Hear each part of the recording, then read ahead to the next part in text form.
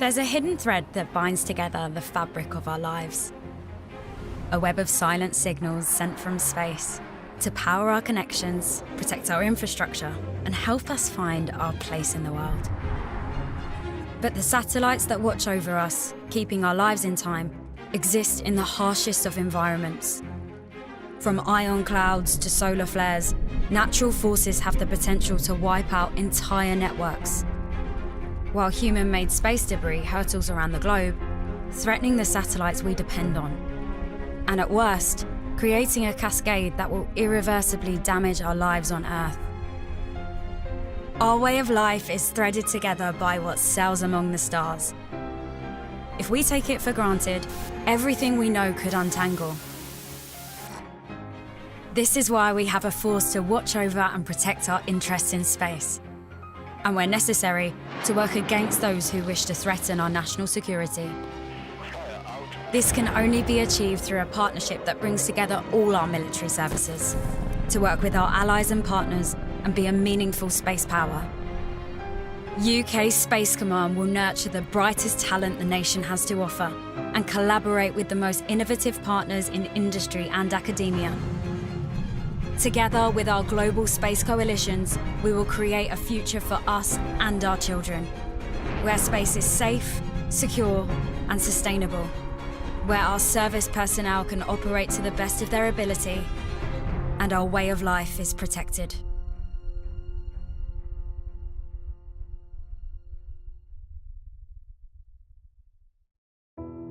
At a time when the West's focus is on securing stability, protecting peace, and deterring our adversaries, Palantir Technologies works to help Western militaries make the right decisions at the right time to assist these critical missions. From multi-domain operational support and personnel management, to platform availability, scenario planning, and pushing AI to the very edge of space in ways we've never seen before, Palantir is providing cutting-edge data integration and modeling software to help drive the most effective and agile operations for our allies in the US, UK, and around the world. Our mission is to help the West compete and win by revolutionizing decision-making, helping personnel use their data better and faster than their adversaries. By enabling military forces to interact with all their data, no matter the source, Palantir helps personnel discover previously unseen links across the entire defense enterprise. We are in this for the long haul, working for generational change and enduring impact as defense undergoes a dramatic digital transformation. With Palantir, defense can rapidly turn oceans of data into operational effect.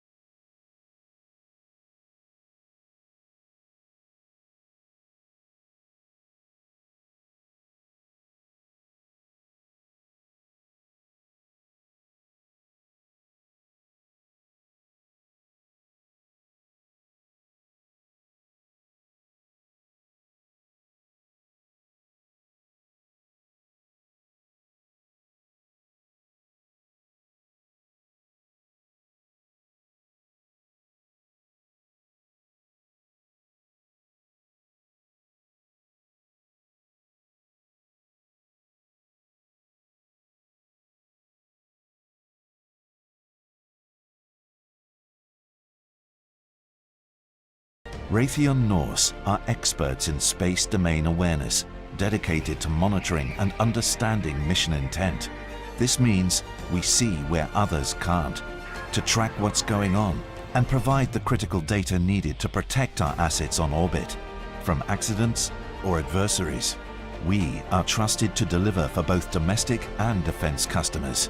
Through collecting and distributing critical data to government and UK satellite operators, we are helping build British space capabilities from the ground up. Our Loki sensors tackle the challenges of low Earth orbit optical observation.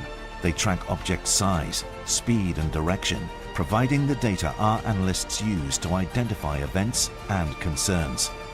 Loki is complemented by our Norse Track software, which simulates space events from conjunctions and fragmentations to maneuvers and re-entries. Raytheon Norse.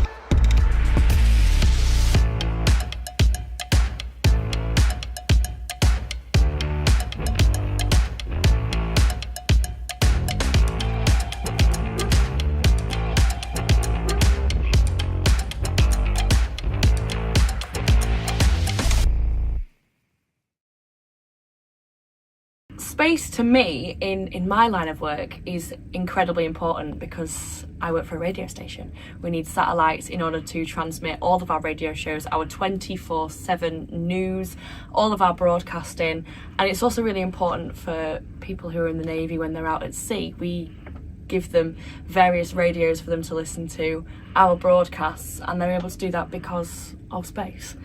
And lastly, if it wasn't for TV satellites and everything else like that, they wouldn't be able to watch the shows that they love and catch their families' shows that they miss and be able to bond with their families knowing that they've been able to watch the same thing as them. It's like a home away from home, and that's what space means to me.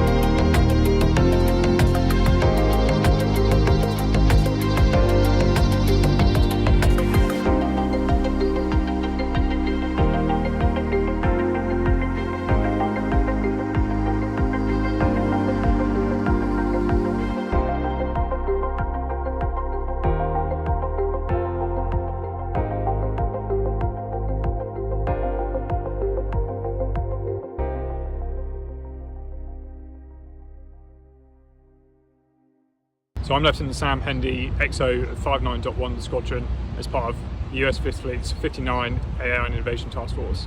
Space is important to us as we integrate commercial assets inside the 5th Fleet in order to address problems within theatre. Satellites allow us to communicate with all of our mobile assets in theatre, as well as outside of theatre, amongst other Cs in the AO. In order for us to integrate the commercial technology, we rely on various constellations such as Starshield and Starlink to provide encrypted comms back in our robotics operations centre here in Bahrain.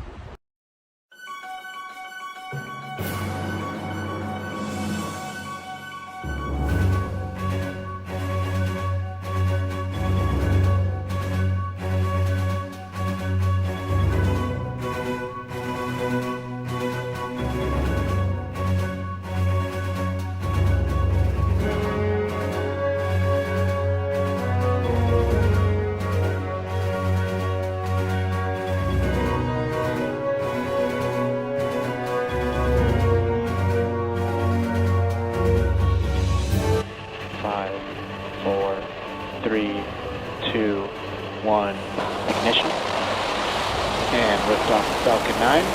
Go Transporter 11.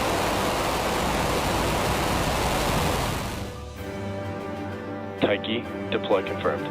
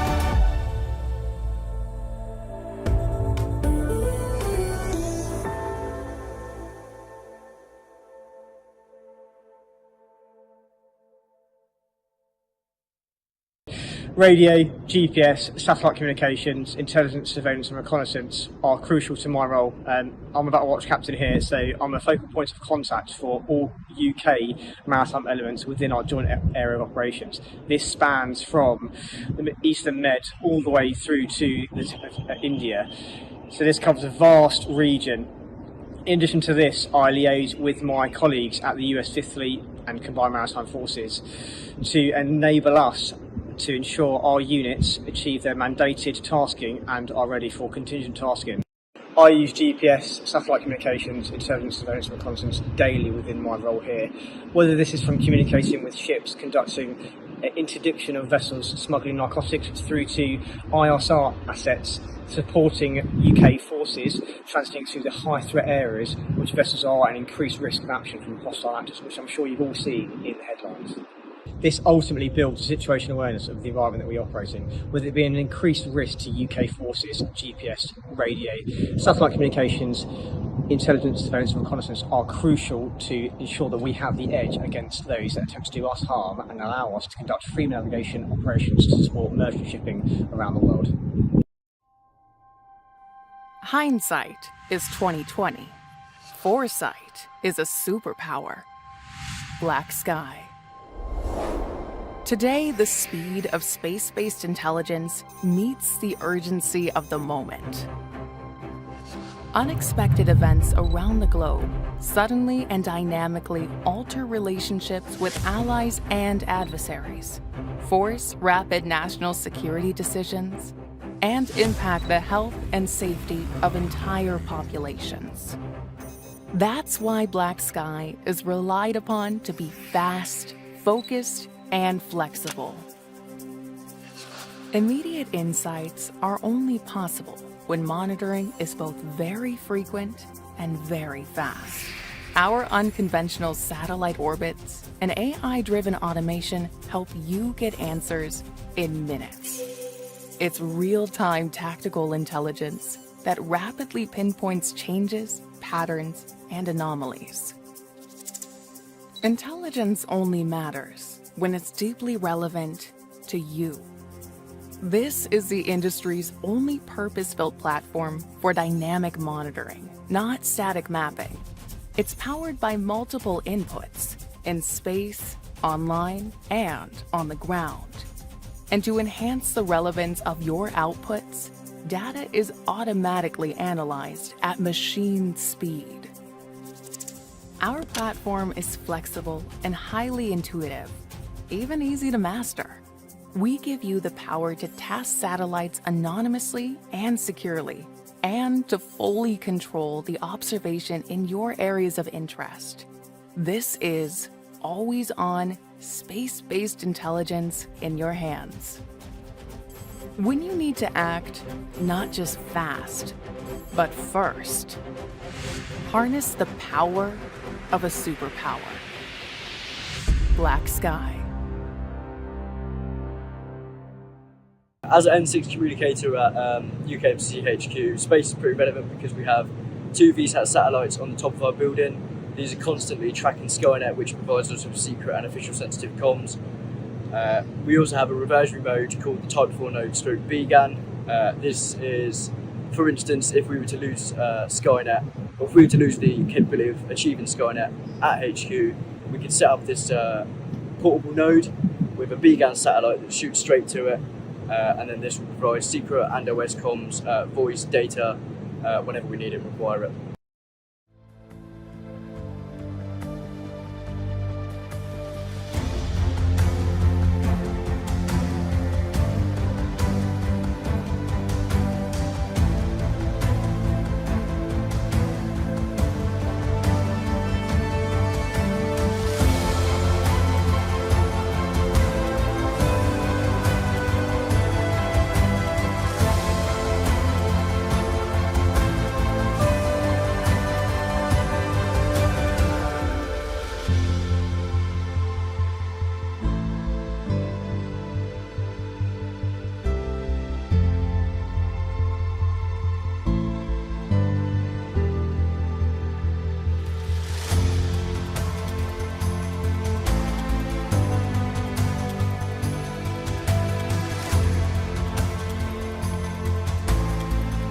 For over 130 years, we have helped to defend nations, protect communities, and save lives all around the world.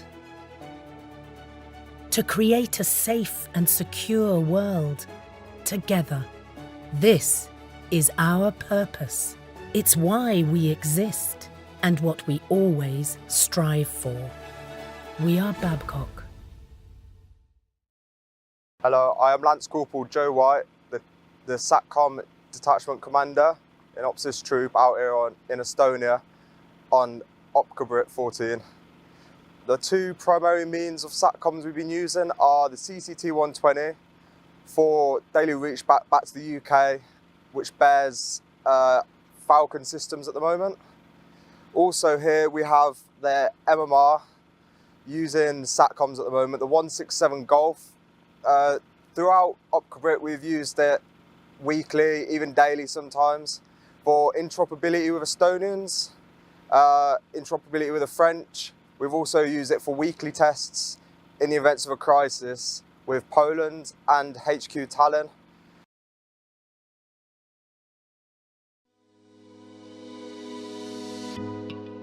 As a member-led organisation, it's important for me to travel around the world meeting people who work in the industries we represent. Today, I'm in my home country of Wales visiting one of our corporate partners, meeting some of our members working in aerospace manufacturing and seeing some of the innovation that's happening in the aerospace sector right now. It's an exciting time for space, aviation and aerospace as our sector focuses on making huge technological advances to address the climate challenge.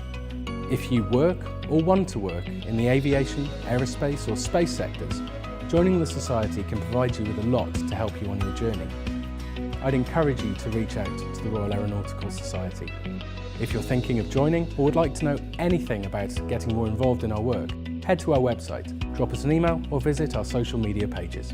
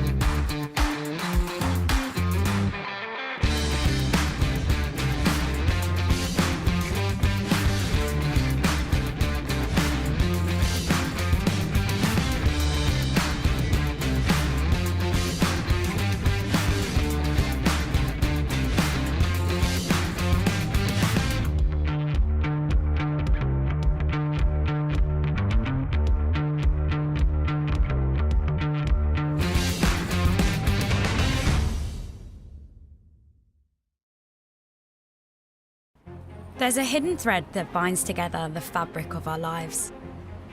A web of silent signals sent from space to power our connections, protect our infrastructure, and help us find our place in the world. But the satellites that watch over us, keeping our lives in time, exist in the harshest of environments. From ion clouds to solar flares, natural forces have the potential to wipe out entire networks. While human-made space debris hurtles around the globe, threatening the satellites we depend on. And at worst, creating a cascade that will irreversibly damage our lives on Earth. Our way of life is threaded together by what sails among the stars. If we take it for granted, everything we know could untangle. This is why we have a force to watch over and protect our interests in space. And where necessary, to work against those who wish to threaten our national security.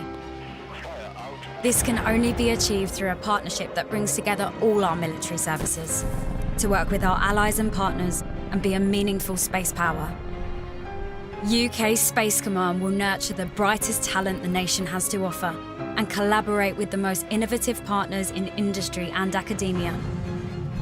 Together with our global space coalitions, we will create a future for us and our children, where space is safe, secure, and sustainable, where our service personnel can operate to the best of their ability, and our way of life is protected.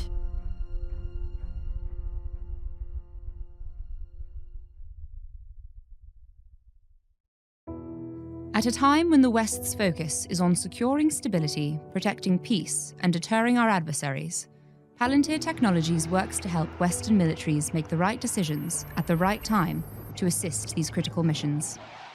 From multi-domain operational support and personnel management, to platform availability, scenario planning, and pushing AI to the very edge of space in ways we've never seen before, Palantir is providing cutting-edge data integration and modeling software to help drive the most effective and agile operations for our allies in the US, UK, and around the world. Our mission is to help the West compete and win by revolutionizing decision-making, helping personnel use their data better and faster than their adversaries. By enabling military forces to interact with all their data, no matter the source, Palantir helps personnel discover previously unseen links across the entire defense enterprise. We are in this for the long haul, working for generational change and enduring impact as defense undergoes a dramatic digital transformation. With Palantir, defense can rapidly turn oceans of data into operational effect.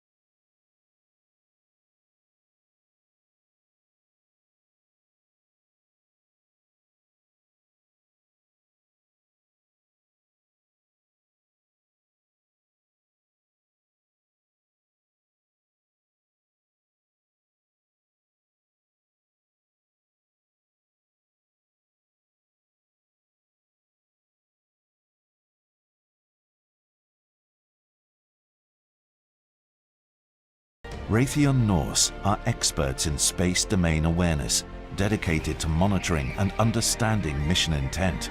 This means we see where others can't, to track what's going on and provide the critical data needed to protect our assets on orbit from accidents or adversaries. We are trusted to deliver for both domestic and defense customers. Through collecting and distributing critical data to government and UK satellite operators, we are helping build British space capabilities from the ground up. Our Loki sensors tackle the challenges of low Earth orbit optical observation.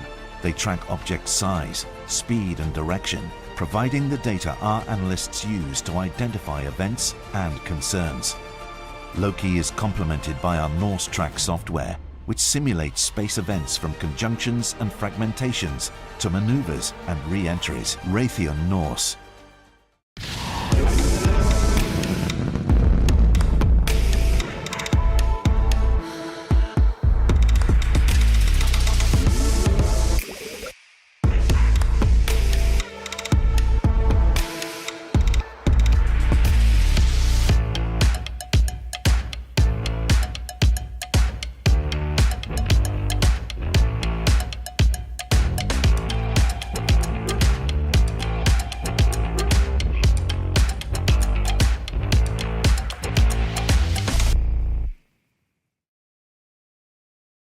Space to me in my line of work is incredibly important because I work for a radio station. We need satellites in order to transmit all of our radio shows, our 24/7 news, all of our broadcasting, and it's also really important for people who are in the Navy when they're out at sea. We give them various radios for them to listen to our broadcasts, and they're able to do that because of space.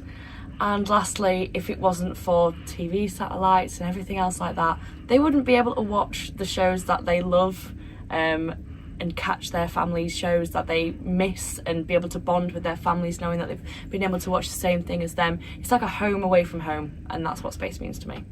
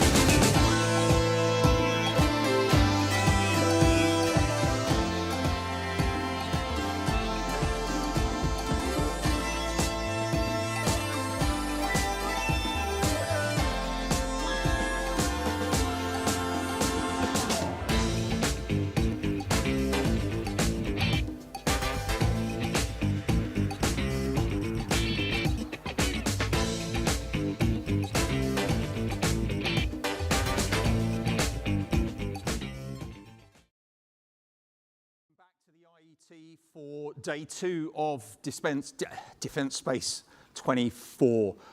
Really delighted to be able to host you all today with colleagues from defence, from academia, from industry, and from our partners across the globe.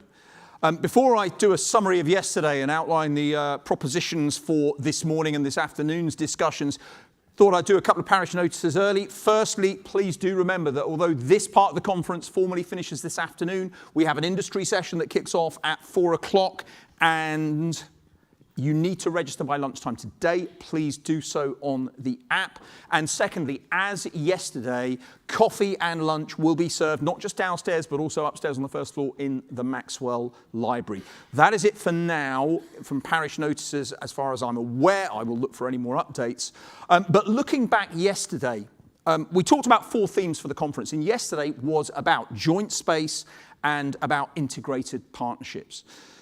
This morning, we're going to be taking it to the next step, which is then looking at combined force and looking at space futures. Now, in my recap from yesterday, as I went through my notes last night, there were clear messages coming through, because we set the proposition early that it's all very well for us to sit, talk, discuss, but it's clear that we need to prioritise for the future, identify the pathways to impact, and start driving forwards. And we were getting some salutary messages, not just from government on the strategic context and the urgency of need for our space capabilities, but also from industry, from academia, and from the skills perspective. And if I was to wind them up into a nutshell, from government, I think it was made very clear that the way we are now working cross-government is perhaps an order of magnitude different from how it was 20 years ago.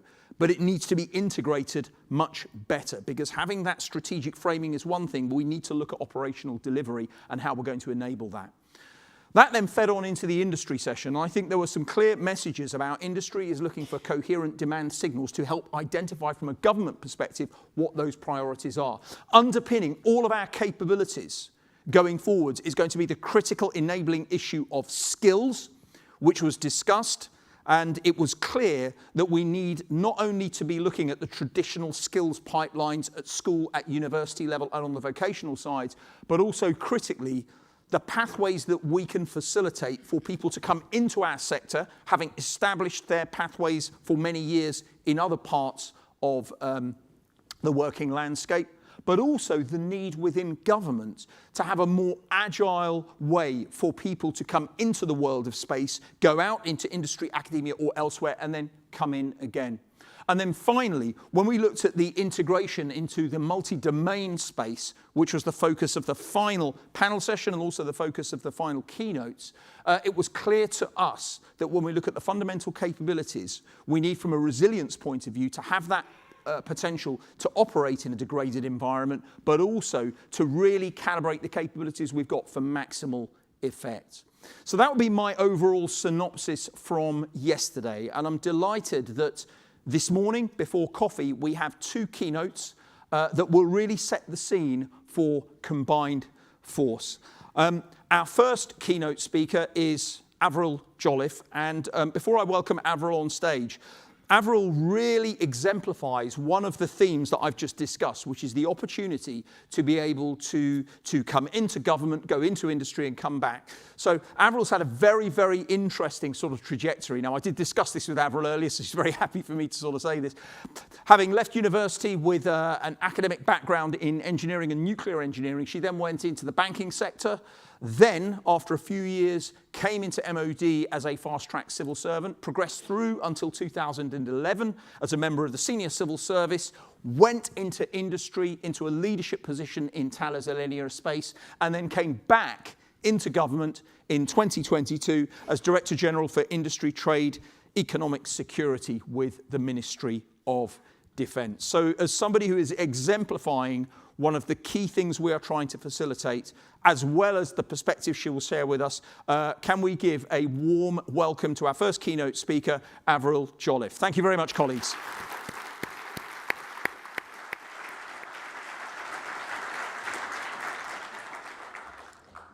Thank you so much. That actually sounds as though I can't just settle down and do one thing properly, so thank you. And thank you for today. And also I apologise, I'm just getting over some lurgy, so if my voice starts to run out, please forgive me. Thank you very much for that very warm welcome, and I'm really thrilled to be here today and also to see so many friends and ex-colleagues and colleagues in this room. So I understand that yesterday was really quite a successful day and fascinating for everybody here. And I just wanted to reflect on the fact that the MOD has actually been a space player since at least the 1960s, when we first launched our first iteration of Skynet. And it was really very much a golden age of space exploration and innovation. But that's a legacy that actually we in the Ministry of Defence did seem to forget, unfortunately. And as day one of this year's conference made clear, and day two I hope will affirm, space is now well and truly back in the mainstream in the department and more widely. So building on our national and defence strategies in both 21 and 22, we have been driving forward the UK space defence portfolio to deliver new capabilities in the UK. And this obviously recently culminated in the launch of Tyche, which is our first space-based intelligence, surveillance and reconnaissance satellite under the ISARI programme. This reflects our changing role of space in our wider society, led by our industry and the individuals within it. The achievements of UK companies and their ambitions to put the UK at the heart of the global space market all speak to the vision and ambition with which the UK is writing a new chapter in its spacefaring story. And space is obviously now at the centre of our interconnected world. It's the root of many technological changes which have transformed civic, economic and military reality. In Britain, we rely on at least 40 satellites a day just to live the life that we take for granted. And our critical national infrastructure is underpinned to the point of 20% of UK GDP. And this represents a number of dangers as well as a number of opportunities.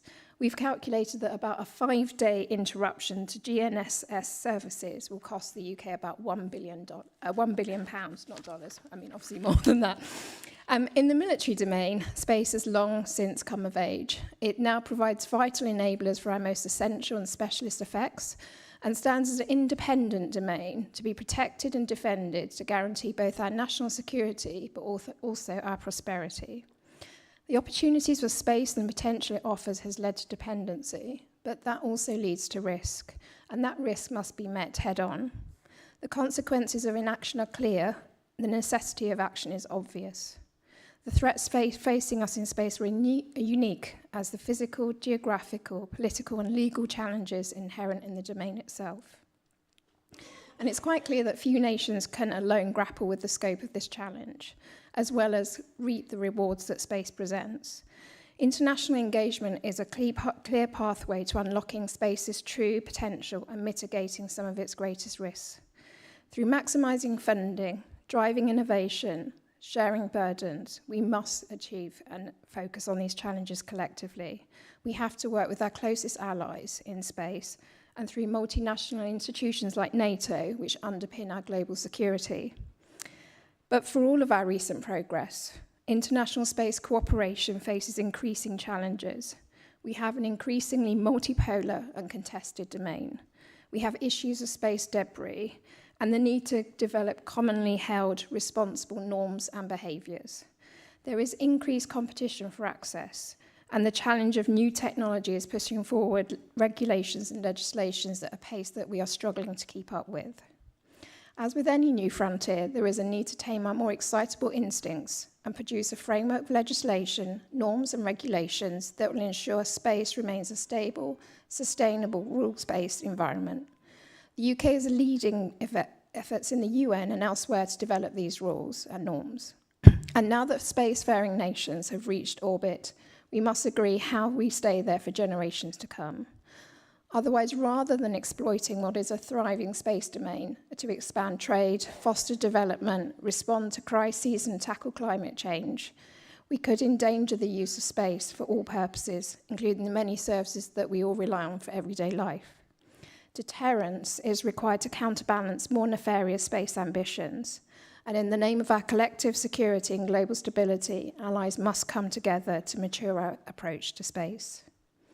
So NATO, as you know, is the world's predominant defensive alliance. It is a guarantor of security and order to approximately 973 million people, and countless more who depend on our ability to act together. Our vision of a rules-based order is a deterrent against many of the machinations of strongmen and despots. That vision now extends to space, which undoubtedly underpins our military framework, and in itself has become a contested domain. Since 2019, NATO has recognised the centrality of space to our collective security and prosperity, assigning it as one of the 5 operational domains. We are committed in the UK to working through NATO as a growing partnership for space by growing institutional maturity, the practical capabilities of NATO, and its understanding of the space domain. While NATO is the beating heart of our collective security, I have no doubt that there are also many other bilateral and multilateral alliances and partnerships, one of which is the CSPO, which I'm proud to be the principal for. And all of these will emerge as catalysts for a shared, stable, and secure global space community. The basis of any meaningful international engagement, collaboration, or cooperation in space lies in capabilities, institutions, and the people that turn ambition and strategy into reality. Because space is probably one of, if not the fastest moving domain, it seems that as we take a step closer to fully understanding its potential, the boundaries of what is possible have moved 2 steps back. The war in Ukraine demonstrates what we already knew and what my minister said yesterday. The modern space race is indistinguishable from a normal standard arms race, one that is no longer the reserve of a few select powers. Innovations and game-changing technologies are emerging at an unprecedented pace. In both exploiting existing technology and being at the forefront of emerging technology, if we don't keep up, we will be left behind. Investing to become a global pace setter in digital technologies is the solution. Realising agile and affordable exploitation to materialise the integration, autonomy, mass and lethality and resilience offered by space capabilities, whether this is through cutting-edge space control, domain awareness, or global communication, or the countless other capabilities that I don't have time to list, we must work together. If we don't match this pace of technological change, we are going to be left at its mercy. As I know too well, innovations are nothing without the industrial capability, the institutional maturity, and above all else, the people that we need to bring them to life. Robust space sectors, fast-paced, adaptable, and competitive, ready and able to deliver capabilities as and when they're needed, are at the core of any competent space strategy. So defence is an indispensable part of an emerging and encouraging a burgeoning space sector. It's a matter of fact that investment in government space capabilities is at the heart of the sector. It's a market that nonetheless offers boundless potential beyond military use, such as the skill and productivity of its workforce. The value of the global space economy, set to grow by about 11% annually until at least 2030, offers us also the dual-use potential and shows that so much of the product in space sectors are not just only militarily vital, they're also vital engines of growth. The space future we need is one in which we're not simply at the cutting edge of military technology, but one in which the possibilities of space are brought to bear here on Earth for the whole of society. Where space is a tool for our defence, our national security, our foreign policy, and our economic policy. You'll all be aware of this recently announced strategic defence review. This is a landmark opportunity to forge an approach to space as refined and agile as the domain is far-reaching and evolving. We will look at the threats that the UK faces, the capabilities that we need, the state of our armed forces, and resources available to ensure that Britain is secure at home and strong abroad for decades to come. As I've described, and as you will hear today, that means a root and branch review of how we cohere a strategy for a domain seemingly in constant flux, and how we bring together the people, produce the capabilities, and forge the unity of ambition and purpose to realise our aims. So space may or may not be the final frontier, but it's one that we have the opportunity and I think the obligation to seize. There is no more important time than now for defence, and the UK as a whole to become a leader for defence. I look forward to discussing how we double down on these efforts as we move through the conference. Thank you.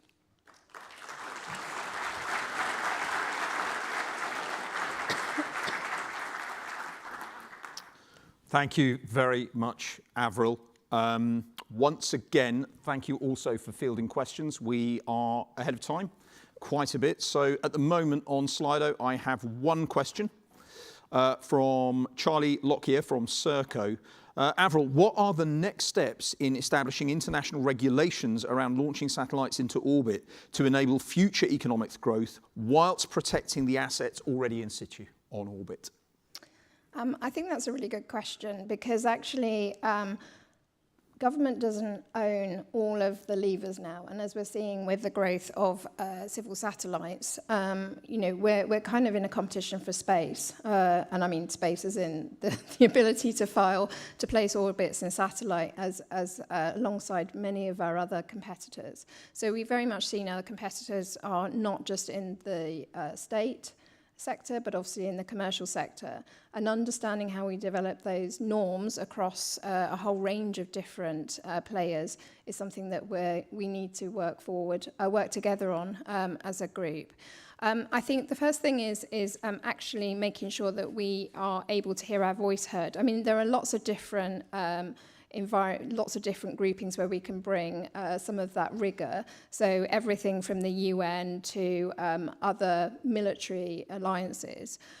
For me, I think the real aspect is just being realistic actually about how congested space is and having some of these conversations in open fora like this, because I think we're in real danger at the moment of tripping over ourselves in many ways. And what we're seeing as well is that the real risk, I think, is that we accidentally, or somehow we accidentally lose access to space without actually really meaning to do that, despite the fact that from a defence perspective, we know that there are players out there who would be quite happy, potentially, to disrupt space in order to achieve military aims. So it's a mixture from a defence perspective of ensuring that those norms are recognised, that we stand together with allies, that we have the voice of deterrence, but what makes sure that that space is available for commercial players as well to be able to access and use. Thanks very much. Now, talking about that sort of changing landscape, and you mentioned the Strategic Defence Review, so I've got a question that's sort of related to this. It's an anonymous one, but it's a good one. So you mentioned root and branch review in a domain in constant flux. Would you expand on what this looks like and what it might feel like within defence, and also what it might mean for industry? Now, I recognise it's going to be STR sort of driven, but it'd be good to get your perspectives at this stage. So, I can speak from inside the Ministry of Defence. We've got it's not just space; it's everything. So everything is up. Our current Secretary of State and the new government have been really clear that they want to completely unpick and review everything that has been done over the past kind of decade or so, and that's quite reasonable for a new government to want to do that. The Secretary of State has been really clear that he is not minded to throw out the baby with the bathwater. So if there are things that are working well, he's quite happy to leave them. A very pragmatic approach to not invented here. But I think this is a real opportunity with a new government to actually change the dynamics around things that I think have become quite, just set in stone in many ways in terms of policy, because that's where we were with the previous government. So there are a whole load of pieces of work going on at the moment. Those of you in industry and elsewhere will be aware that you have also been able to submit. I understand there is like 1,000 submissions that are kind of like expected. We've also asked allies to comment on the future of the UK Armed Forces and how we deliver defence. And certainly from my perspective, we feel that people are taking advantage of that. So in that we have one voice. We have the ability to put forward what we feel is a narrative which really underscores the importance of space, the importance of making sure that we are properly resourced to deliver what we need to deliver in space, that recognises, particularly from this government's perspective and with their very strong growth mission and their overall aim of ensuring economic growth in the United Kingdom, that this government understands the role of military space in terms of economic prosperity, and that's very much where we would like to bring in the relationship that we have with our industrial partners, so that can be recognised and captured. There's a number of other transversal issues that we're looking at, for example, skills, obviously not just space skills, but the totality of skills required in the armed forces, but also across engineering functions, STEM functions. Some of you may have seen the Secretary of State's announcement at the Labour Party conference, where he talked about having a different sort of set of requirements for Cyberforce, for example. And I think these are all of the ways that we're trying to move forward into a new narrative around space. Now, obviously, our voice has to be heard in terms of space, has to be heard amongst all of the other demands that will come across, not from inside of defence. We've also got spending review going on, and I think the Chancellor has been very open about some of the difficult decisions that will have to be made. But I think it's now the role of us here and in this community to speak up for the importance of space and how it's going to be vital, not only for our economic prosperity, but also for our ability to defend this nation and operate alongside allies going forward. Thanks very much, Avril. And this then weaves into the next question, which was a topic that came up again and again yesterday. I'm going to just expand it slightly as well from what's written here. It's anonymous, but we heard yesterday the role of a national champion for space seems to have faded despite the drive from previous prime ministers and a National Space Council. Do you envisage this role returning? I'm just going to expand that to possibly a National Space Advisory Board at the very highest level, which could be Civ and Defence. So putting those together, we saw the momentum previously. The impression is, and I'm not sure that this seems to have faded. So your thoughts and observations, please. So I'm speaking personally here. We've had this government in power for about 9 weeks, they came to power. They had, particularly in defence, they walked straight. I mean, Secretary of State, the sort of like first day, effectively, as Secretary of State for Defence, he went to Ukraine. Following week, we had obviously NATO and Washington 75. So he went to Washington with the Prime Minister. And then we had parliamentary recess because everybody was broken because they've been campaigning for 6 weeks. And they've just kind of come back. And obviously, if you're Secretary of State for Defence, the world's quite busy at the moment. So what I would say is I think all of these things need to be captured. I think that the idea that things are falling by the wayside is probably more of a reflection of a new government that have come to power with a whole list of things that they want to get done in the first 100 days. Our job is to make sure that they don't forget that some of these things are actually really important. And support them in that as they move forward, delivering some of these kind of like critical 100-day outcomes. I think what's really exciting for me is if you actually read the Labour Party manifesto, they're very clear that they want to have proper industrial strategies, and that's a very different thing from where we have been, I'd say, in the past kind of like decade. They want to properly resource and drive for economic growth and to make sure that that's managed at a kind of senior level within government so that they can bring the growth that they need. And if the argument is having that sort of council and that sort of individual and that sort of role would really realign the space community in a way that meets all of those goals, I think that that's a very positive message to send into this new government. Thank you, Avril. Now, related to your DG industry role, as well as the other parts, a question which is anonymous, but was coming up again and again yesterday as well.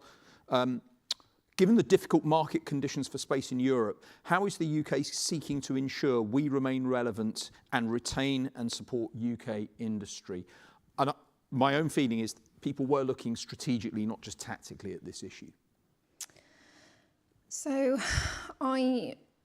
there's a couple of things here. Alongside the SDR, the Strategic Defence Review, I'm also being tasked to support a new defence industrial strategy, which will be part of the government's wider growth mission, which I've just mentioned. So the growth mission, the way that I see it currently being established is that there will be a number of industrial strategies, and there will be a number of transversal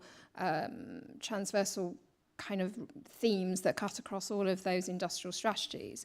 One of them is skill, but some of them are critical national infrastructure. So I see that space, both as a kind of industrial strategy and how we support industry to be able to grow the skills, the marketplace, and the ability to deliver prosperity, as well as the requirements for defence as an acquirer, and our requirements to have resilience amongst our allies and also within the UK.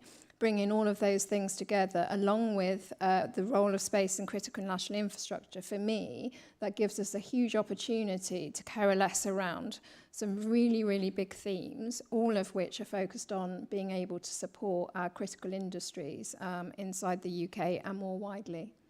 Okay. Question from Tara Brown. Do you view developing current space technology an existing capability, or funding new technology as more vital to the UK's economic security? It's putting it as a binary choice there, so yes. I don't know what the answer is going to be, but it'd be good to get your perspectives on the balance.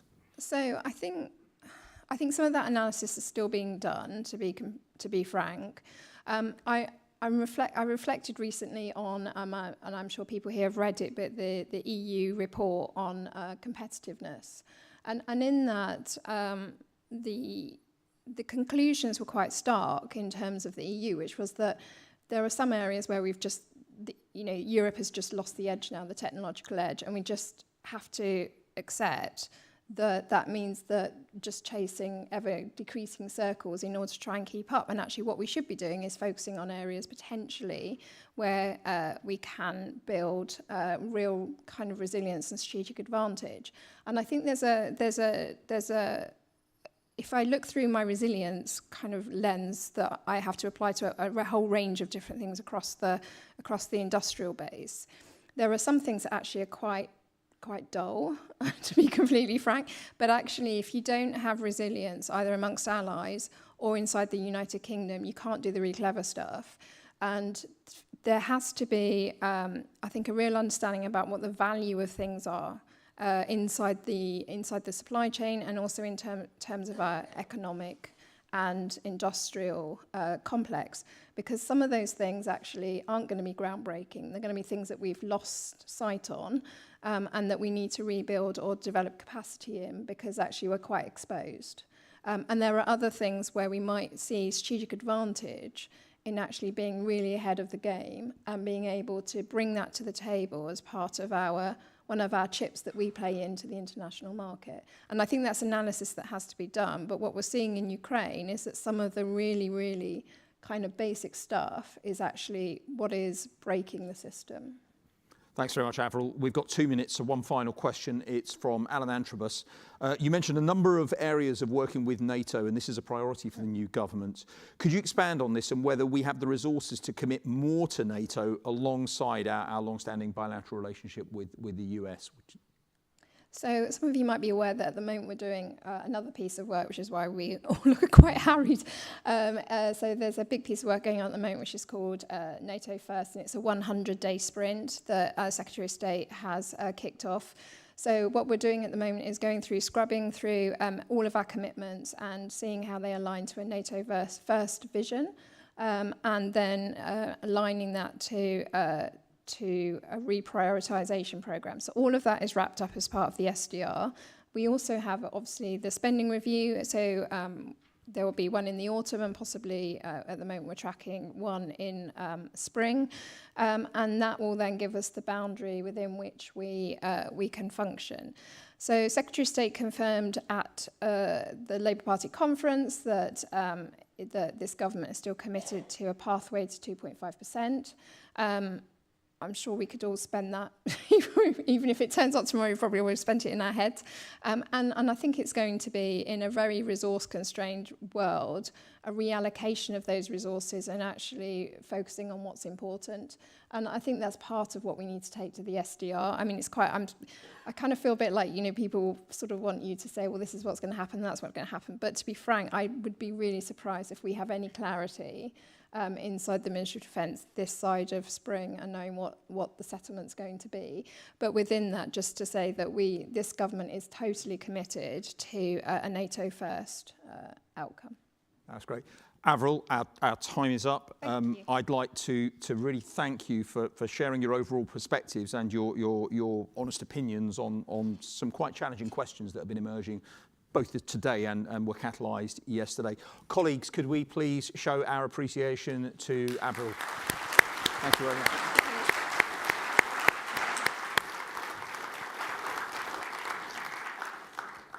So carrying on this morning's theme of combined force, I am really delighted to present our keynote speaker, General Stephen Whiting. General Whiting is commander of US Space Command, the 11th Unified Combatant Command. He is also the designated commander of the multinational force Operation Olympic Defender.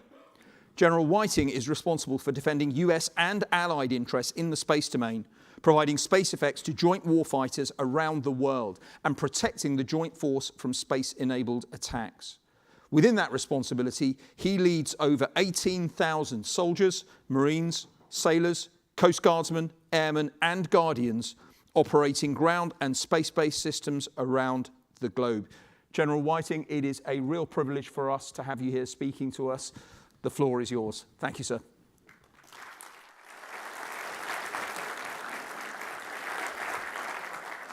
Well, good morning, ladies and gentlemen, and thank you, Anu, for that kind introduction. And if I could, Anu, you are just superb as a moderator, and if this whole UK Space Agency thing doesn't work out for you, I think you might have a future as a BBC TV presenter.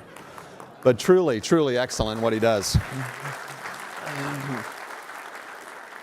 It is an honor for me to be here today, and I'd like to extend my gratitude to Air Chief Marshal Sir Rich Knighton for the invitation to speak and participate in this important conference. I also want to thank Air Commodore Mark Roberts and the Air and Space Power Association for bringing together this group of senior military, government, and industry leaders. Additionally, I'd also like to recognize Major General Paul Tedman and the entire UK Space Command team for all they do protecting and defending British and Allied interests in, from, and to space. Paul is a dear friend of US Space Command, having recently served as our Deputy Director for Strategy, Plans, and Policy. And I know he is happy to be back in the UK with his family and all of you. And while Paul surely has fond memories of his time at US Space Command, I know after talking with some of you yesterday, what he really misses is the extra 50 yards on his golf drives, thanks to Colorado Springs' 6,500 feet of elevation. But in all seriousness, Major General Tedman played a vital role helping our command achieve full operational capability in December of last year, and we are grateful for his time with us and for the outstanding work of his successor, Air Commodore Darren Whiteley. I'd also like to acknowledge the presence of all of our allied and partner military space leaders, as well as the commercial and academic partners that are here. Your participation highlights the critical importance of our collective mission to safeguard our shared interests in space. This marks my first visit to the United Kingdom as the commander of US Space Command. Last year, while serving in my previous position, I had the honor of attending the 60th anniversary ceremony of Royal Air Force Station Fylingdales. The event not only commemorated the station's 6 decades of service as a collaborative effort between the United Kingdom and the United States, highlighting the station's crucial roles in ballistic missile early warning and space domain awareness, but it also embodied what Sir Winston Churchill famously coined as our nation's special relationship. And for me, it was my 6th visit to RAF Fylingdales since 1994, when I was part of a NATO TACAVAL team as a young captain, evaluating the station's readiness to conduct its wartime mission. Churchill introduced the idea of a special relationship between the United Kingdom and the United States in 1946, during what came to be known as the Iron Curtain speech, given on the campus of Westminster College in Fulton, Missouri. Officially entitled The Sinews of Peace, Churchill aimed to alert the world to the emerging threat posed by the Soviet Union and to emphasize the need for a strong alliance between our nations, including the Commonwealth. Further, he noted in the speech that American military leaders always approach a serious situation by first developing what he called an overall strategic concept. And he explained that after defining this concept, they always move on to the next step, the method. So taking inspiration from Sir Winston Churchill and embracing his stereotype, my goal in the time we have together is to do just that. Discuss the serious situation we face in space, communicate U.S. Space Command's overall strategic concept by introducing our elements of victory, and promote methods to preserve the space domain by ensuring we prevail if called upon to fight. We now face concurrent and accelerating threats in, from, and to space. These threats, which we have discussed already extensively, are no longer theoretical future possibilities. They are now operational realities. The People's Republic of China, specifically, is fielding capabilities at breathtaking speed, holding space systems in all orbital regimes at risk. Along with Russia, they are deploying counter-space capabilities ranging from reversible, non-kinetic systems such as SATCOM and GPS jammers, and cyber attacks to direct ascent and co-orbital anti-satellite weapons. Our strategic competitors are also clearly recognize the advantages space provides on the modern battlefield. Russia's aggression in Ukraine shows that forces on land, at sea, and in the air can no longer move or conceal themselves without being tracked and targeted from space or by space-enabled systems. Further, the PRC in particular has built a formidable space-enabled network to close an integrated kill chain in the Indo-Pacific region focused primarily on keeping out terrestrial forces, including our navies, from getting to that region. The lack of common norms and responsible behaviors in space is also becoming increasingly evident. The PRC's recurring launch anomalies generating significant space debris are concerning. Now, we all understand that space is a difficult business, but countries should proactively communicate critical information when a debris-generating event occurs. Delaying bad news only makes the problem worse, and phone calls or posted notifications on known sources of space-related information costs nothing. I urge that the next time China, or any nation, creates long-lived debris in space, they promptly share that information with the spacefaring community. Even more concerning, Russia reportedly has plans to violate the Outer Space Treaty of 1967 by deploying a nuclear weapon in space. A nuclear weapon on orbit represents wanton irresponsibility of a spacefaring nation. Such a capability would have indiscriminate effects and pose a threat to all satellites operated by countries and companies around the globe. Even though we have spent decades in the U.S. preparing our most vital national defense satellites for such a threat. The United States will continue to engage with like-minded nations like the United Kingdom and our other allies and partners represented in this room to ensure that Russia understands the global community cannot tolerate a nuclear weapon in space. Given the complexity and the scale of the threats now arrayed against us in space and the ever-advancing pace of broader space developments, it is imperative to formulate strategic concepts that can effectively address these challenges. Success in space starts with a capable, integrated team. As has been said numerous times already from this podium, space is a team sport. No single nation, department, service, agency, or company can succeed alone.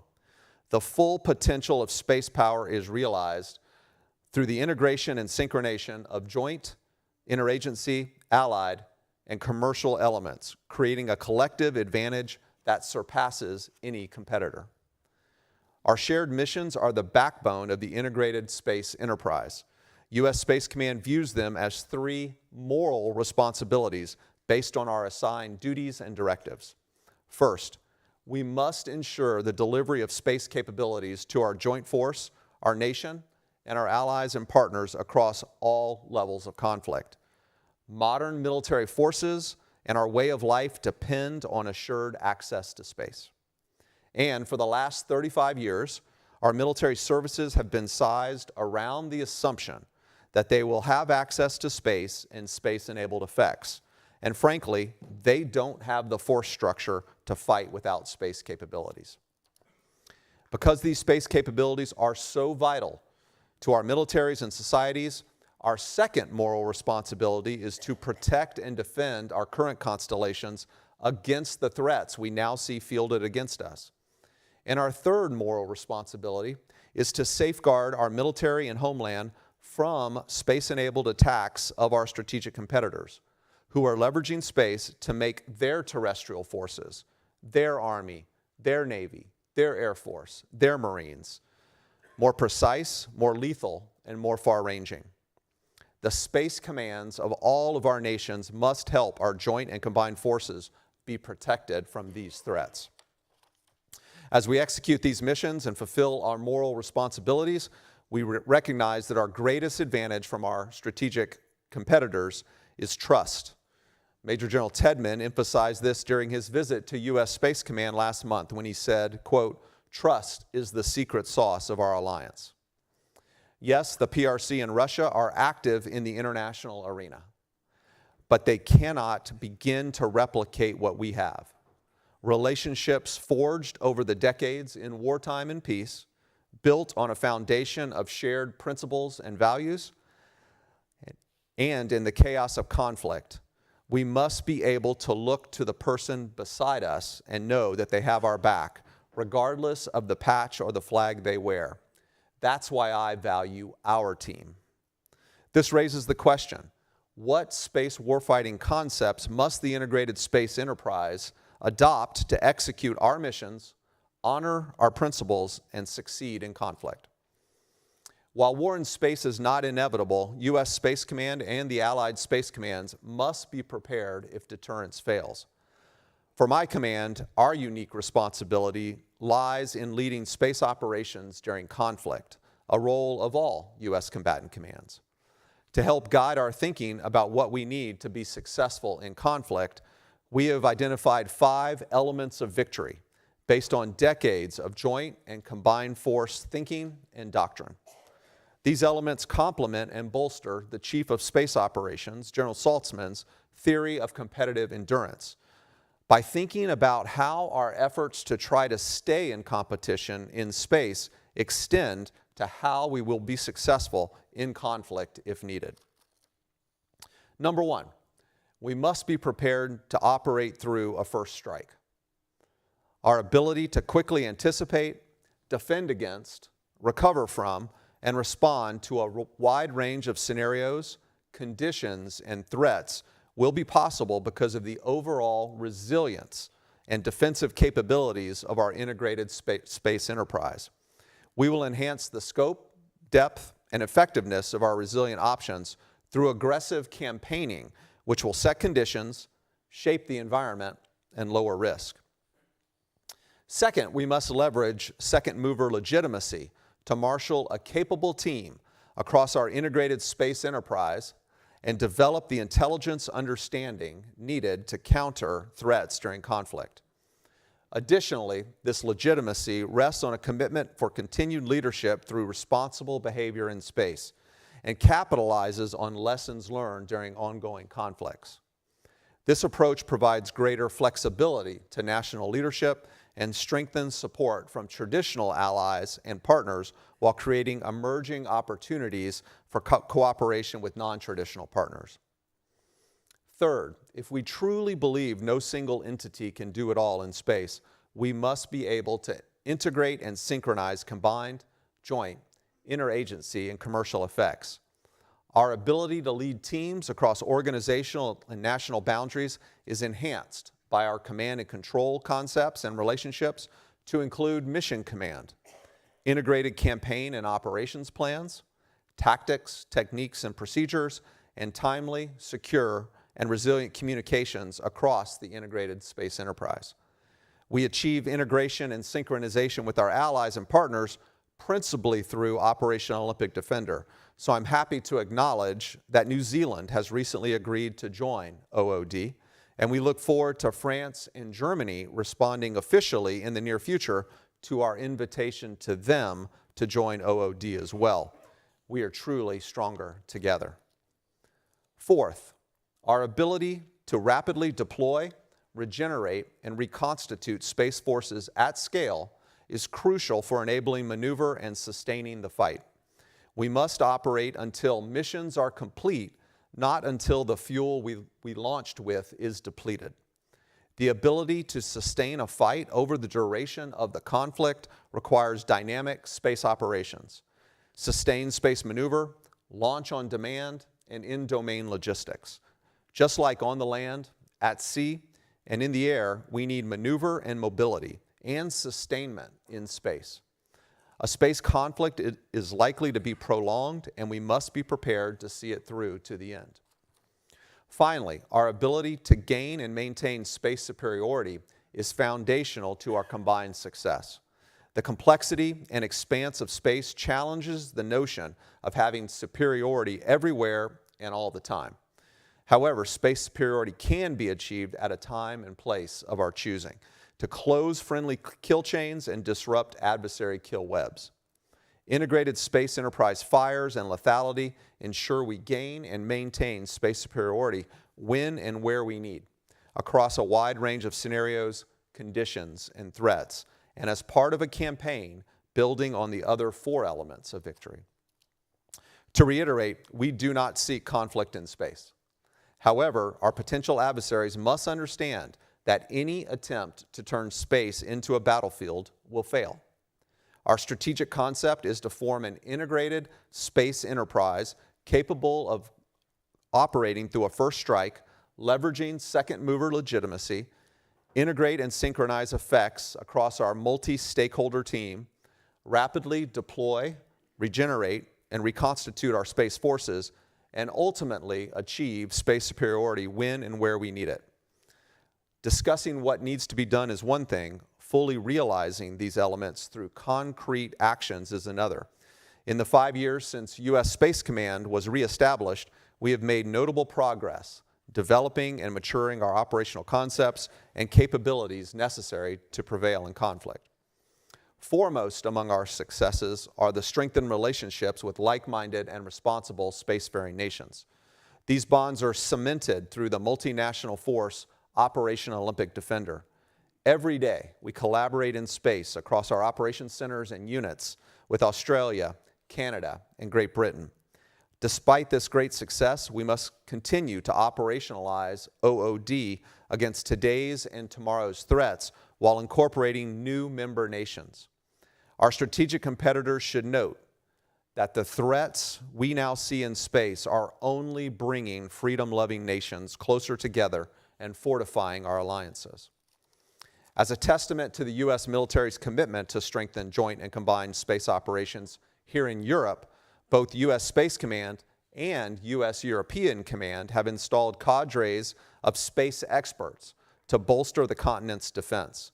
U.S. Space Command's Joint Integrated Space Team serves as an essential liaison function between our command and U.S. European Command, aligning our global space responsibilities with their regional plans and operations. Last year, U.S. Space Force, U.S. European Command, and U.S. Africa Command established U.S. Space Force's Europe-Africa to ensure they have the necessary expertise to support the AOR's growing demand for space capabilities and effects. General Cavoli and I are working closely to ensure that the U.S. Joint Force and our allies and partners in Europe receive the space support needed across the spectrum of conflict. U.S. Space Command has also made progress incorporating commercial capabilities and partners into our respective architectures, plans, and operations. Our commercial aerospace industries are a tremendous strategic advantage for our space and terrestrial forces, and this advantage has been growing over the past several years. At U.S. Space Command, we see our commercial mission partners and those of our allies as a significant force multiplier. Their integrated capabilities enhance our operational effectiveness, expand our capacity, and increase our understanding of the space operational environment. To expand our allied and commercial advantages, we must effectively share critical information for joint and combined space operations. The U.S. Department of Defense has supported this by issuing guidance to reduce classification levels for certain space-related programs and future system acquisitions. This change will enhance joint and combined operational integration and reduce the 20% tax in time and funding associated with overclassified programs. However, this is just one step. We are also prioritizing enhancing integration with our allies and partners at the collateral level, incorporating this focus into updates for Operation Olympic Defender and our revised commercial integration strategy.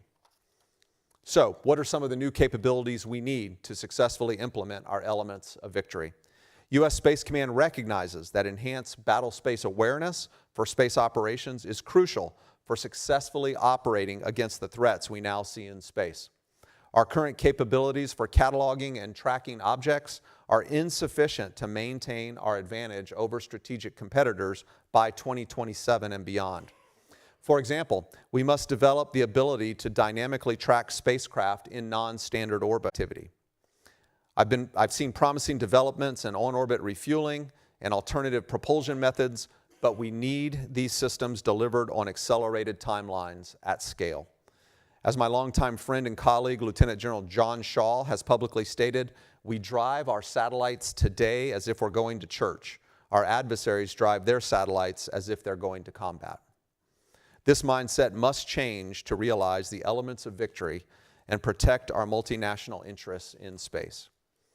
Of course, we are in regular conversations with a host of stakeholders to address our requirements for enhanced battle space awareness and sustained space maneuver, as well as integrated space fires and the requisite command and control we need. Now is the time for all of us to work together across our nations and organizations to identify solutions that deliver national capability by 2027. Why am I advocating for these capabilities by 2027? We are at a pivotal moment in history. The ongoing conflicts in Ukraine starkly remind us of the unpredictable nature of the global security environment. While the devastation is evident, Russia's ultimate ambitions remain unclear. Additionally, President Xi Jinping of China has declared that by 2027, the People's Liberation Army should be prepared to militarily take Taiwan. Although this is not a predicted date for action, he has issued the directive to his forces, be ready.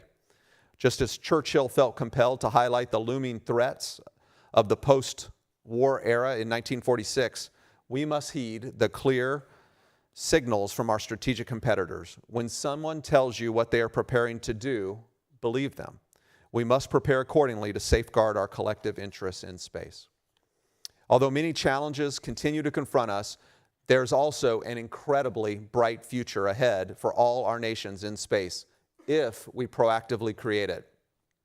Soon, NASA's Artemis program will take mankind back to the moon with a permanent base on the lunar surface not too far after that. In my lifetime, I think we will see the first humans walk on Mars, and we will see commercial industry leveraging the resources of the moon and the asteroids to make our lives better here on Earth.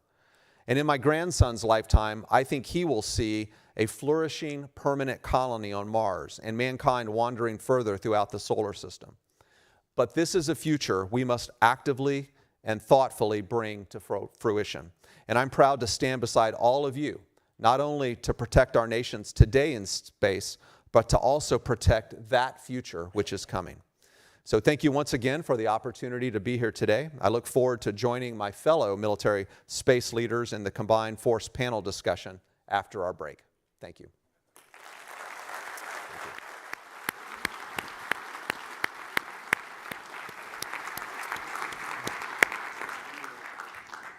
Thank you from all of us, General Whiting. I think you gave us a very stark synopsis of the situation we're facing geostrategically, the opportunity space, and clear strategic pathways to impact that we must really push forwards on. And as the General said, we'll be following this immediately after our coffee break with a high-level panel with space leaders from across our allies to discuss these issues more and more. So in terms of breaking for break, we have 25 minutes. If I could ask that you are all back at 10:50 so we can have our space leaders panel session. One final detail, a correction for those people who are registering for the industry event, please do so at the registration desk rather than on the app. So thank you very much, everyone, and see you all in 24 minutes. Thank you. There's a hidden thread that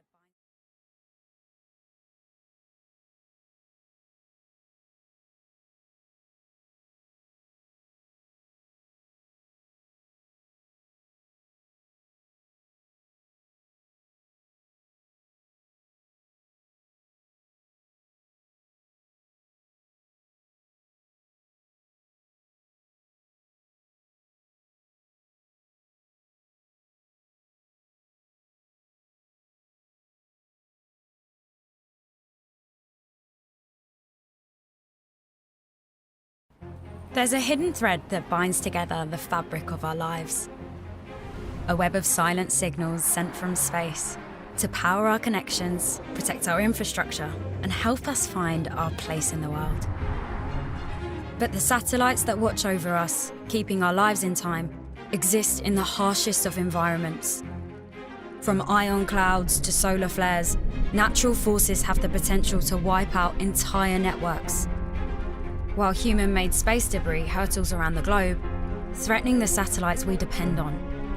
And at worst, creating a cascade that will irreversibly damage our lives on Earth. Our way of life is threaded together by what sails among the stars. If we take it for granted, everything we know could untangle. This is why we have a force to watch over and protect our interests in space. And where necessary, to work against those who wish to threaten our national security. This can only be achieved through a partnership that brings together all our military services, to work with our allies and partners and be a meaningful space power. UK Space Command will nurture the brightest talent the nation has to offer and collaborate with the most innovative partners in industry and academia. Together with our global space coalitions, we will create a future for us and our children, where space is safe, secure, and sustainable, where our service personnel can operate to the best of their ability, and our way of life is protected.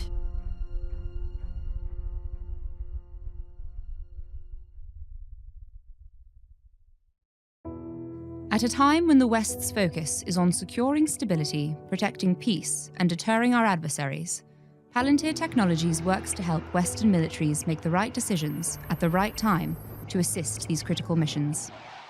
From multi-domain operational support and personnel management, to platform availability, scenario planning, and pushing AI to the very edge of space in ways we've never seen before, Palantir is providing cutting-edge data integration and modeling software to help drive the most effective and agile operations for our allies in the US, UK, and around the world. Our mission is to help the West compete and win by revolutionizing decision-making, helping personnel use their data better and faster than their adversaries. By enabling military forces to interact with all their data, no matter the source, Palantir helps personnel discover previously unseen links across the entire defense enterprise. We are in this for the long haul, working for generational change and enduring impact as defense undergoes a dramatic digital transformation. With Palantir, defense can rapidly turn oceans of data into operational effect.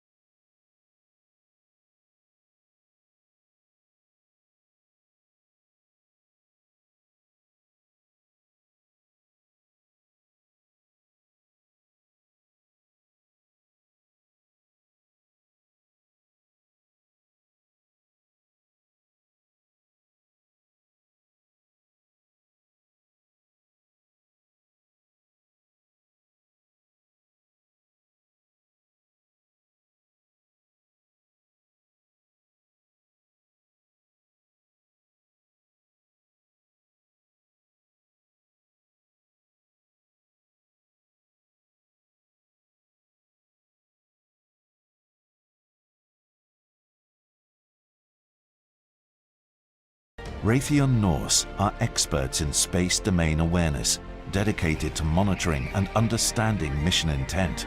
This means we see where others can't, to track what's going on and provide the critical data needed to protect our assets on orbit from accidents or adversaries. We are trusted to deliver for both domestic and defence customers. Through collecting and distributing critical data to government and UK satellite operators, we are helping build British space capabilities from the ground up. Our Loki sensors tackle the challenges of low Earth orbit optical observation. They track object size, speed and direction, providing the data our analysts use to identify events and concerns. Loki is complemented by our Norse Track software, which simulates space events from conjunctions and fragmentations to maneuvers and re-entries. Raytheon Norse.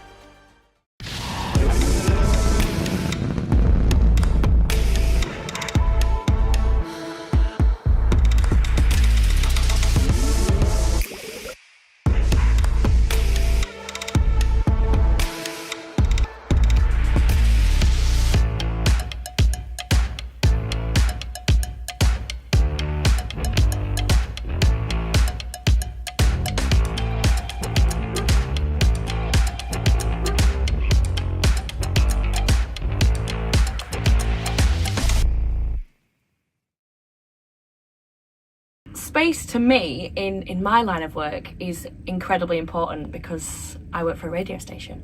We need satellites in order to transmit all of our radio shows, our 24/7 news, all of our broadcasting, and it's also really important for people who are in the Navy when they're out at sea. We give them various radios for them to listen to our broadcasts, and they're able to do that because of space. And lastly, if it wasn't for TV satellites and everything else like that, they wouldn't be able to watch the shows that they love and catch their families' shows that they miss and be able to bond with their families knowing that they've been able to watch the same thing as them. It's like a home away from home, and that's what space means to me.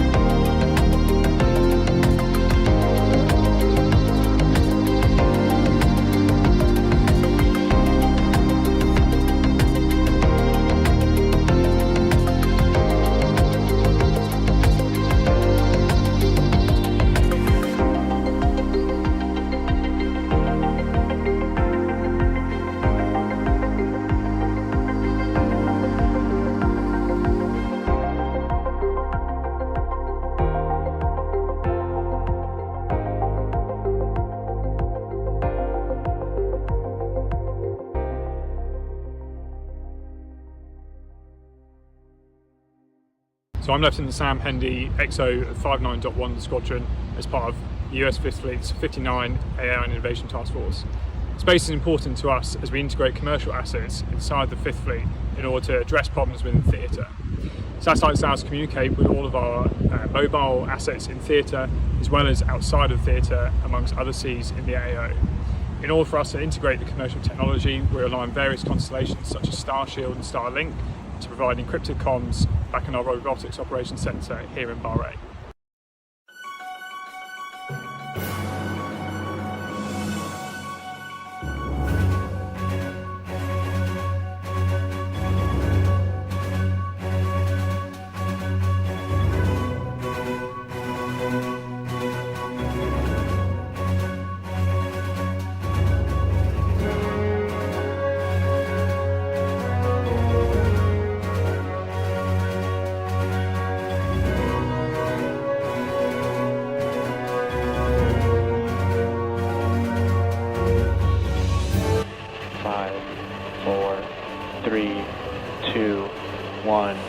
Ignition. And liftoff Falcon 9.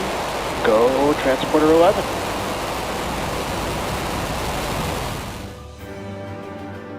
Yankee, deploy confirmed.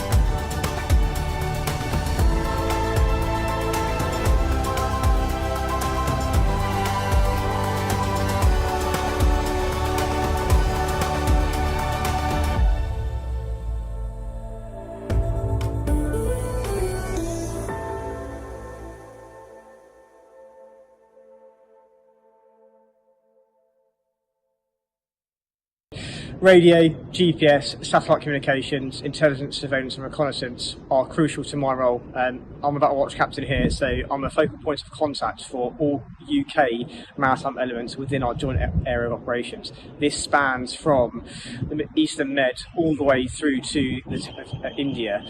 So this covers a vast region. In addition to this, I liaise with my colleagues at the US 5th Fleet and Combined Maritime Forces to enable us to ensure our units achieve their mandated tasking and are ready for contingent tasking.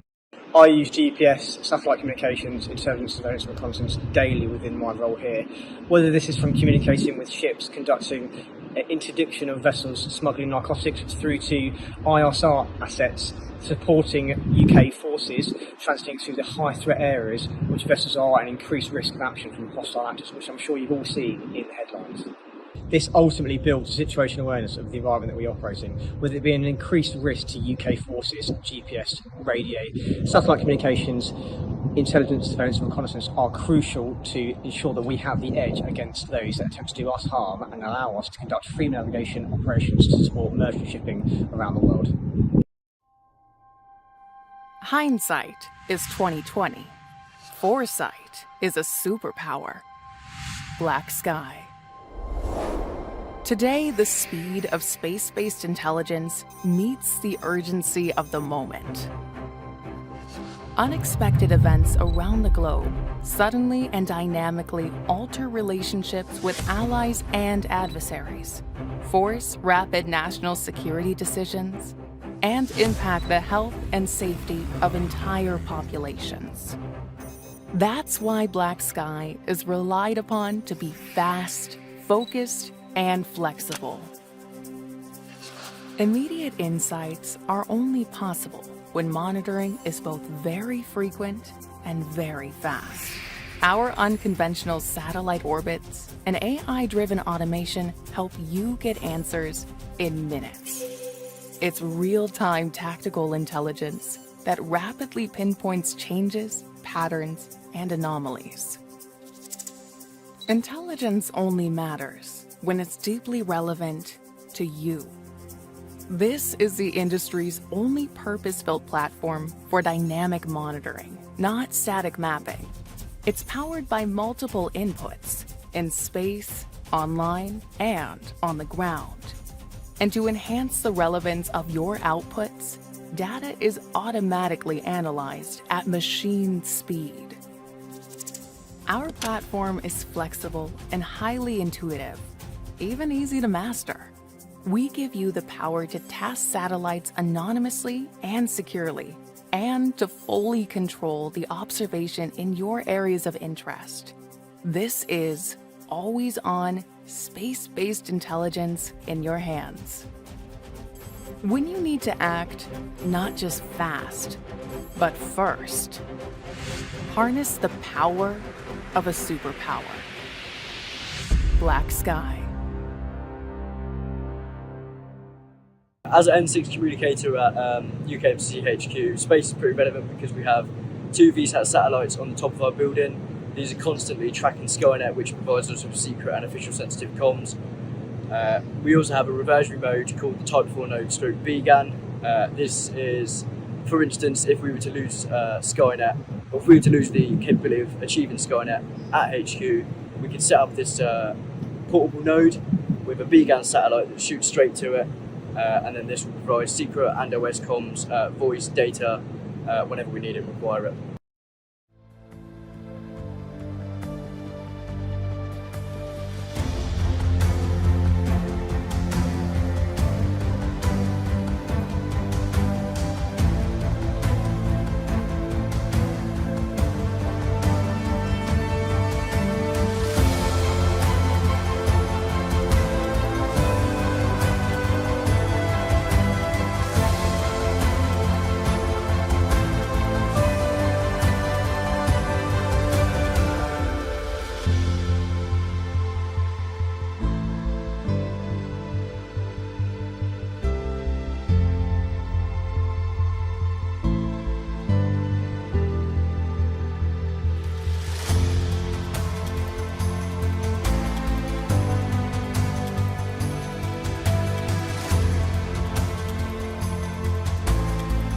For over 130 years, we have helped to defend nations, protect communities, and save lives all around the world.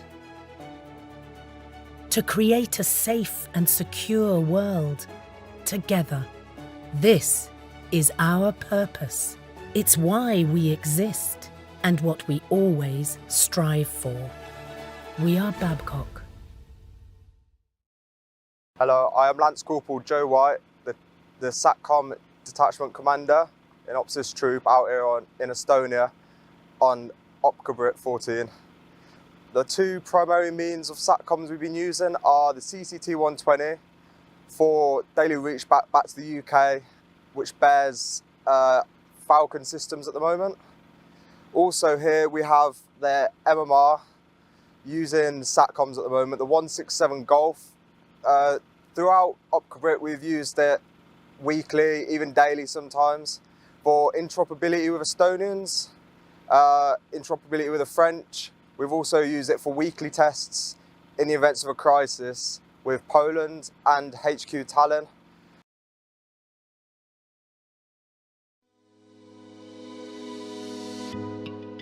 As a member-led organisation, it's important for me to travel around the world meeting people who work in the industries we represent. Today, I'm in my home country of Wales visiting one of our corporate partners, meeting some of our members working in aerospace manufacturing and seeing some of the innovation that's happening in the aerospace sector right now. It's an exciting time for space, aviation and aerospace as our sector focuses on making huge technological advances to address the climate challenge. If you work or want to work in the aviation, aerospace or space sectors, joining the Society can provide you with a lot to help you on your journey. I'd encourage you to reach out to the Royal Aeronautical Society. If you're thinking of joining or would like to know anything about getting more involved in our work, head to our website, drop us an email or visit our social media pages.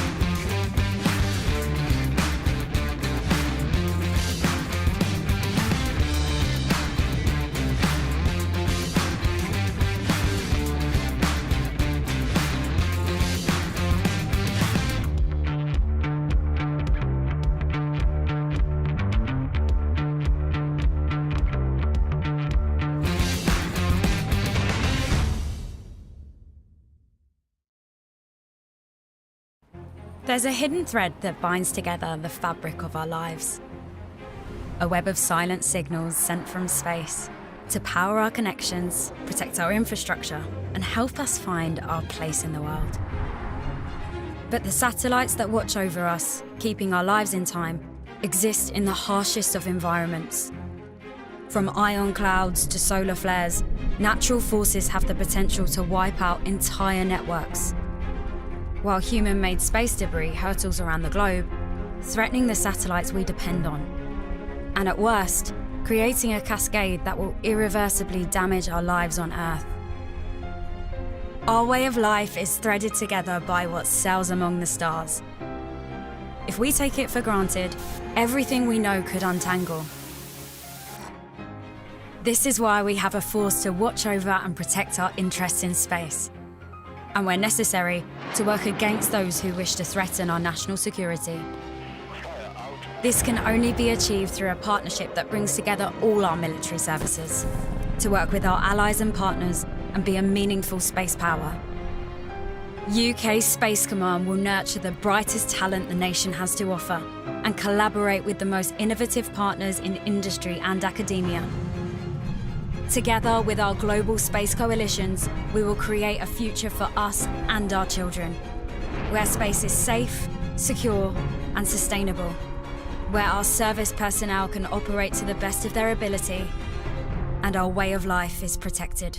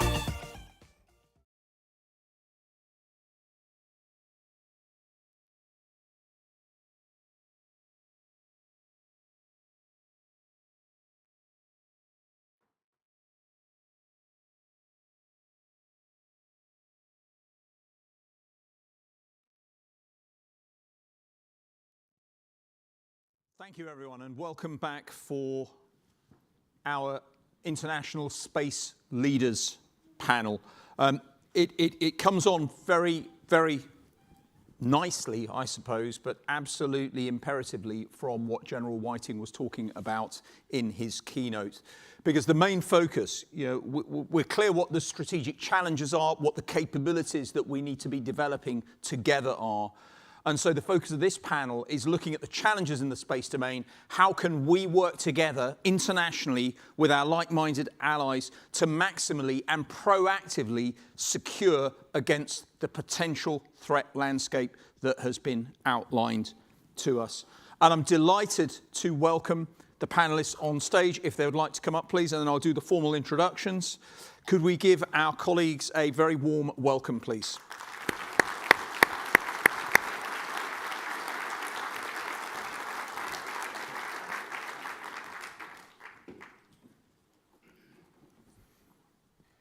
So chairing this panel, which is an extended panel, which will go on until midday, delighted to welcome Juliana Seuss, who is Research Fellow in Space Security at the Royal United Services Institute.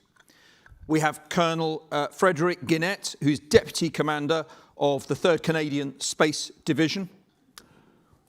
Major General Gregory Novak, who is Commander of Australia Space Command. General Luis Saez, who is Director of the Chilean Space Directorate. Major General Paul Tedman, Commander UK Space Command. Major General Michael Trout, Commander German Space Command. And of course, General Stephen Whiting, Commander United States Space Command. Colleagues, thank you very much for giving us the time to share your perspectives with us as colleagues. Juliana, over to you. Thank you very much, and thank you very much for the introduction. I think I'm the only person on this panel who needed an introduction, so thank you very much for giving me the opportunity to speak to these gentlemen today. I've been asked to give a quick scene setter to discuss what we're going to be talking about today. I think the two main themes are space threats that we face today, but then also what are we going to do about it, and specifically how can we collaborate to face these threats together. I don't think I need to tell this group of people that space threats are neither new nor emerging. I think quite often these things are grouped together. You know, we talk about space threats as an emerging thing we need to worry about. I think anyone who says that has clearly, missed their history lesson, because space threats have been a reality since 1959, and very briefly after we launched the first satellite ever. So if that is new, then I think we have some things to worry about. I do think we do need to worry about the increasing sort of integration of space and other threats. I think, for example, specifically the intersection with cyber is something that's very often neglected. And I think that is a message that specifically also does need to be heard by the commercial sector, because the more that militaries rely on the commercial sector, the more the commercial sector will also be targeted. And I think obviously the Viasat attack on the morning of the 22nd of February showed that quite clearly.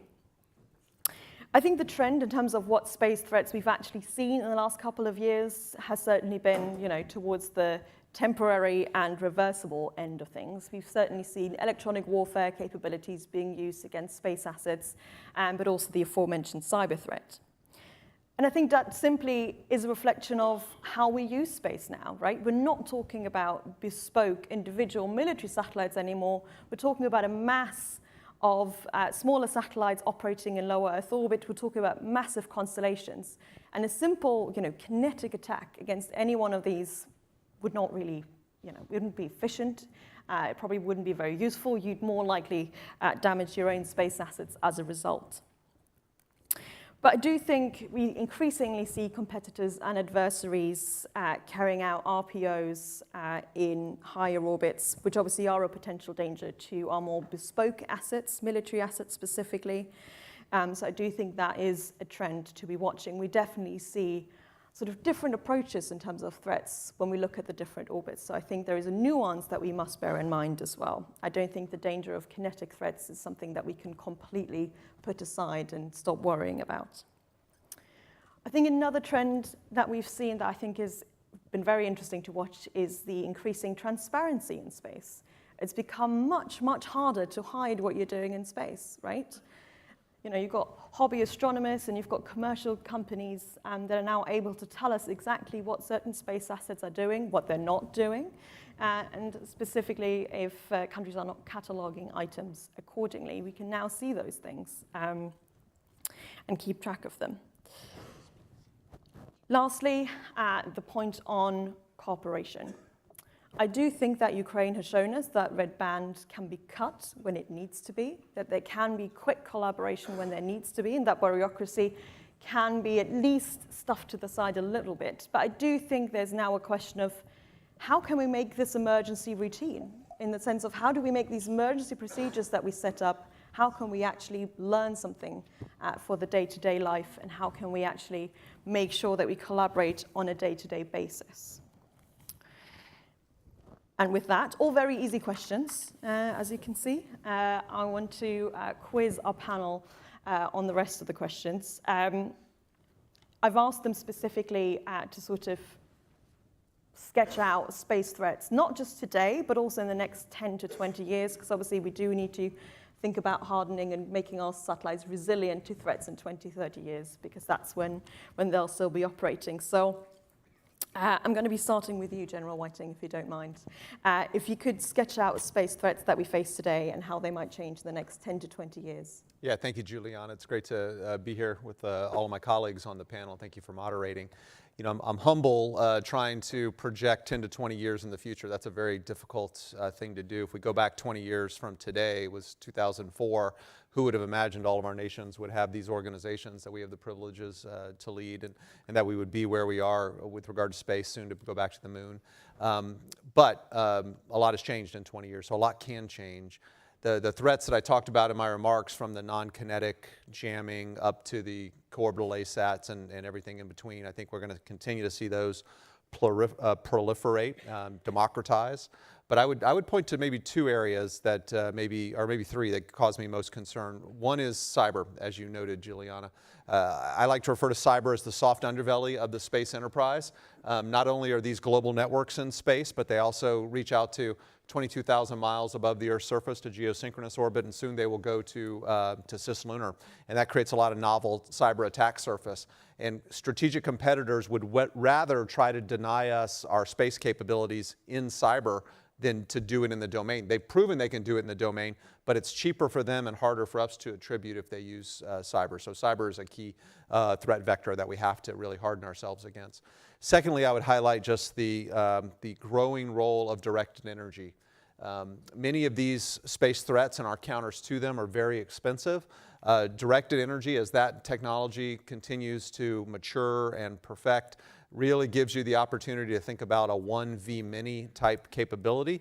And so whether that's high energy lasers, high power microwaves, I think we're going to see an ongoing expansion of the direct energy threats. And then lastly, I would note that yes, everything in space is in motion, but there are very defined bands in which we operate. In fact, in many ways, LEO, MEO, GEO, those are all distinct geographic regions, and really nothing can go bridge between them. I think in the next 20 years, we're going to see capabilities that allow for sustained space maneuver, which is going to change the threats we see as things can move through all those orbital regimes, but also potentially change our responses and our ability to deliver capabilities back to the joint force in our nations. Thank you very much. I'll hand over to Major General Traut for the next. Yeah, thank you very much. And again, thanks very much for having a German on this panel in London, which is hopefully usual to us right now. Well, on threats, on military threats, we have expanded a lot already, and General Whiting was setting out some technological trends where threats could emerge, physical threats, and of course the cyber threats. What I would like to add from that perspective is that space, of course, and we have discussed that quite a lot during the last couple of days, is getting more and more dynamic and more agile, more kinetic. More objects going to be in space. It's going to be, due to the technological development, it's going to be easier and easier for many actors to get into space. And this broadens, of course, the threat spectrum and the potential of conflict. But there's another perspective which I was thinking about when exploring the question, Juliana's question. Perhaps we don't only face threats from the outside, but from the inside as well. So there are two aspects to that. First of all, when we talk about space, we tend to talk about the space segments only, about the satellites. So still, everything which is happening in space is dependent on a very complex structure, a terrestrial structure as well. So all of you know that we need to have links, we need to have communication, we need to have ground stations, and more of that, of course, we need to have in a second line the ability to access space, which is a complex technological endeavor as well. And we want to make sure that there are no Russian or Chinese parts in our rockets and our systems supporting that. And of course, we need to be aware on space. We need to be able to lead and to command and control space. And the most I think the most important space segment of a space systems are all of us, because the users of space-based services. First of all, if we are not conscious about the importance of space, well, we don't need to tell this community, this audience about the importance, but we need to tell the rest of our societies. There's still a lack of consciousness, which I start to perceive as a threat to our ambitions and to our ideas. And the second problem I see, besides that all those systems are complex and fragile, and not only our systems, adversary systems as well. So it's worthwhile to analyze adversary space systems as thoroughly as we do analyze our systems and identify the strengths and weaknesses, and of course the opportunities. Our problem is perhaps as well that we are, well, this was mentioned as well a couple of times today and yesterday, we are pretty much too slow. So we tend to over-organize. We do have some problems to work together. And we need to keep up the speed. This was mentioned this morning as well. And so we need to be aware on those risks, or I would call them really threats to our endeavors, not only from the outside, but from the inside. That's, I think, sufficient for this moment. Thank you. Thank you very much. I'm handing over to General Sayers for his view. Probably I will, thank you so much, first of all, to be here and have the chance to provide probably a different vision about the space development. Because, as was discussed in this panel and in the conference, we are facing similar challenges. But also we have very local conditions that allow or not to be able to use the space as a resource to increase the quality of life and the security of our people. So in South America, in particular, to have the chance to be an international organization that provides information and support the international security, probably we need to face this in a very systemic approach. So we need to think in the national and regional space system to each country and the region. So we need to really set the attention in the foundation of the process. So for that reason, the governance is an issue today. As different in Europe, we don't have many countries that have a space agency, for instance. So set the attention into improve the national and regional governance is probably one of the primary objectives. For instance, today there are initiatives for the creation of the Latin American Space Agency. It's an ongoing process and probably will take a time. But also talent promotion, because the language today become to be a very important barrier that doesn't allow to us as a continent to be part of the international space industry. So promote the talent in Spanish in order to get the qualification and the certification of our people to be part and to boost the international industry. Probably today is the second main challenge that we are facing. And also the knowledge creation, because one of the strategic difference of the space domain is we need to be the owner of the technology and the knowledge. There are no chance to go to the market and buy the capacities today. It's so related also with the transfer of technology. So knowledge creation is another of the baseline to be an international player. And finally, the possibility to boost the national industry and the regional industry in a very collaborative approach, because develop technology and be the owner of that technology will be at the end the best way how we could provide good information, reliable information, and capacity to support the international security. So the industrial approach is probably another of the challenges that we're challenging in South America. And the space domain awareness we consider could be the path, the way. So we are in a place when everyone needs information today. Everyone wants to know who are and what are they doing in the space. So we are in the perfect position. For instance, in Chile, we have about the 70 of the international asset related with astronomy. More of 1,000 telescopes is available to be used. And now we are connected Australia with fiber optic and Antarctic. So the possibility to collect very relevant data and update data and provide good information from the international catalog probably will be the best way how our continent could be an international player. Thank you very much. And as you've already mentioned Australia, I'll hand over to Major General Novak. Thanks, Juliana. And I think the real challenge now is after General Whiting's address and those three responses, how do you add to this question with something new? So let me try. And I might do that if I can by offering starting off with a particularly Australian perspective. We had our Defence Strategic Review, a very similar process to what the UK has just commenced undertaking. The report from that landed in April of 23, and 12 months later our National Defence Strategy landed in April of this year. And that is the capstone reference, I guess, with which our defence organisation, our integrated force, looks to analysis and assessment of threat. And I think the key takeaways I would offer in this forum, as I look at what has driven my considerations of threat, is in the National Defence Strategy for Australia, we recognise that state competition is back, if it ever went away, but it's back and on the rise.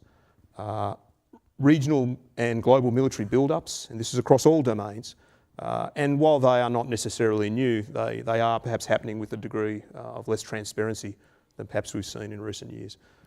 And together those things, along with a bunch of other geostrategic drivers, we think there's less warning time to crisis and conflict. So what does that mean from a space domain? I think it validates many of the points that have been raised here this morning and some of the conversations yesterday. And I would summarise those as a space commander and say, I accept very much that the domain in which I need to operate and the forces I need to generate to operate in that domain, increasingly congested. The increase in technology, the reliability of systems that allow a space presence, the decreasing costs, more entities, state and commercial, will be operating in space, and that trend is going to continue in that time frame. We're looking at 10 to 20 years. That congested part, also contested. We know that space effects, space capabilities, space-enabled operations, they're a source of massive advantage for us, not just militarily, but for all other aspects of national security and national endeavour. So what we will find is commercial, but also states, there will be periods of time increasingly where everyone is seeking advantage, and at times interests won't align, so those advantages will be a point of contest. So that congested, contested, and I think as well you'd layer that on top of the environmental threats from space of weather, debris, and other environmental effects. Now they are extant as well. So we find ourselves in this tough and challenging domain at the best of times, getting harder to operate in. And my mission in Australia is a force generation mission. I prepare, raise, train and sustain space forces for force assignment and then employment under our operational headquarters. So my mission is really about assurance. It's about force generation and assuring those capabilities are ready at the time they're required to do the effect that Australia and our integrated force requires of them. And I think that's how I would get to my hopefully insightful comment on how am I adding to this conversation. The threat I look at is it's that interplay between what is an increasingly challenging environment to assure and operate capabilities at the same time as we have national endeavours and an integrated military force that is increasingly reliant and dependent on space-enabled effects to do what it needs to do. So that's the key threat. The other one I would just layer off the top of my head on top of that is, and Mike just touched on it, it's the pace with which things are changing as well. We talked about reduced strategic warning time. We spoke about the acquisition processes and that which we are used to with our major capital projects. The pace with which we need to deliver new capabilities, not just to keep pace with threats, but also to remain relevant to our allies and partners in terms of collaborative efforts. So, thanks. Thank you very much. Keeping the UK-Australia space bridge intact, Major General Tedman. Thanks, Juliana. Same. How do you add? I think it's first of all worth just understanding what is threat. I mean, from a UK perspective, that would be an adversary with a capability and the will to use it. So that's really important. And therefore, from what we've heard over the last day plus, we know that those threats are increasing and diversifying. So that's obviously a serious challenge to us as we go forward. And it's easy for me as a simple soldier to look at those threats through the lens of the joint force, but it's a national strategic risk and therefore threat. And so it's a cross-government endeavour that these threats are manifesting as.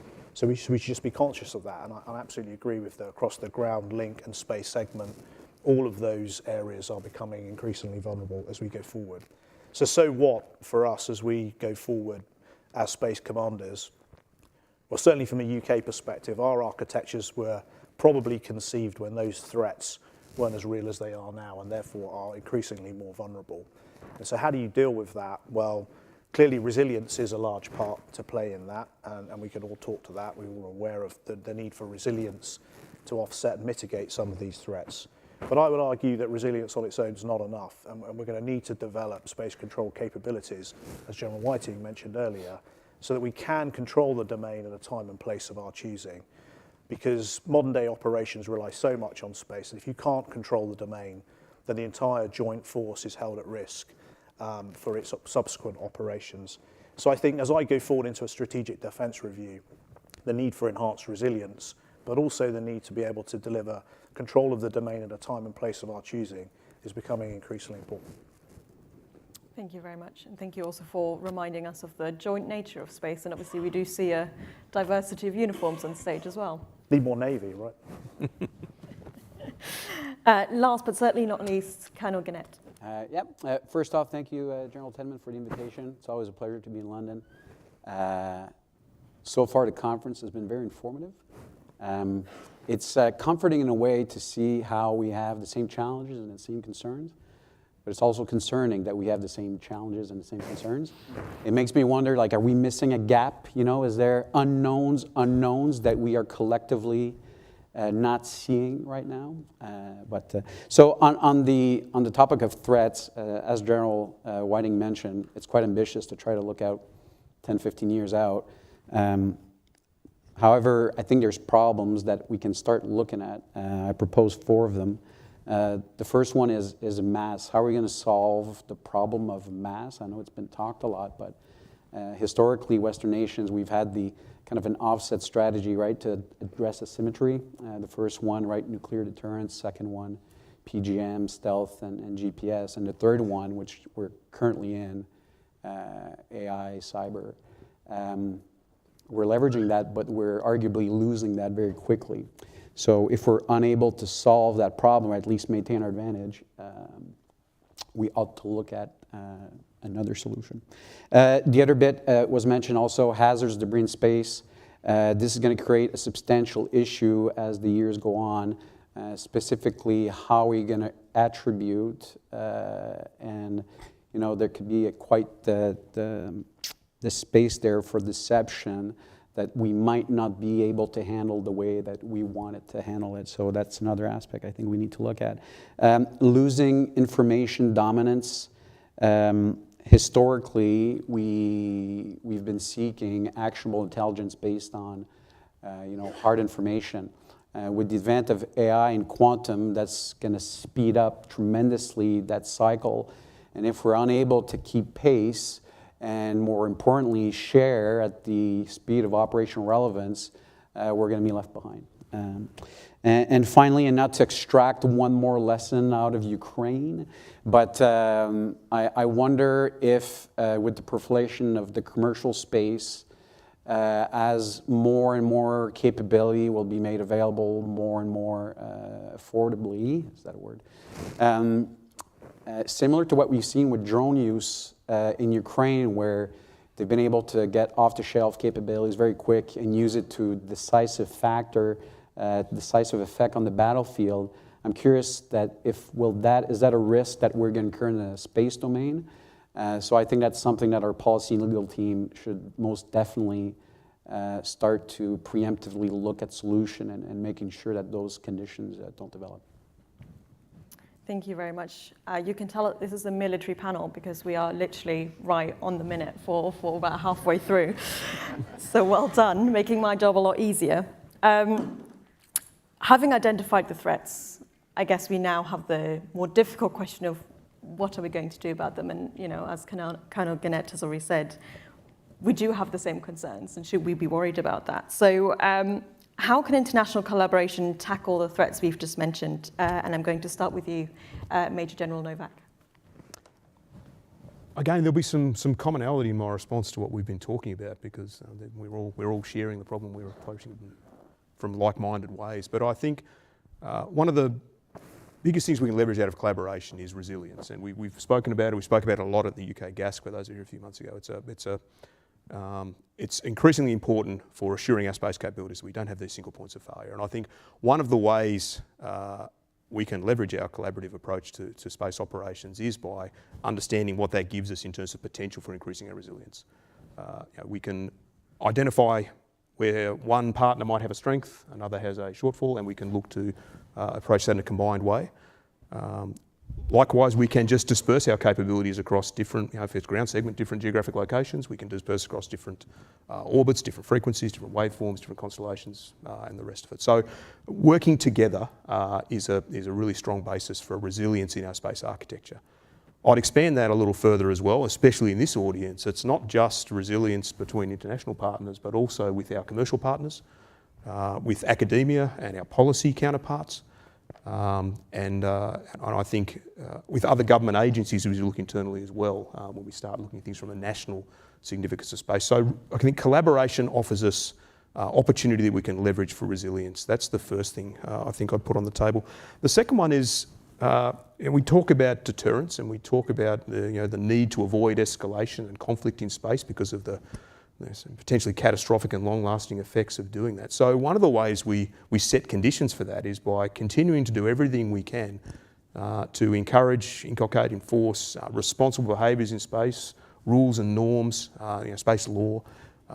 Again, working together with like-minded partners, we will achieve so much more in that endeavour than we will possibly achieve on our own or unilaterally.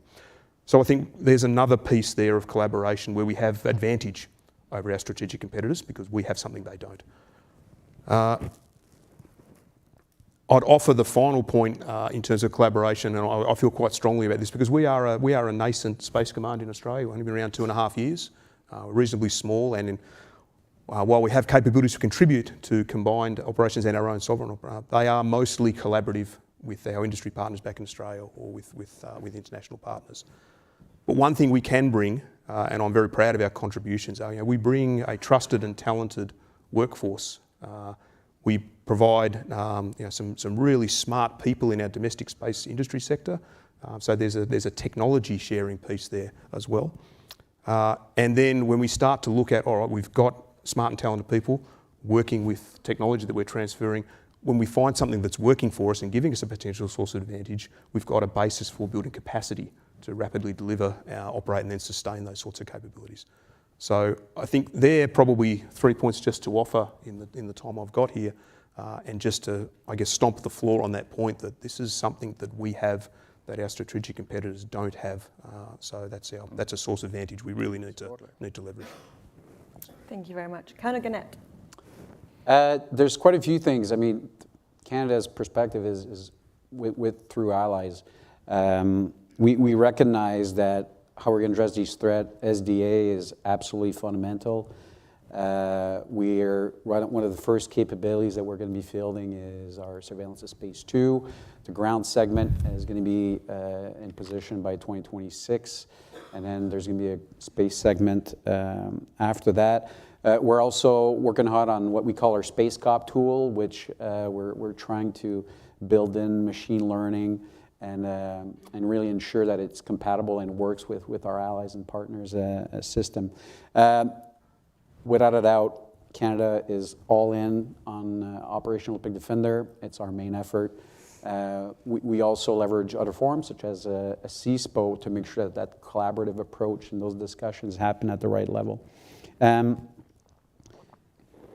Canada's doing its part to make sure that at least we take care of the Northern AO. We have about $21 billion committed now for the next 10 projects that are ongoing. We also believe that we need to find efficiencies on how we approach R&D, how we do special programs with the resource-limited context that we are in. We feel that there's probably sweet spots to find where we can really, either multilateral or bilateral perspective, make sure that we can really make our resource go the most way by focusing on certain key aspects. And so far we were having good success with that. And also AUKUS Pillar 2 is another vector. We're really happy that Canada's been invited to start the talks to see how we can meaningfully contribute to the Pillar 2. Thank you very much. Major General Tedman. Thanks again, Juliana. So first thing I'd say is it's really easy to beat ourselves up about a lack of collaboration. I'm passionate about this. I've been on this journey for about 4 years now, as General Whiting said earlier, both in US Space Command and now as Commander UK Space Command. And I've just seen enormous progress from when I first arrived in the command in US Space Command in Colorado to where we are today. So that's the first point that I'd like you to hoist on board, is that the journey has been incredible and we're doing really good work. But of course, there's always more work to do. I think CSPO has really forged a path. It's deciding where it goes next, because Olympic Defender has taken a different pathway. So for those that aren't aware, CSPO I think now is largely going to focus on policy, integration, capability, so the raise, sustain, train aspects that Greg spoke to, whereas Olympic Defender under General Whiting's leadership will focus far more on operations. And I think that's a good separation. It provides really clear guidance to us as allies into where to put our resources and our equities going forward. If there's two things I would highlight in terms of what must we do going forward, the first thing I'd offer the community is, again, being a simple soldier, is we need to try and normalize space a bit. We've been doing coalition allied operations for centuries, and for some reason we're finding it quite hard to put all that together in the space community and across all the space forces. But we've been doing this reasonably well in other domains for a really long time. My example of that would be Western Desert of Iraq in 2003. We had multiple countries that came together in a task force where we shared a plan from first principles. We all wrote the plan from the start, so it wasn't a plan that was retrospectively then briefed. It was a plan that we all contributed to. We shared intelligence, we shared targets, we had shared TTPs and SOPs, which meant that we could switch targets and we could interoperate in a way that we would wish to be able to do in space. So that use of a combined joint task force model to drive forward integration is a well-trodden path, and something that I think we are working on and considering how we do it going forward, but there's still work to do on that. So that would be my first point, a little bit about normalization of space to allow us to do the things that we've been doing in other domains for a long time. My second point would be about integration. So the integration across all elements, from planning into refinement and execution. My observation from of the space community is we're pretty good at integrating in the execute functions because we centralize C2 in places like the CSPOCs. But integration from first principles into base plans and then into refinement seems to be more of a challenge. So I think if we can all get together and we're all contributing to a base plan that we then train to deliver, building the trust that General Whiting kindly quoted me on that I raised 3 weeks ago. If you train together, you build trust. And if you're training against a plan, then when you deploy into joint task forces like I mentioned in Iraq, then that trust is already built, you're already interoperable, and you already know what you're going to try and achieve through the plan. Thank you very much. Major General Traut. Yeah, thank you very much. First of all, let me express my personal gratitude, and I can represent my country in that respect as well, that we are invited to join Olympic Defender. It's a huge leap forward for us, together, of course, with France and New Zealand recently joined. And Olympic Defender is going to be really something which we are deepening and strengthening, not only our partnership, our trust, but at concrete operational matters. And this is really a really big challenge, of course, for us, first of all, and secondly, a huge opportunity to develop. And I think in Olympic Defender we do have a clear team captain, because in the team sport we need a team captain, and the team captain is, I think there's one commander of the multinational force. But secondly, and I'm again grateful that nobody else mentioned it so far, normalization of space. We discussed the role of NATO a little bit in the last days as well. And so Stuart yesterday mentioned we couldn't only learn from land, like Paul mentioned right now, we could learn from the development of the air domain as well. Yep. And perhaps we could learn and normalize a little bit from the development of NATO as well. I'm perfectly aware that not every country and not every nation organized in different multilateral organization is as well member of NATO. However, NATO has done some operations as well as a coalition, for instance, Afghanistan and elsewhere. And there are huge opportunities to join into a normalization of space as the 5th operational domain of NATO. And perhaps we could learn something of our more or less 75 years experience in NATO in integrating, in setting standards, in using tactical data links, in employing combined or common C2 processes, in doing common training and building trust and confidence, and train as you fight. So that's one big point.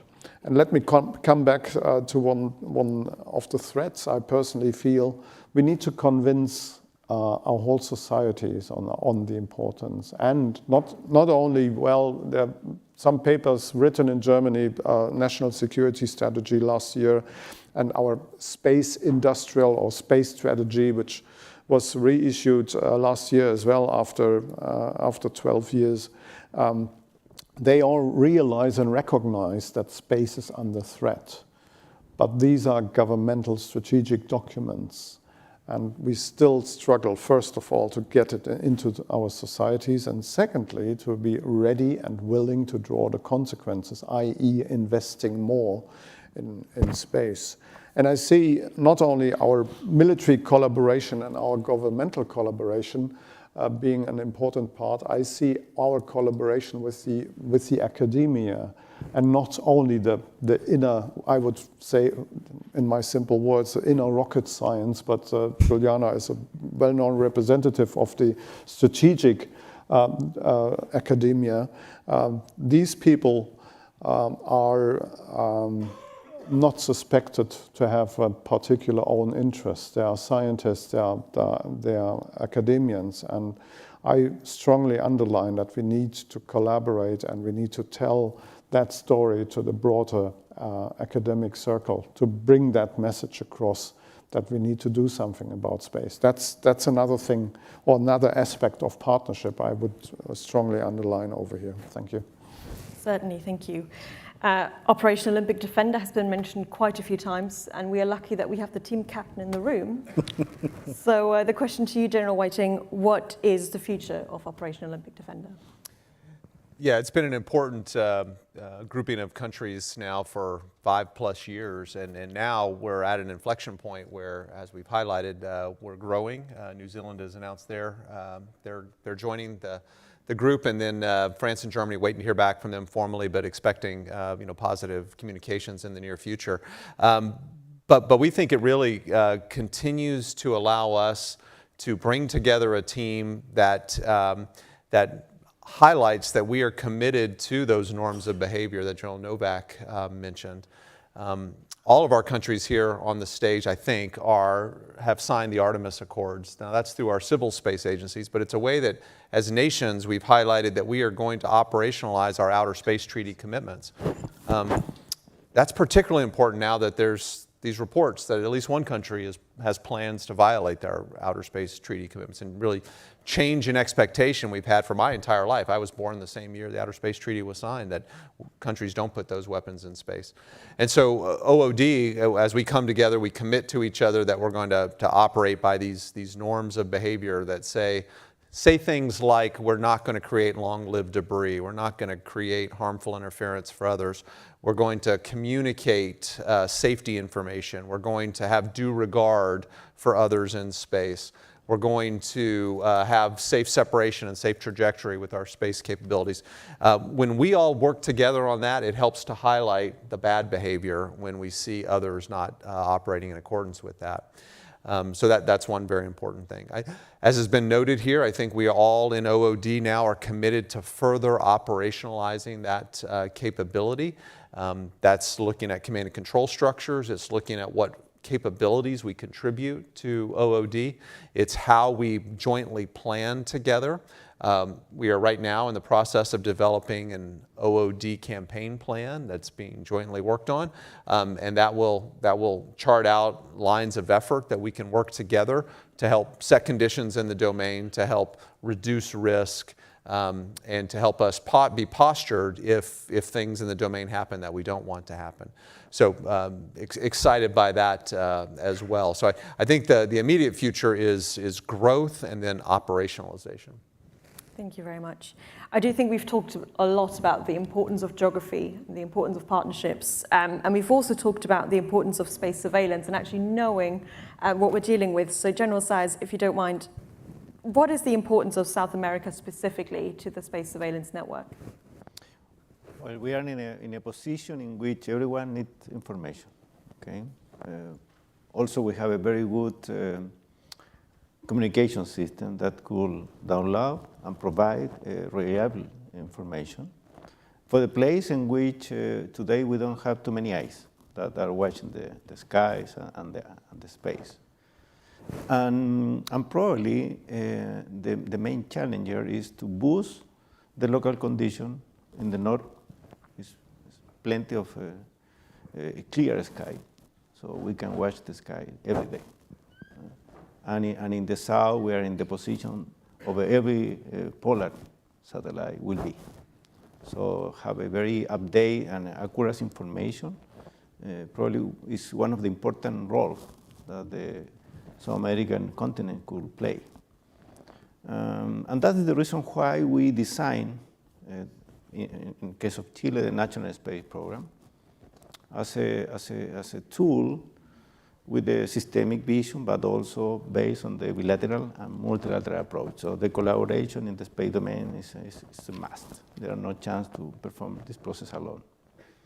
And also it's a tool in the case of the defense for force development capabilities in order to have some kind of customization of those capacities according with our condition and our requirement as well.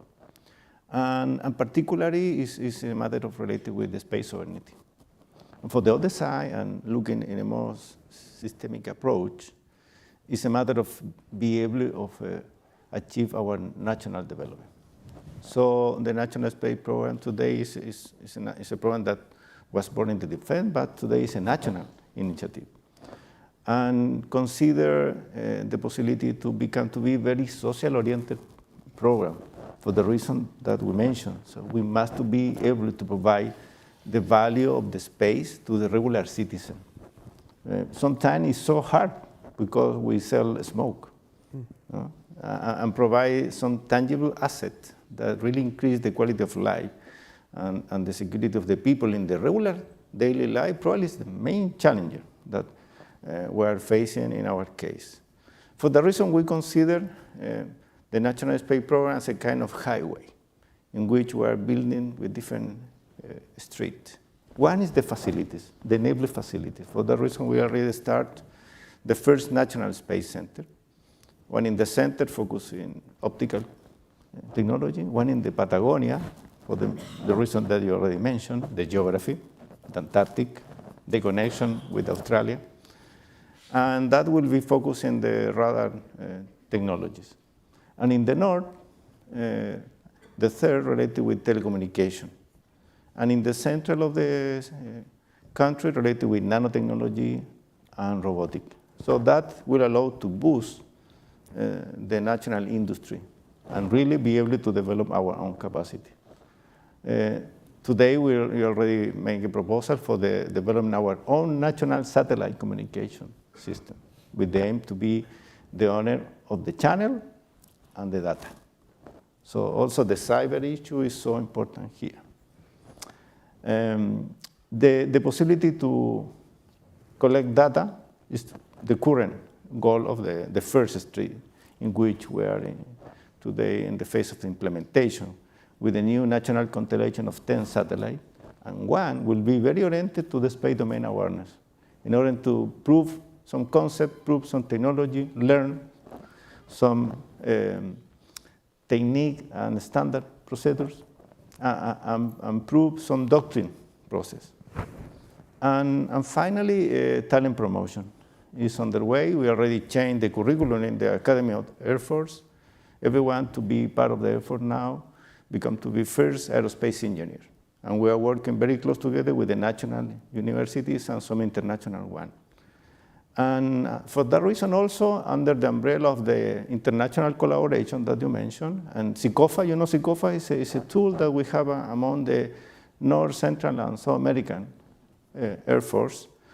We provide lectures for space operations, for satellite communication system to everyone in the region in order to really achieve that the space matter for every country, for every people in the region. So you are totally right. This is a bilateral process, a multilateral approach, a very strategic one, in which we consider that be able to have a kind of social club in which everyone could apply, like a membership, and choose in what part of the value chain want to be or need to be, probably is the best approach of the international collaboration. Thank you, General, and thank you to all the panelists for answering my questions. With that, I'm handing over to Professor Anu to conduct the audience Q&A. Thank you very much, panelists, and thank you very much, Juliana. Going to have a slight change. We've got lots of questions on Slido, but we've also got some roving mics. We've got quite a bit of time, so I'm actually going to open up questions to the floor. In doing so, so first of all, I've got very bright lights here, so if people can help me if I see hands shooting up about where they're coming from. Secondly, please do remember, keep your context concise, and also just remember that this is a relatively open forum in terms of what you are asking and the degree of answers that can be put forwards, please. So if I open to the floor first, and I'm just seeing if I have one over there that I could see. If I could have a roving mic going over there, please. Oh, and I have another one here. And if you could just introduce yourself very briefly, name, organisation, title, etc. Hi, thank you. Nick Merrick, Leonardo, campaign lead for air and space in the business. We've heard a fair bit about Operation Olympic Defender and that now being increasing inside to some 7 nations, I think it was. Do you expect this to evolve into more of a NATO-led operation? And if so, in due course, how would you think that would affect the pace of being able to react in a much larger organization? Thank you. Yeah, I'll be happy to start on that and certainly welcome any additional comments. You know, as has been discussed, NATO has made some decisions over the last few years that space as an operational domain has not yet been defined as a warfighting domain. There's been a decision taken that NATO will not own its own space capabilities, that those will be contributed by member nations. They've also stood up a new, or relatively new, NATO Space Ops Center. So I think we have to see how NATO decides to evolve its relationship with space going forward. Today, Olympic Defender is clearly a grouping of like-minded nations, some of which are NATO members, others are not, but you know, are allies or Partnership for Peace groups. So today, that's how we'll remain until additional decisions may be made by NATO going forward. I mean, I'd only add that the context of collaboration, continuing my theme of normalization, has always been bilateral, minilateral, multilateral. OOD is one organisational method to do it. There's bilateral ways to do it. NATO is another way. Jeff, there's all sorts of ways of collaborating across domains and across nations and allies to deliver effects for mutual benefit. Thank you. I've got a second question just down here. So again, if the roving mic can come over, and then I will go third over there.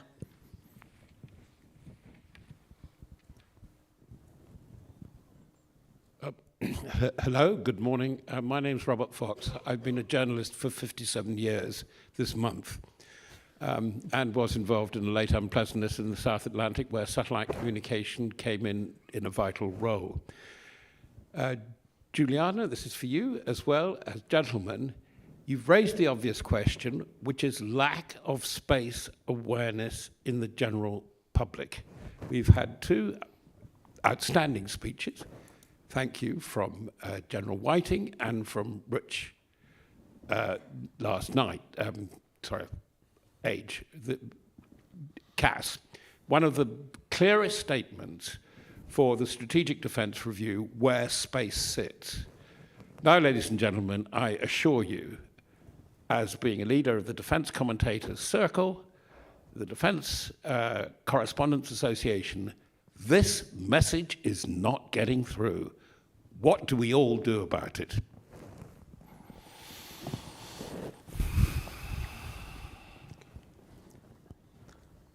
I could start if you'd like, just to kill that awkward silence. Yeah, thanks very much for the question. I guess the first thing I'd say is that acknowledged, we have a defence-based strategy in Australia. It's got 5 lines of effort.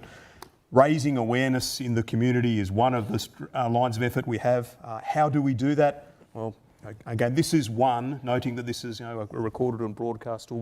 We are talking about it. We are raising all of the issues that are on our minds in a public forum. And I think the fact that we've got a grouping like this, not just defence but policy, it's part of the narrative and part of the action we take forward. We heard yesterday with the warrant officers and sergeant majors that were up here talking about how are we getting the next generation of workforce ready. Engagement with schools, engagement with universities, sponsorship deals, and all of those sorts of things. I think it's one of the great opportunities that faces us right now. There's someone has mentioned in public speaking recently, it's another space race. I heard someone talking about that the other day. And what I can see is that there is a level of interest in the wider community that is trending upwards. I have kids, teenagers, they watch SpaceX launches on YouTube. They watch the spacecraft be jettisoned as they're coming around in their orbits. And it's done in such a way that it engages that generation. And it is interesting, it is inspiring. And then we talk about moon missions, we talk about Mars missions in the foreseeable future. I think it's not an answer to the problem you've outlined, but I think it does demonstrate we're alert to it. And we are investing in it, and there's some of the ways in which we're doing so. I'll just offer that as a start point. I'd be happy to come in as well, if that's and then Juliana, if you can conduct around here so that we can get a number of perspectives, I think it's a really good point. Okay. I think one of the problems that space has is that when it works, it's boring, right? So I think pretty excited, what? Not at all. Made myself very unpopular very quickly. But I think that's partly why the conversation on space hasn't started much sooner. Is because when there wasn't contestation, we were just getting SATCOM links and everything worked, and no one really worried about it because it was just working. So I think quite quickly, especially the press can be guilty of this, is that we do get caught between the extremes, where it's either sci-fi or it's logistics. And I think we just have to, actually get a nuanced, view of space out there. And I think, if I may add to the wish list for the SDR, and I'm sure there's no takers, I think it's the acknowledgement that space is absolutely vital for defence, and that it's not a luxury that we can afford once the conventional fighting force is set, but it's actually part of the baseline for defence. I don't know. Well, I'm sorry. Paul and then Colonel Trout. Yeah. Robert, nice to see you. Thanks very much for your question. I appreciate it. I think we've touched on this a couple of times over the last day or so. My perspective would be defence is just one cog in the space enterprise of the UK and more wider. and therefore taking a national security space approach across the enterprise would probably drive a conversation in a way that we haven't seen. We started with that a few years ago. The Prime Minister took a really strong influence and interest in space and drove that through his government. Being candid, I think that's waned a bit over the last few years, and there's a real opportunity now with this new government, as you heard from Avril, to really energise that debate again about the importance of space and put some proper national governance around it to bring together our efforts. Colonel Trout. Yeah, thank you. If I may, let me show my deepest respect for your business. You're having done that, having been doing that for 57 years. So to my calculation, we live in the year 67 of space age right now. I was born in year 7 of space age, actually. And I would come back to one aspect over there.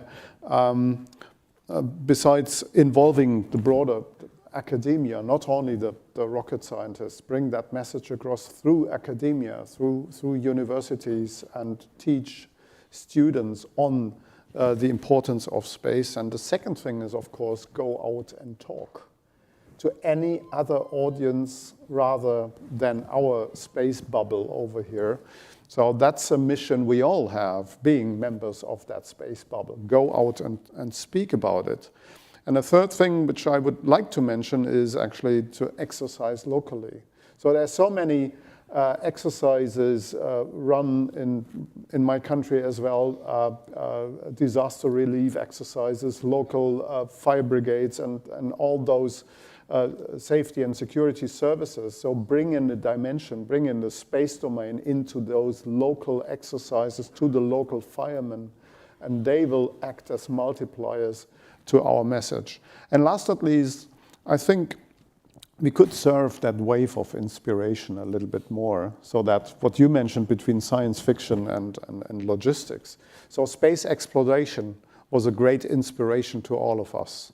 So the first space race, manned space flight, and we look into that future.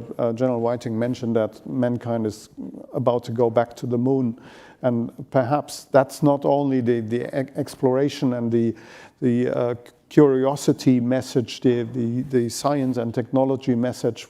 We must combine the security and safety message with that inspiration, and then I think we will catch the young generation, which should be the main target audience of that. Thank you. General Sayers, you also had a point. I just want to mention that we are so aware about that you mentioned. For that reason, we declared the National Space Program of Chile, first as a national initiative, second, as a very social-oriented program in which we want to create social and public value.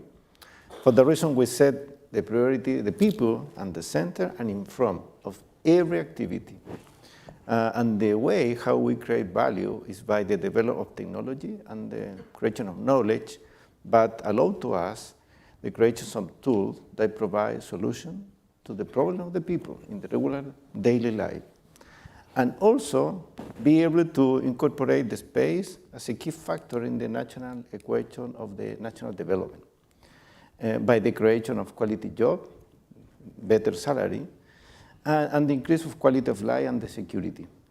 So provide that message to the people in every activity. Doesn't matter if it's related with the defense, with the operation, from the kindergarten to the university. It's a challenge that we're facing every day in any activity, in any speech. So we have one specific public affairs program in a very collaborative approach with different ministers in order to be able to use the different channels of the government organization and the non-government organization as well, and provide that message to the regular citizen.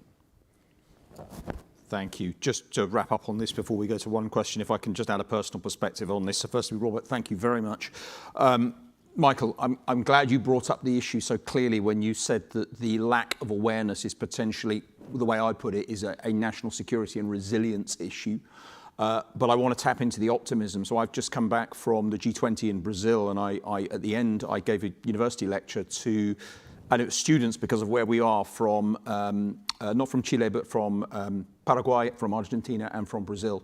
And that thirst of young university students who overwhelmingly were not space students, they were engineers, that thirst I could see there.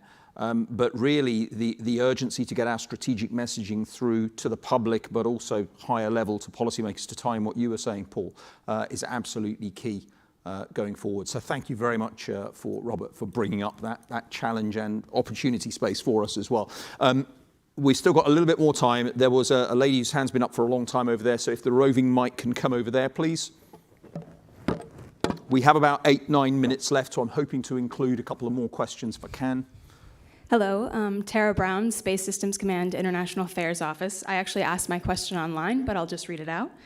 Leveraging the panel question regarding international collaboration, what is the #1 thing each of you would like to see change or begin in the near term, so the next 1 to 5 years, pertaining to international partnership collaboration and integration?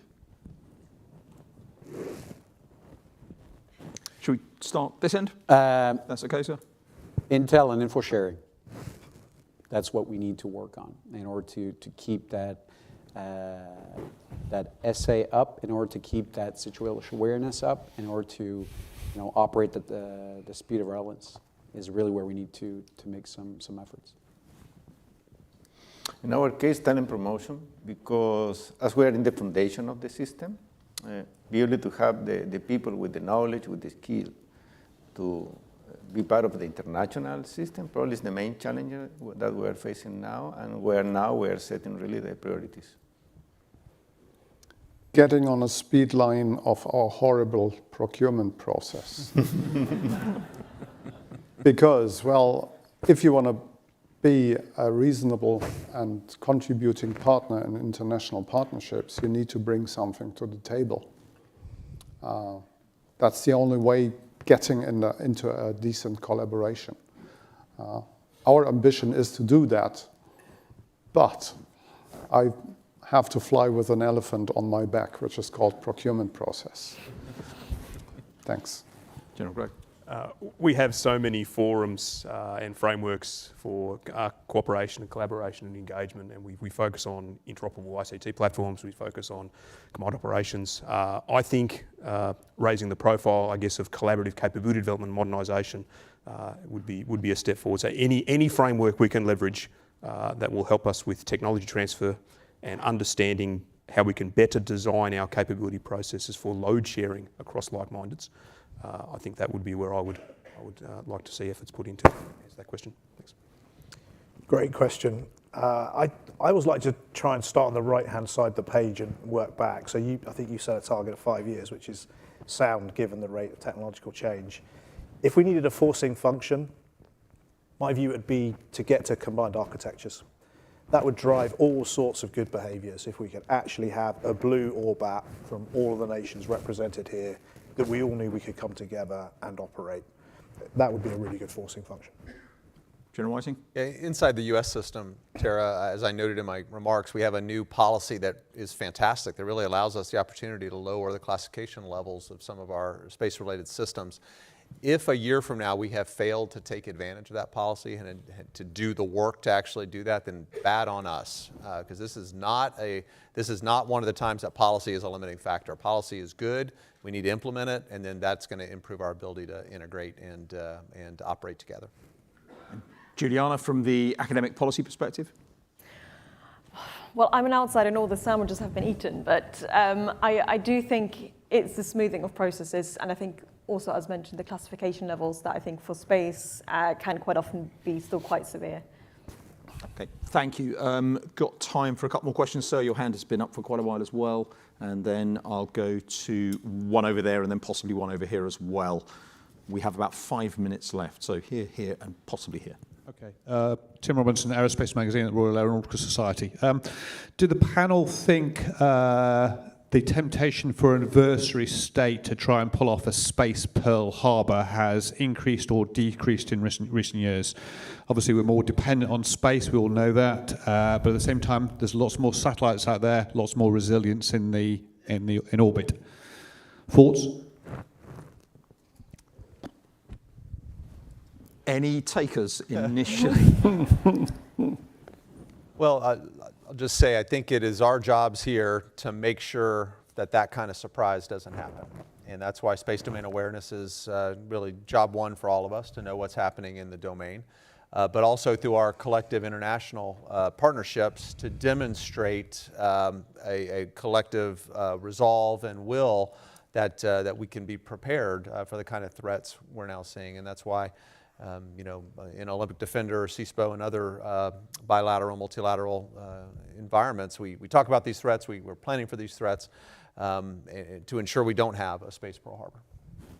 I think it's an opportunity as well just to once again reiterate the importance of resilience in the space architecture, and not just nationally but in a combined setting. If we present an architecture that doesn't have single points of failure and has depth and has redundancy and has alternate means, that might be enough to help us with our deterrence and a cause for pause for any adversary that was thinking along those lines, that perhaps that's just not going to be as successful for them as might have hoped, so they don't do it. So I think resilience in the architecture is a fundamental aspect to how we might mitigate against that risk. Yeah, and if I may add, systems analysis of the adversary's systems, broader systems, not only what's happening in space.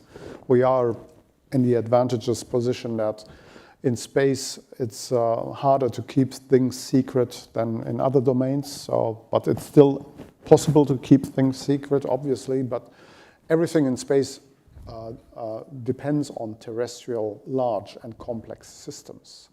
So if we were able to analyze those systems thoroughly and in detail and in partnership, of course, and share that information, that would increase our resilience and would lower the risk of being surprised. Okay. Any further answers? Probably normalization of the space is a key factor in the long term, because have some kind of normalization of the data in order to share good data and update data. Normalization of the kind of technology that we use, and probably also the procedure and some doctrine will be so important in order to be really able to collaborate and provide reliable data in order to avoid that kind of surprise in the space. Okay. Thank you very much, and thank you for that very focused and challenging question. Probably got time for one more question. The lady's hand up was over here. So if we could have the roving mic coming over. I'm Andrea Lackey. I work for Iris Technology. I represent small business in the U.S. that supply radiation-hardened electronics to companies such as Raytheon, Leonardo, Lockheed Martin, Northrop. And I like the collaboration between the governments and the allied nations. And I'm sure this isn't just restricted to the U.S., but how can small businesses like us in your individual nations support this collaborated global effort so we can leverage what we do for our nation to support these other nations? So at the top level, it seems like it's being done, but how can that scale down to the lower levels, such as our ITAR restrictions? The SME challenge and opportunity space to contribute. General? We define the enable facility related with the space for the reason every national and regional space center that we're in the process of development have one specific place for the entrepreneurial activities. Talent promotion and entrepreneurial activities, the key factor in order to build the bridge between the industry and the academy. So we consider for the very beginning the incorporation of the startup and provide facilities, data, and the lab. For that reason also we are considered data center and high performance computer as a tool for that activities. So boost the space industry by provide a condition and promote the regional cluster of the industry is the answer for our side. Okay, with 30 seconds left, are there any other perspectives on this, which is going to be addressed also, I think, in the next panel as well, but any final perspectives? Okay, in which case, thank you all very much for your questions. Thank you for panelists for sharing your perspectives. Juliana, thank you for organizing this. Colleagues, could we give a congratulatory and appreciatory round of applause.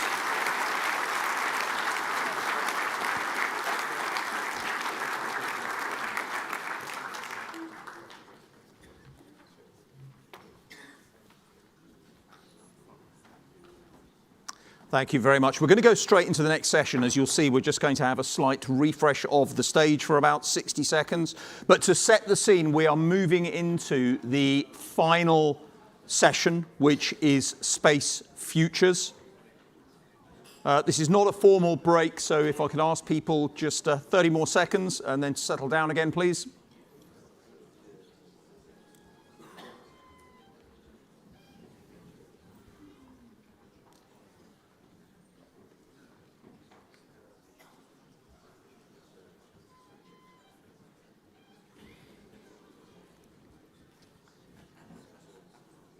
Thank you. Looking to the theme of space futures, having seen the challenge space that we have, what are we going to do about it and how and what can we better tap into enable? I am delighted to welcome our keynote speaker to launch this session, Brigadier General John Dauber. General Dauber was a senior air defense artillery officer, but now serves as Deputy Commander General for Operations for the United States Space and Missile Defense Command. Can we show our appreciation to General Dauber? And General Dauber, the floor is yours.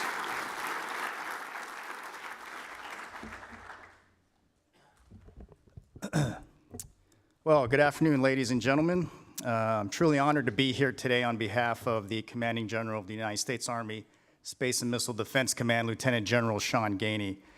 I'd also like to echo appreciation to the UK Space Command and also the Air and Space Power Association for hosting this great conference where we could get together through some thoughtful dialogue and engagements and learn a bit, expand some perspectives, and perhaps identify some tremendous opportunities that we can move forward with. So thank you for that opportunity to be here and be a part of that. I'd like to take a moment to reflect a bit on the history of U.S. Army space. The U.S. Army Signal Corps in 1946 led Project Diana, in which the Army was able to successfully bounce radar signals off the moon. This led to the first developments of satellite communications and radar tracking of satellites and intercontinental ballistic missiles. In 1958, the Army launched the very first satellite, Explorer 1, followed later that year with a joint effort from the Air Force that launched the first communications satellite. Within 6 years, the Army, in coordination with the broader space enterprise, developed multiple constellations that enabled satellite communications, weather tracking, missile warning, ISR, and satellite-based navigation. And in 1978, Brigadier General retired Robert L. Stewart led the way as the first Army astronaut pushing the boundaries of Army space. The U.S. Army's role in and use of space goes beyond supporting Army astronauts to operating in and through space. Broadly, the primary space capabilities the U.S. Army provides today are missile warning, missile defense, and space control. Although Space Command and the Space Force are well poised to respond to space threats globally, the U.S. Army offers space capabilities specific to Army needs. In 1997, the U.S. Army Space and Missile Defense Command was established to give Army warfighters access to space capabilities, planning efforts, space-based products, and missile defense, all of which the command continues to execute to this day. Today, Space and Missile Defense Command consists of approximately 2,300 soldiers, civilians, and contractors spread across 19 locations and 13 time zones, and at times, even an occasional Army astronaut in space. SMDC's longstanding mission endures to develop and provide current and future global space, missile defense, and high-altitude capabilities to the U.S. Army, the Joint Force, and our allies and partners.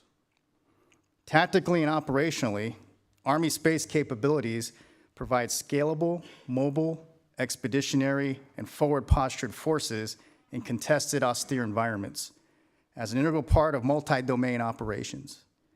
Strategically, U.S. Army space capabilities contribute to integrated deterrence, partner assurance, and detection of strategic attacks to protect our nation. These advantages are facilitated through the integration of joint space on-orbit capabilities enhanced with Army Space's capability for target development, counter-satellite communications, counter-surveillance, communication assurance, and navigation warfare.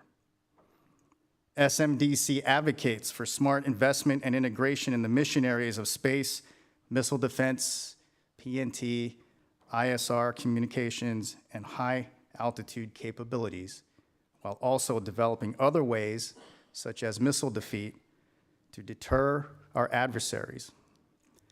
Not only must we deny them the benefit of potential strikes through resilience and countermeasures, as the National Defense Strategy directs, but we must also credibly communicate our capabilities and capacity. Done correctly, we can and will instill doubt in the adversary during competition and crisis while preparing to defeat them in conflict. Over this past year, there have been many developments facilitating the optimization of capabilities and shaping the future for Army space. However, the most important has been the publication of 3 strategic guiding documents.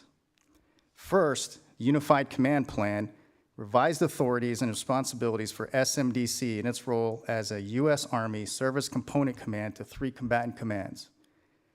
In summary, the UCP directed the shift of the ground-based mid-course defense mission from Strategic Command to Northern Command, transferring operational control of SMDC GMD capabilities and define SMDC's ASCC responsibilities to NORTHCOM, specifically to the GMD mission, while U.S. Army North executes the greater ASCC responsibilities in support of United States NORTHCOM.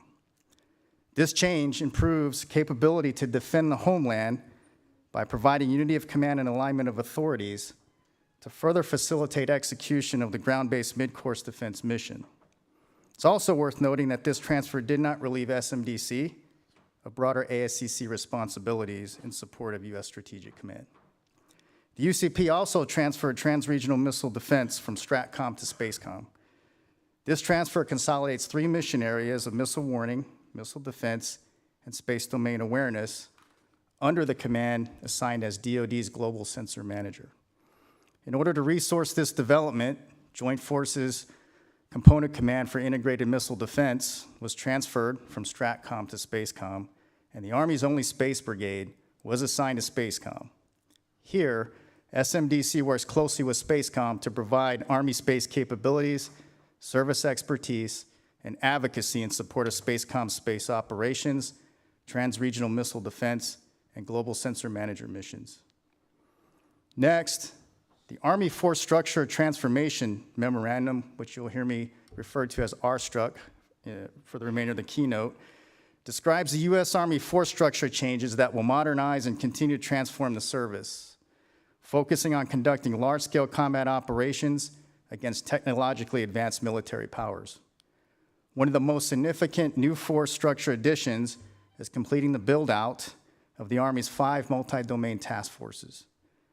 These task forces are designed to increase the depth and scale at which the Army can protect joint and coalition forces by delivering non-kinetic space and cyber effects to shape the maneuver battle space. In addition, RSTRUC changes include the development of a theater strike effects group, which I'll talk about more here in a minute. Every step towards the future and requisite modernization relies on shared goals, framework, and a vision. Recognize the importance of the space domain to Army operations. The Army published the Army Space Vision supporting multi-domain operations last December. This vision is contextualized by an operational environment where the Army recognizes that the next fight will occur across multiple domains and that space has become more important as both an enabler and dependency to warfighting.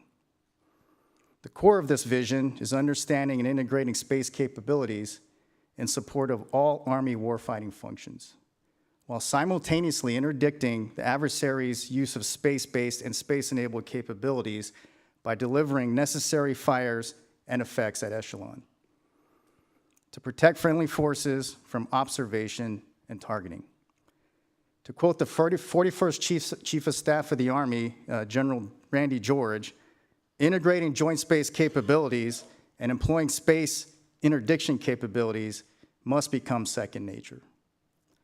Indeed, the U.S. Army finds itself in a generational transformation effort. Army senior leaders have directed significant reorganization and technical transformation to ensure adversaries cannot outrange and outpace us on the battlefield. These transformations will develop capabilities to converge effects across all domains, including the information environment and electromagnetic spectrum.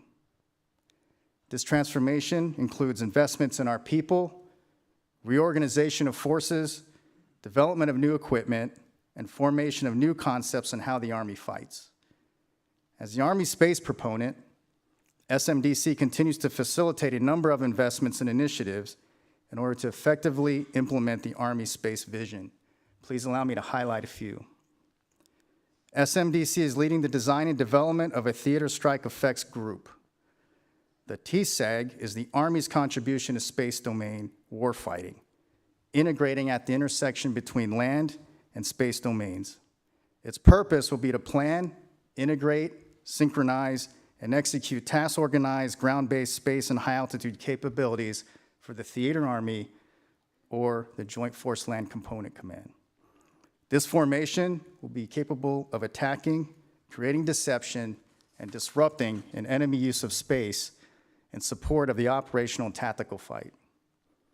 Similar to a Theater Fires Command's Fire Support Corps roles and responsibilities, the TSEG serves as a theater space corps with all Army space formations and elements in theater, synchronizing command and control of Army space capabilities and effects across echelons with appropriate level of authority to deliver space effects on tactical timelines. Along with MDTF, Theater Fires Command elements, the Theater Information Advantage detachments, the TSEG is among the Army's leading theater Army multi-domain operations enabling formations for the Army of 2030. With respect to equipment modernization, SMD's focus over the next 16 to 24 months is development of new Army space capabilities.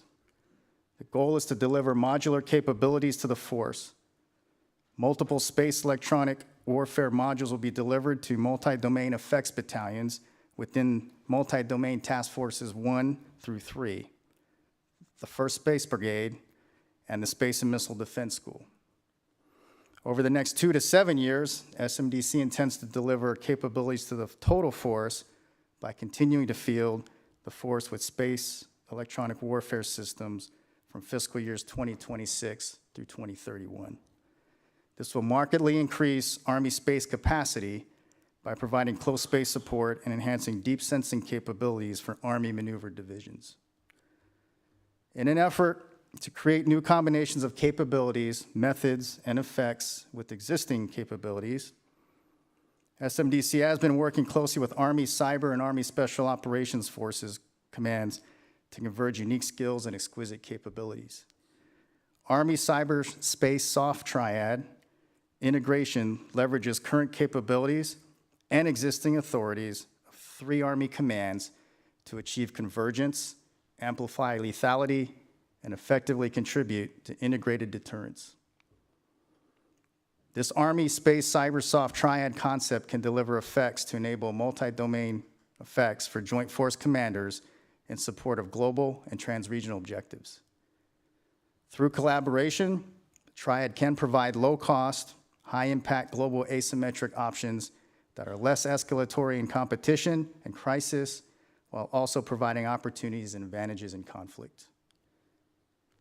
SMDC is planning and executing exercises and experiments to develop smaller form factor space capabilities, high-altitude platforms, including miniature balloons, and employment of tactics, techniques, and procedures and requirements.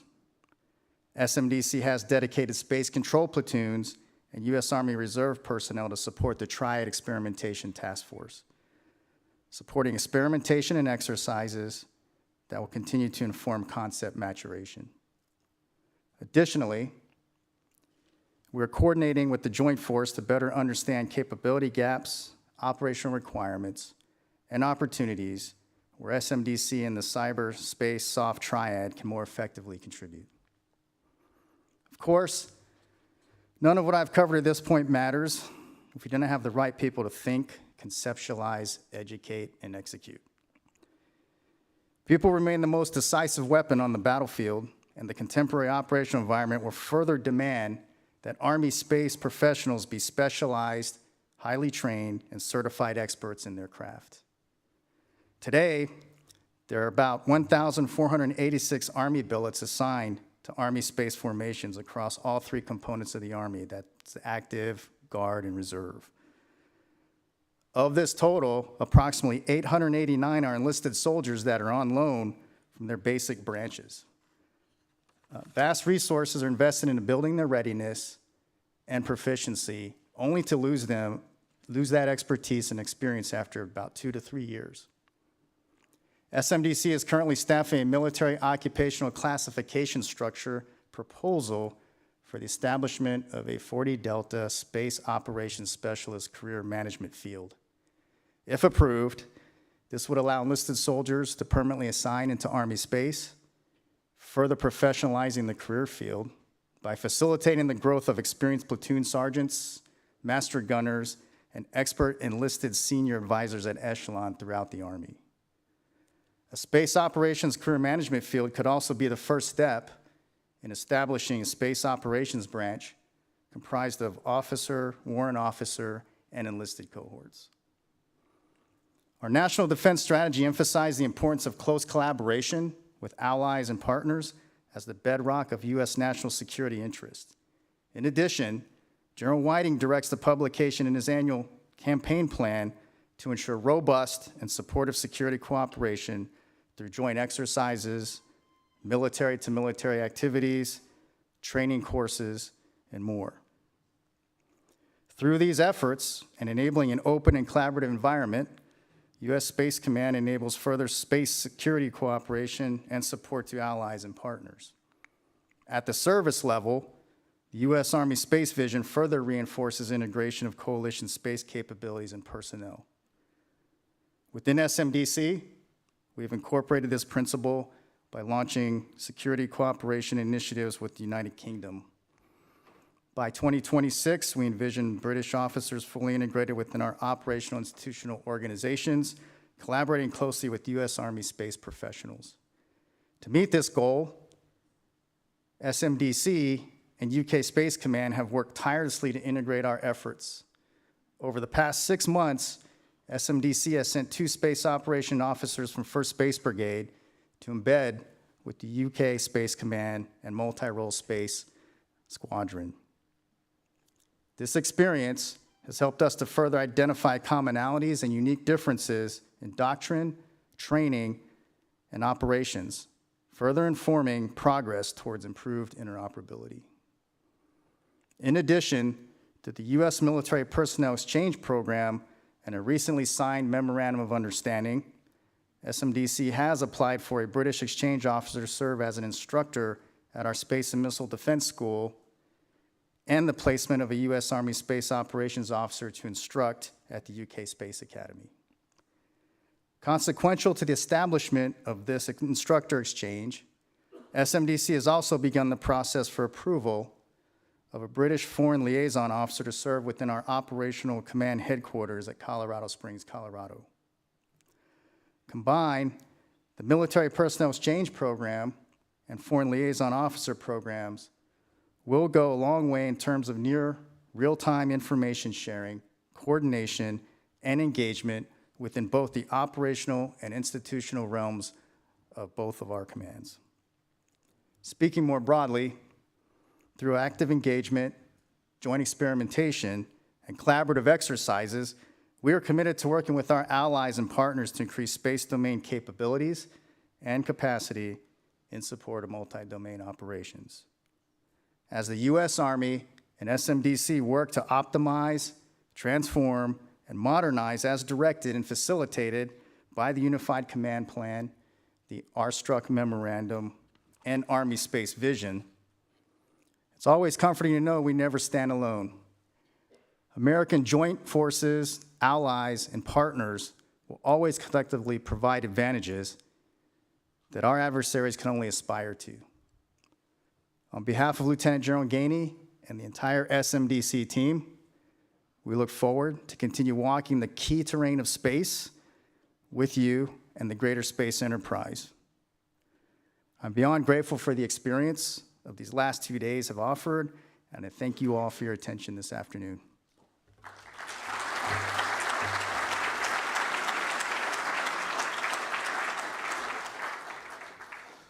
Thank you, General Dauber, for not only highlighting the key priorities going forwards for Space and Missile Defense Command, but also bringing it back to the key enablers, which are around people and your skills priorities, and crucially, the international partnerships which you highlighted in terms of embedding at all levels up to senior and strategic. So thank you very much, General Dauber.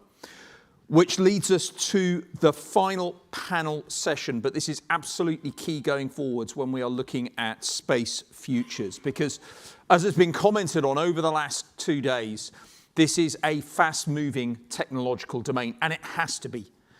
We cannot just think reactively, we've got to be thinking proactively when we're looking at the geopolitical and geostrategic landscape that we are in and the challenge space that is presented to us. So I'm delighted to welcome for the final panel, we're calling it our Space Dragon's Den. If I could invite panelists to come on stage, if we could give them a warm welcome, please, and then I'll make the introductions and hand over.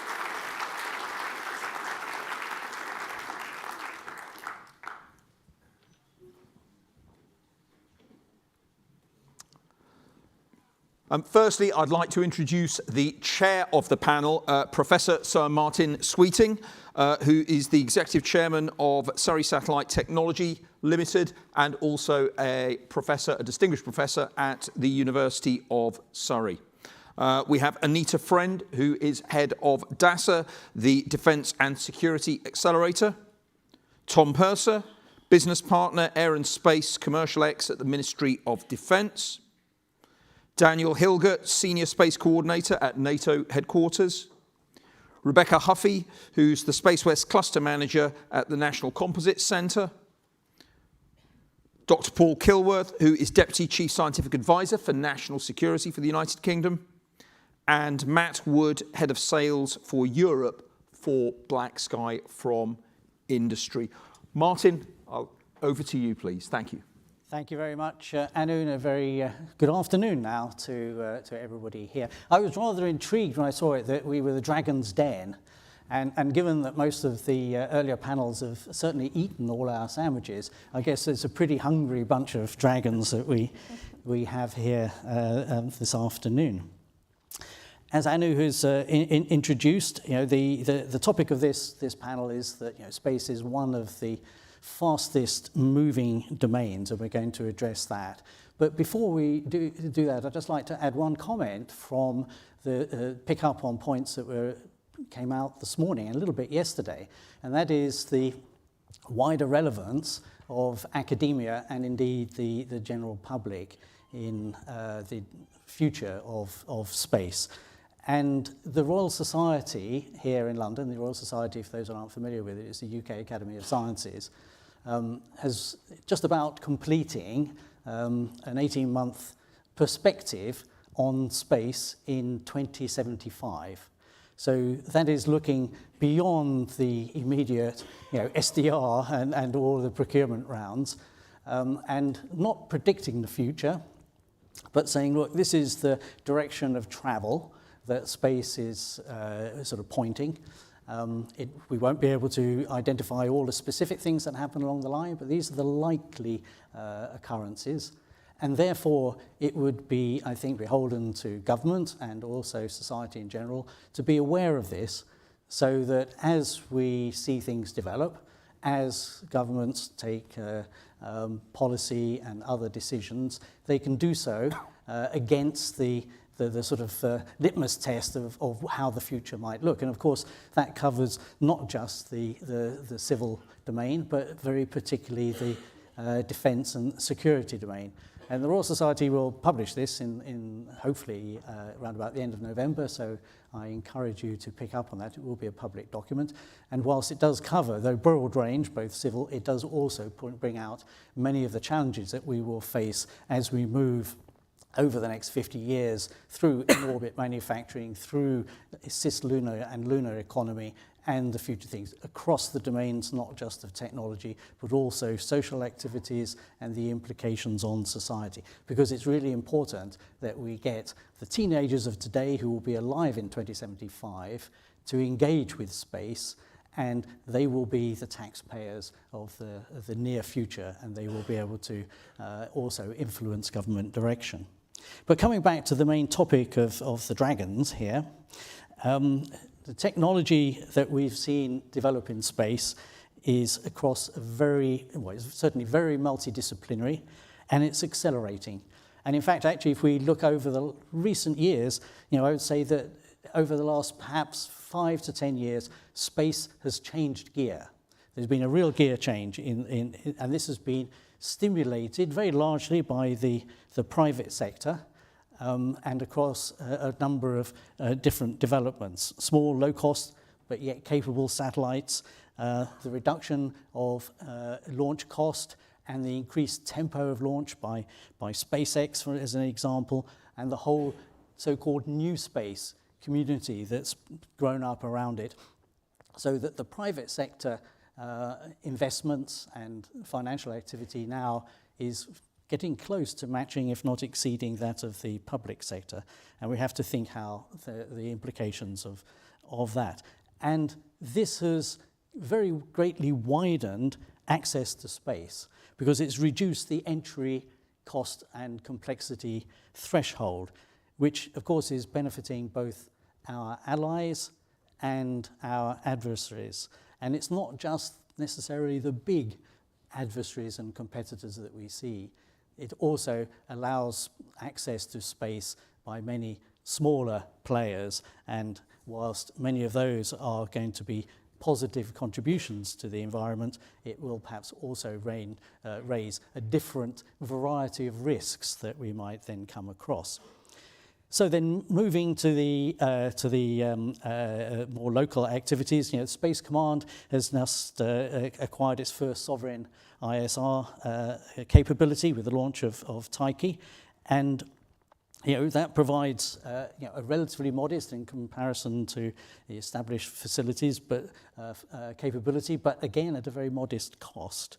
And it provides the UK with an independent ISR space asset and the ability now to contribute in ISR to the capacities of our allies. And this contribution is equally important as to the ability that it provides to the UK.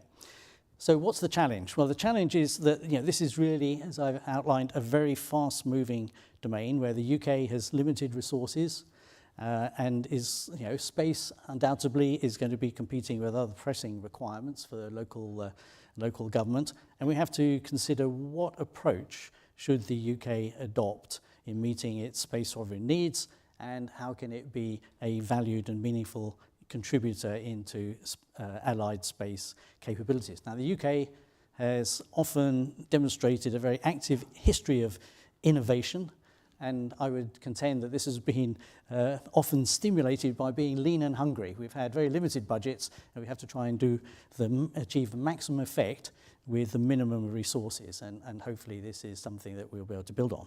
So moving to my panel of dragons, I would like to raise the first question is, how do we collectively identify, then select, and then back effectively, and then exploit the latest game-changing technologies?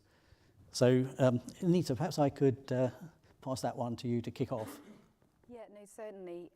So as you've heard throughout the democratization of access to kind of science and technology and the increasing relevance of the civilian domain, I think probably the first point that I would make, and the experience that DASA has had, we find, fund and enable innovation for the benefit of national security, is that we need to be proactive in trying to widen our horizons about looking about what is actually possible.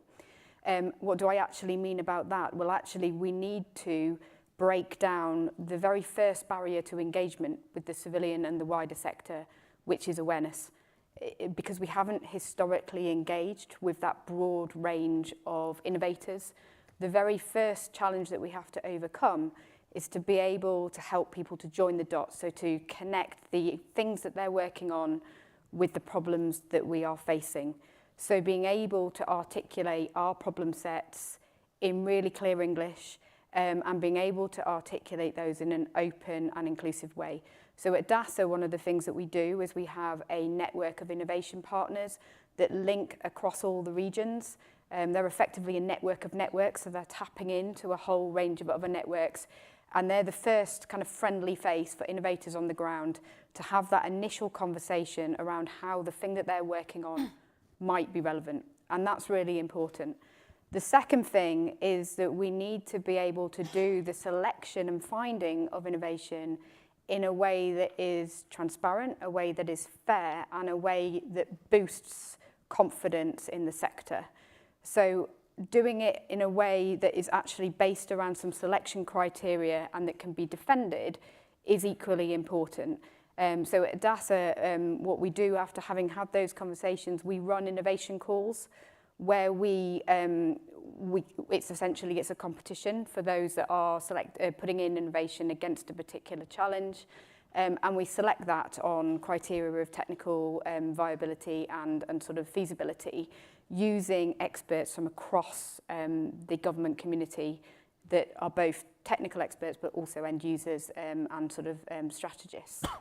That is important, not just because it's a fair, transparent process, but because it actually boosts the confidence that there is actually interest in this technology.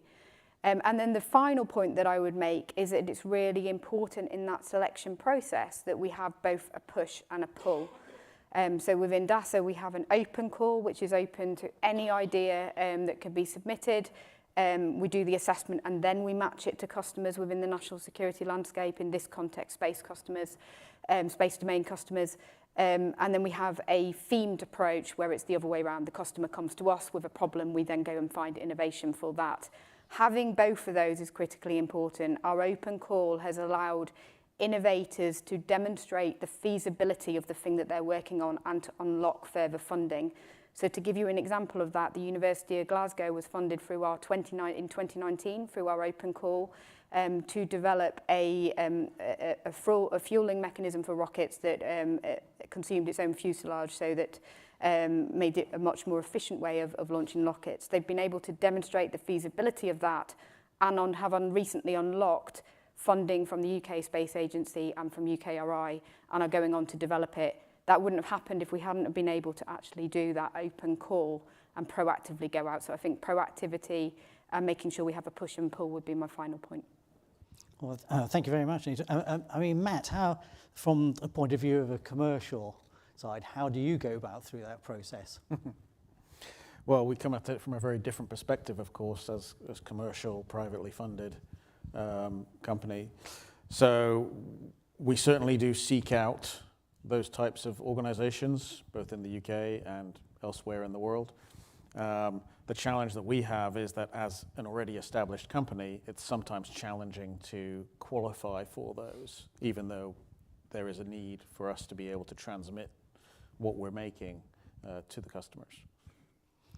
And I suppose the follow-on from that is that once you've identified these technologies, how do we manage to integrate these and introduce them at pace into capabilities? Perhaps you'd like to just expand on that, Matt, before I pass that on to others to comment as well. Yeah, I mean, especially with new technologies that the customer will not necessarily have experience with, you have an education process that you need to do with them, especially if you're changing the paradigm slightly of how they've used this type of technology before. So you have to have a way of giving them access to the capability to see what it can do for them, and then allowing them to understand how that can scale up within their organizations and across multiple organizations. The challenge for us from a commercial perspective is, of course, that we need to still make revenue at some point. And so the balance that I find myself striving for a lot is how do we manage to maintain enough innovation projects and balance them out with commercial customers who are actually willing to go into production. Thank you. Tom, would you like to pick up on that? Yeah. Yeah. Sorry, yeah. Sorry, I was looking down just to make sure I didn't catch, because I know there are a couple of other hands wanted to comment on I think it goes two ways as well, that it's not only us being able to identify the technology, but also providing demand signal out to industry to allow them to invest in those innovation areas, rather than trying to take a scattergun approach to say, oh, this might fit this capability, or this square peg might fit into this round hole. Or if we can provide a demand signal from a defence side to industry, I think that additionally helps that acceleration process. Being able to provide industry with an idea of what we want now, but also in the future, is definitely something that would pay benefits in the longer term, because industry can then invest in the appropriate technologies and innovate in those technologies to take that next step. Rebecca, we'll go down the line. Rebecca first. Yeah, I think this is a really interesting one, and I think I would go back to the kind of how do we identify. And so from an academic perspective, I think we could and should be doing more to leverage existing investment in space sector research. So I think the sector suffers from the fact that it's a very fragmented funding landscape, and we have a lot of research, space-related research being done under EPSRC or NERC, and it's not labelled as space research, and it's really, really challenging then, if we're thinking about that technology pull-through, to do that with industry, because it's not visible. And I would really like to see, going back to Stu Ather's point yesterday, a team captain who, with a national space research agenda that reflects the needs of defence within that, and then a clear funding pathway for organisations to take it from that low TRL research, to Doug Little's point yesterday, so we get this stuff beyond TRL 4. And I think that's, from an academic perspective, I think that would really accelerate what we can do in terms of innovation and technologies for space. And I'll certainly echo those comments on the complexity of the sector and funding arrangements. And I think as we go forward over the next couple of years, we really do need to work at how we simplify this, both in terms of internal customers within government, but also stakeholders and engagement from across industry. I know you've done some great work on your side in defence, working through that over the last couple of years. I wanted to touch on one approach we've developed in the UK since the last spending review and the last integrated review, namely how do we use dual-use venture in the space. A number of you will have worked with the National Security Strategic Investment Fund, NSIF. For those who haven't, that model is around using funder funds and other approaches to take an early stake in emerging companies, showing defence and national security's interest and backing for the sorts of their technologies they're taking forward in an early stage. Picking up on the need to generate revenue, we work on the principle that NSIF needs to use work programs and other early stage customer first resort mechanisms to start to deliver capabilities and demonstrate that they work, de-risking it both for other parts of national security and defence, but also the rest of government and the wider customer set. That's been, I think, successful both in terms of addressing some of the technology challenges, but also changing part of the mindset we often have within government towards risk. By NSIF bringing together some of the venture capitalist models, combined with that commercial mindset, it allows us to think about risk as a good thing. Where we're seeing technological risk, that is generating an upside, that we may have capabilities faster ahead of the adversary, capabilities that can give the UK an export edge. And that redefinition of risk from being a bad thing to be managed down to risk to on occasion being embraced as a way to make fast progress, I think has been really powerful. And a tribute to the team in taking that particular bit of cultural change forward. And Daniel, from a NATO investment standpoint, what would your view be on that? Yeah, I think, first of all, thanks so much for inviting me to that panel. I think at NATO, it's probably quite known, we've established this new Diana organization, the Defence Innovation Accelerator, which is actually headquartered here in London. We have a NATO Innovation Fund as well. So that's all great. So a lot of opportunities for disruption when it comes to technology development. But I think what we really need to focus now is on the adoption piece. And I think that came through a little bit by the other panelists. And I want to take a step further and talk a little bit about commercial integration more broadly.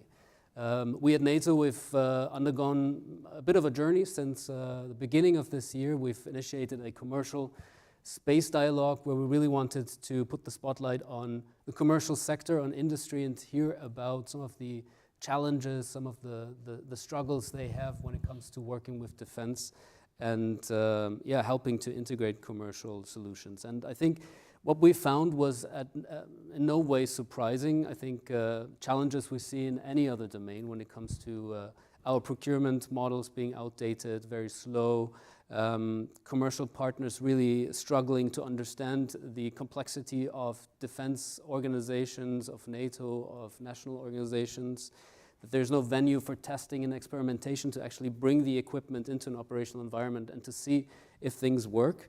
The high levels of classification, the lack of information flow, and one really important element as well, the threats that they experience when they partner with defense. That's a really, really important element that we want to talk a bit more about. And, you know, as I said, this was not surprising to anyone at NATO. It wasn't surprising to allies. But I think what was a bit unusual is that we really tried to rip the bandage off and make this really, really visible and transparent to the nations, to NATO. And NATO as an enterprise is struggling themselves to engage with industry. You know, when we do procurements, or before we even start, we do these RFIs, long templates, long lists that we send to industry where we want them their answers.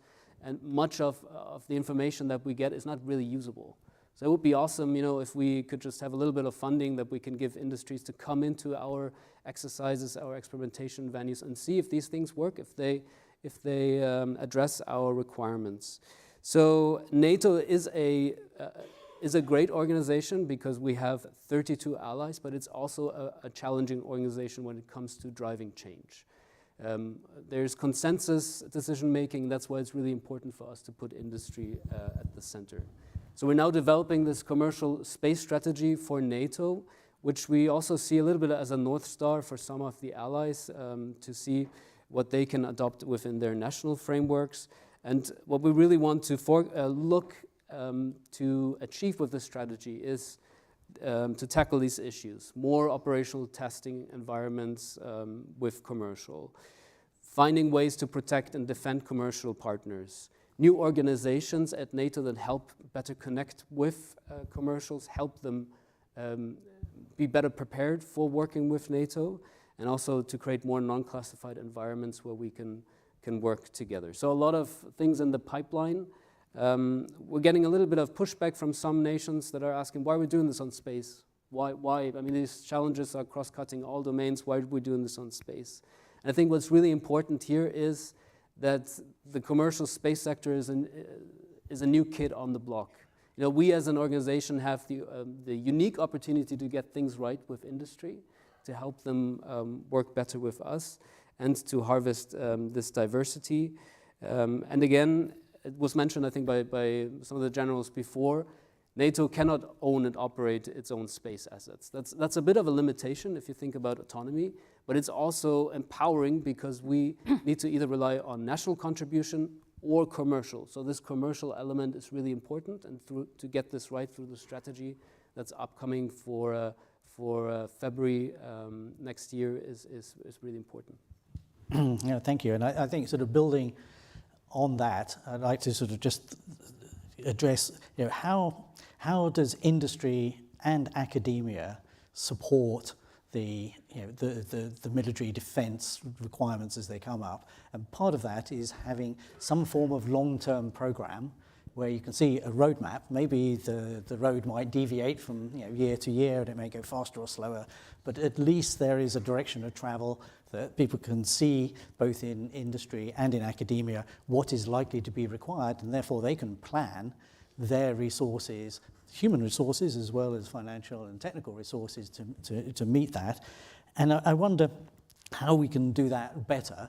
And also, is there a role there, or how important is it to have an ingredient of technology and capability demonstration along the road, so that the new technologies, as they come up, get introduced quickly, assessed, and then hopefully refined and before they're brought into full operational capability? Who would like to pick that one up? I can take a perspective on that. I think picking up on my earlier points about that kind of proactive engagement, for me, it's about us moving from a transactional relationship with industry and academia to a proper partnership. And some of the points have been touched on already, that we need to have this clear golden thread from the early research right the way through to actual capability adoption, and importantly from an industrial perspective to actual contracts and to money, because obviously they need to make profit. And we've talked about how we need to think about how we support business growth and how we attract in investment. All that requires integration and it requires coherence across the system.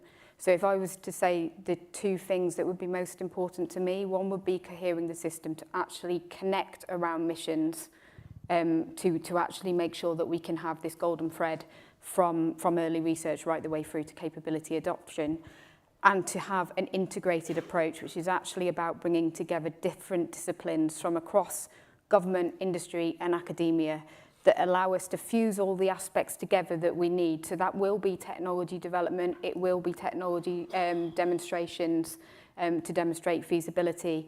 It will also be helping to connect innovators to their market so that they can understand what does the space domain market actually look like, and how might that work alongside their civilian market, and how does that actually form a sustainable business proposition, which actually then starts to de-risk them as an investment opportunity, which will enable them to actually attract the external investment that they need in order to be able to scale and grow.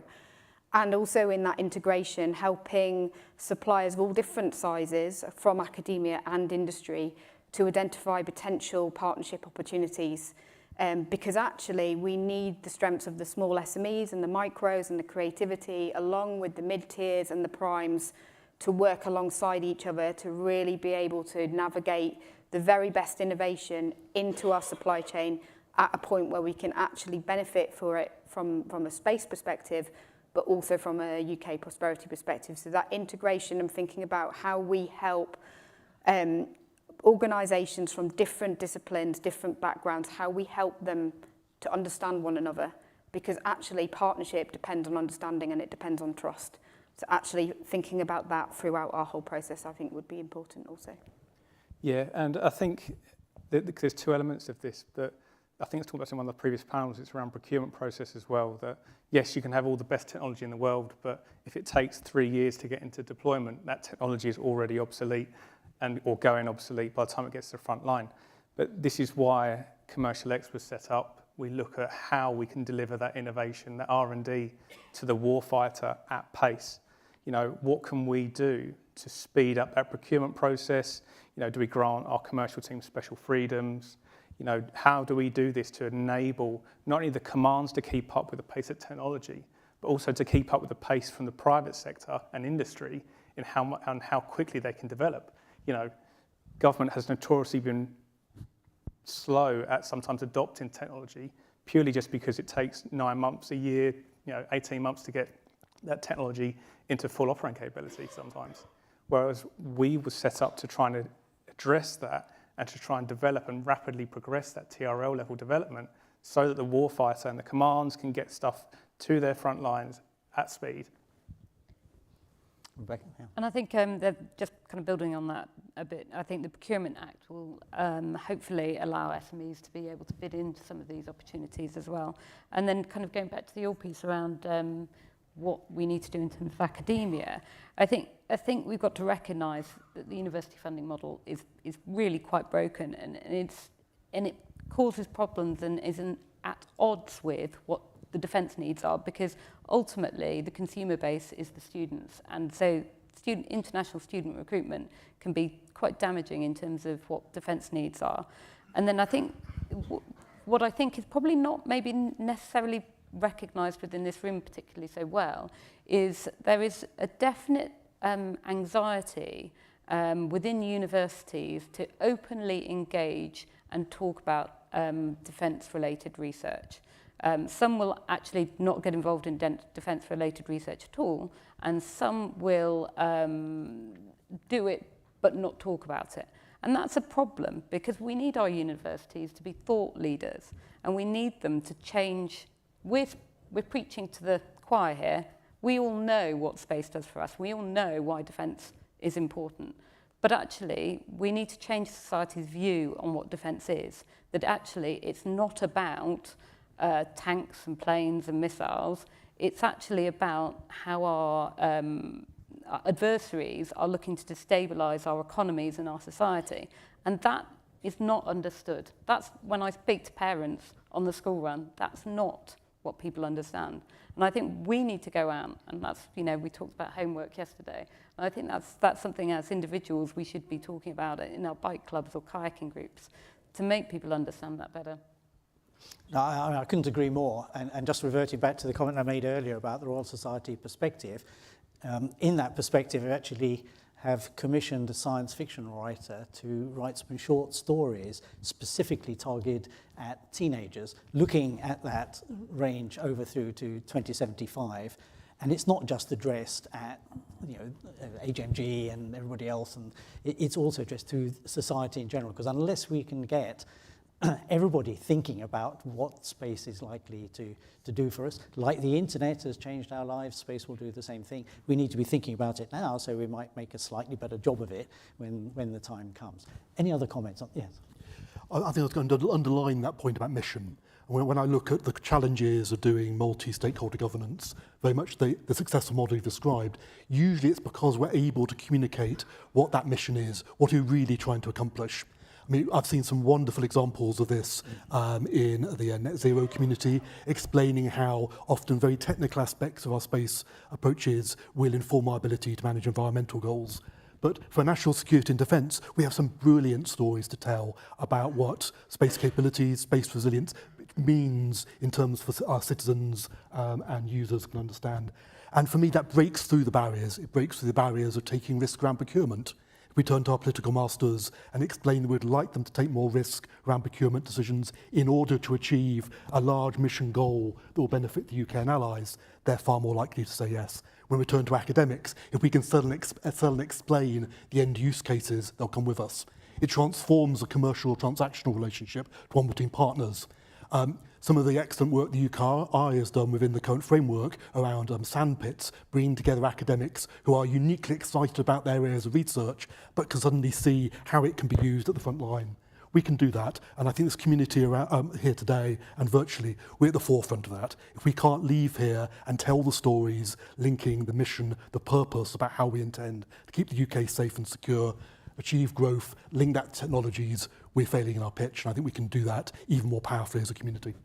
And I think if we're going to do that and keep the momentum, correspondingly, we need to have for our young people, both in academia and in industry, regular opportunities to be able to see how the work that they do gets demonstrated in orbit or on the ground, whichever part of the space chain it's in, so that they're not doing it and working on a 10-year or 20-year program, which they might complete once in their career.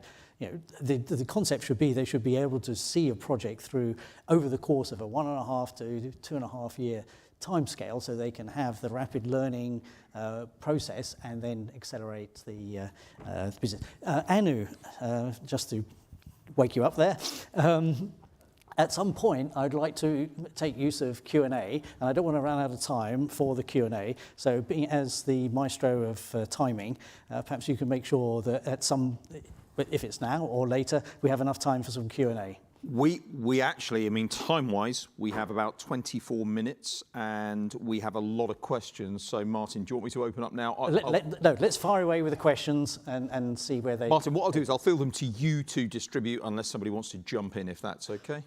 If anybody wants to jump in, put your hand up, and if you don't, I will finger you. Right. And I don't like the sound of that. In the nicest possible manner. Okay, what I'm going to do is I'm going to go Slido and then I'll go audience, Slido, audience. So I'm going to start with Slido.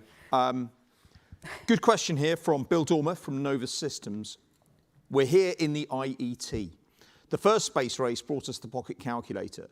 Today, our mobile phones are said to have greater computing power than was available to that first space race. So what does the panel foresee as future investable technologies for citizens on Earth from the next space race. And that's my emphasis on investable technologies.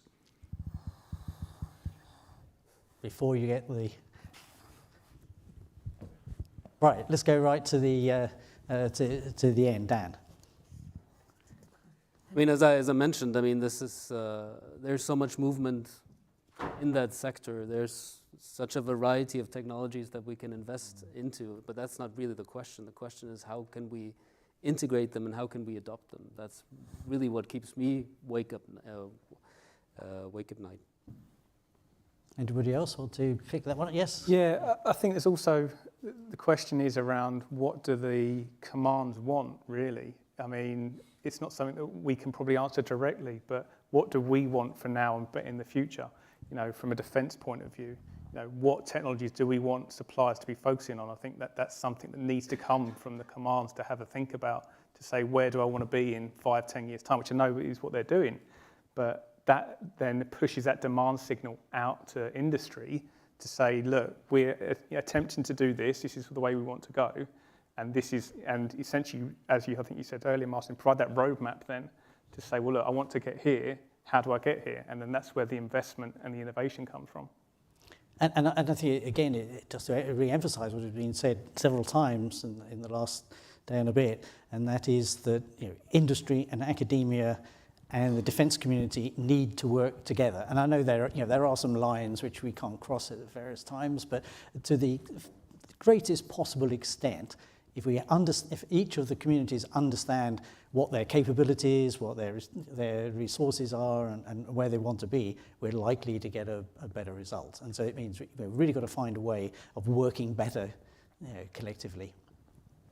And Martin, if I can just come back to this, because in a way this is a shared responsibility to drive that change. I think it's easy, I mentioned this earlier, Tom mentioned this earlier, procurement systems are broken, government is too slow, and so on and so on. That's all true, but I think it's clear that commercial and also academia have also responsibility in this game on a wide range of things. For example, what we see right now at NATO, I think this is different procurement organizations within the nations as well, there are so many offers coming in, and there are a lot of overhyped promises that come from commercial entities about this is what we're working on, we can deliver X, Y, Z. I think industry needs to also be a bit more realistic about what they can offer and when are they at this stage. And I think governments also need to put in a bit of a filter in terms of seeing, does this company actually have the funding and the capabilities to deliver? Another thing, and that's really important, not only in space, for defense primes to understand this is a diverse market and that they need to play with others when it comes to taking contracts from defense. So can we, as defense organizations, for example, mandate to have a 2-3% in our contracts that is carved out for smaller businesses? Are the defense primes happy? If that's not always the case, so I think that's something we need to work on. And we can talk about threats as well. I mentioned this earlier. I think also commercial partners need to understand that space has changed and that they need to invest into their own cyber resilience measures and so on and so on. So again, there's just a point to say this is a shared responsibility to drive this change. I think you highlighted an interesting point there, Dan. Pointing the finger at you. Yeah, I know, don't worry. I felt the finger.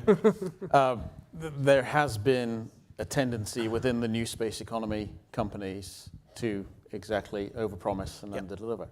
I'm certainly seeing now more resistance from customers to adopt new technologies or capabilities until it's actually available. 5 years ago, that was not so much the case. And I think that's industry's been its own worst enemy in that case, just in terms of having a high vision of what they can achieve and then technologically achieving a lot of it, but not necessarily what they said they were going to achieve.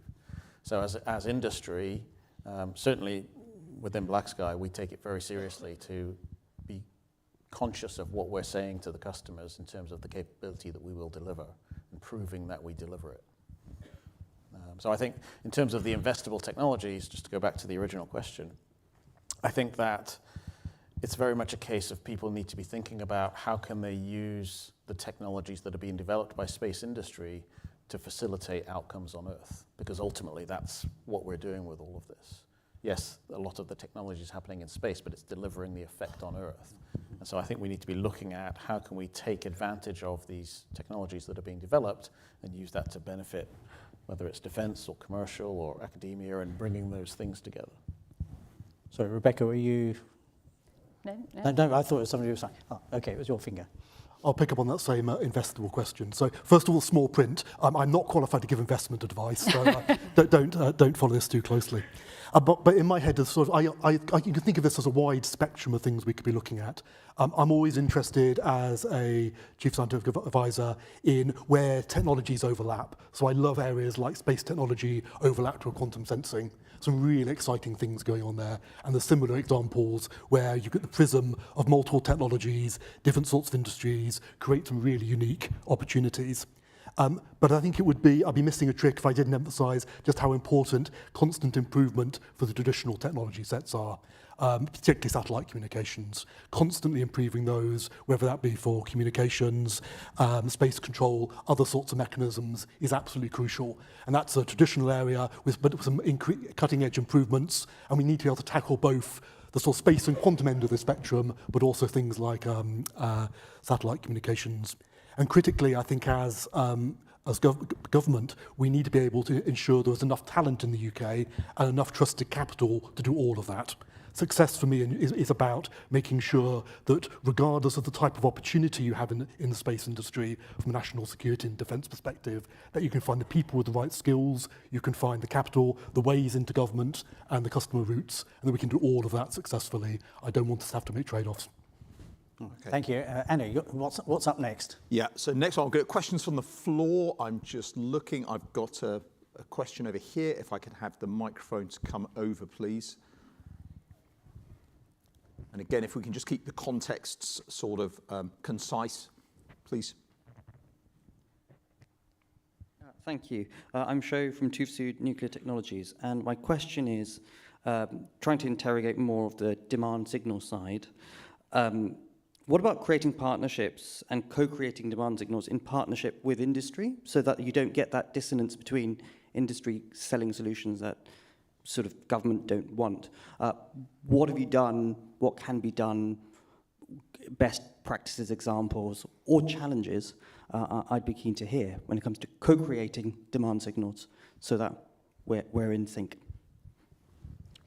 I can touch on some of that. It's not specific to space, but on that very point, we're just about to run a pilot that does exactly what you've just described, which is to do early market engagement with industry and academia, as well as cohering the key customers across government. We're actually looking at drones, not specifically space, but to do exactly that, so that we can, and the idea behind the hypothesis that we're really testing out is that by doing that, we can form a much better partnership with industry and academia that is informed better by the possibilities. Because I think we've talked about we actually have to go after the things that address our missions and our problems, and that has to be the driver. But we also need to ensure that we're not limiting our options by only looking at the things that we think are possible, as opposed to the things that might actually be possible. And similarly, I challenge a point that was made earlier. I think we need to think about the market as a dynamic thing. So our SMEs now will become our mid-tiers and our primes if they're successful. So the fact that they can't deliver now, but they have something that is really promising and really interesting shouldn't be a blocker to stop us from going after it. We need to think about how we support economic growth and how we support technology development at the same time, informed by that co-creation around the problem that you just described. Tom, do you want that? Yeah, and just following on for that point, I think that leads on to a good point about access for suppliers to defence, because ordinarily, you know, how many government procurement frameworks are there out there? There's, 20, 30, 40 plus. Suppliers sometimes look at it, especially SMEs, and think, which one do I best go with? Now, hopefully the new Procurement Act will help solve that with the dynamic markets and the rest of it. I know, there's stuff being worked on internally within commercial teams to look at how we solve that. But I think that then leads into that access point around, well, yes, you've got great technology, but actually, how do I engage with defence? Even to the point, I think, around across MOD, I think there's 20 or 25 different innovation cells. How do we as defence actually join up in a much more coherent way to give the market that signal? I mean, I was struck, and I can't remember the name of the program, but in the US, the DoD has a program where it invites SMEs to come forward, bring your ideas. They have a quick look at it. They say yep or no. Sign a contract, and you get paid within 3 days. Relatively modest sums, but nevertheless, it really works. And this is a fantastic catalyst for SMEs to be able to demonstrate what capability they have, and for, in that case, the DoD to see the potential impact for it, and then whether they want to build on it further. Next. If I may, we have that model in the UK. So our open call does exactly that, the DASA open call. So that is our open mechanism for being able to go out with modest sums where academia and industry can put in any idea that they think is relevant to defence and security, and we fund it quickly. You get a contract and funding all, as I say, within and 50% of our success stories come from the open call. It works. So that helps me shape your initial response and then your follow-up, Anita. And Martin, what you've just said, choosing this question, which is anonymous. One issue Daniel mentioned was lack of testing facilities available to commercial organisations. So, if we're going to draw this in, put that capabilities, how can we support? With the development of the NATO commercial space strategy, are you looking to build more testing facilities or to make existing facilities more readily available? And that's focused in the UK, I presume? Yes. Certainly there have been national facilities that have been developed just in the recent years for large-scale space tests. So I think the short answer is yes. The extent to which that goes, is, I would be interested in other people's comments. Is it sufficient? I don't think it is, and I think one of the issues that I know that SMEs and startups that I work with is there just isn't the capacity within those existing facilities for them to have access to it, and it's often dominated by the primes and their access to those types of facilities. And I think actually the SCIF funding has been really helpful in helping develop out new facilities, but I definitely think there's opportunity to look at that and think about, yes, there might need to be duplication of facilities because there is not enough capacity within the UK. I mean, there was an exercise carried out, and it's quite a number of years ago in the UK, which went through and actually identified all the facilities around the UK system. And it was quite surprising what lurked where. And I've wondered to what extent actually SMEs are just simply unaware of facilities that would be useful to them at the right scale that might exist, particularly in allied sectors, not necessarily the space sector, but in the automotive sector or others. They have various test facilities, and I wonder whether we need a more national register of useful facilities that could be made more available. So yes and yes. There's no doubt that we've got a range of brilliant facilities for prototyping, accelerators, all of that across the country. But even within the relevant bits of national security and defence sector, we don't necessarily know where they all are. And if we don't know, it's asking a bit much for external players to find it. I talked a bit about simplification earlier. I think we need to get to the point where you could pitch up as a SME to any of us from government on this panel, and you could have access to our combined facilities. That is the state we should be aiming towards. I think we would love to have more investment in this. I'm conscious when I turn to Treasury and a spending review, they're likely to insist I make best use of my current facilities before building more. That's entirely reasonable. But I think there's something about linking these types of infrastructure, these sorts of platforms to the growth agenda that Anita mentioned. This isn't just about bringing forward capabilities. It's about our ability to create new sectors, new markets, manage those demand signals, and being able to plug in those facilities, those capabilities into that wider statecraft of growth, I think is going to be crucial during the next round. And there's a lot more we could do that, building on some of the success stories from the last 3.5 years, scaling those up and really making this a national endeavour linked in turn to the NIF and Diana and the NATO frameworks. And indeed, over to you, Daniel. Yeah, I want to maybe zoom out a little bit, and I think the really key ingredient or the key glue in that triangle between industry, defense, and academia is trust. And what I often hear from some nations and also from NATO, I think there is sometimes a bit of a concern if actually commercial can deliver. If they can trust their data, their algorithms, if you know, they have the cybersecurity measures and so on and so on. And I think the main, one of the key ways to build trust is to exercise together, to bring commercial in, to train the way we fight, to really know how things operate when the fight starts way before that point.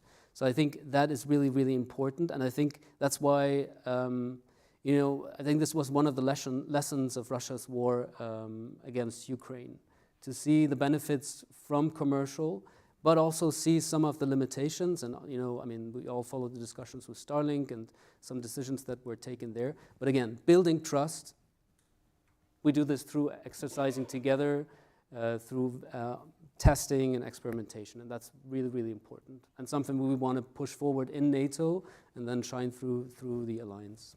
I couldn't agree more. That, you know, working together on, you know, focused activities really is what creates the trust and the understanding. And I think in the discussions that we've had in the last day and a half, we've seen a move away from perhaps the old, well, I was going to call it almost the sort of Cold War mentality of, you know, industry and defence, and there's a sort of tiny little peephole through which, you know, the conversation occurs, to a much more integrated approach, and we just need to take it a little bit further. Anu, okay, I'm going to open up to the floor again. I'm just looking, and I can see a gentleman over here, please. If I could have the microphone over here. Apologies, I was slightly blinded by the lights there. And Thank you, Alan Thompson from Skyrora. I did actually put a question in the Slido as well, but the question I'd like to ask in this context is more about, continuing from Daniel's point about trust. Does the panel have any recommendations how industry can enable emerging launch, which will underpin assured access to space for the United Kingdom, and recommendations how to build the trust and education in the regulator to allow this activity to take place? We've been now 3 years into the new regulatory regime. We've had one license issued to launch from the United Kingdom, and we are now at a stage where the regulator is actively refusing to engage with industry to learn the activity. Is it a question of government investment to unlock the regulator's ability to engage and learn? Or what's the challenge? Is it an opportunity to develop these regulatory sandpits coming out of the regulatory review to be able to share and build that trust in a regime, in an area where we can talk about ConOps and develop this? Or is it, what in the panel's view is the key factor to unlock launch, which could be a huge new market opportunity for the United Kingdom, both for defence and civil? Just interested, thank you. So while my panel members think about who wants to pick that one up, you know, it's quite clear that with technology and the application of that technology moving so quickly, that the regulatory and the policy regimes cannot keep pace, and therefore they need to accelerate or endeavour to accelerate at a similar rate, and that means more resource required, and I guess it just takes longer than we would like for that to ramp up in order to be able to meet the policy and regulatory demands. One hopes that that is a converging line, that, you know, the growth of technology and the ability for the regulatory side to catch up on that is going to converge.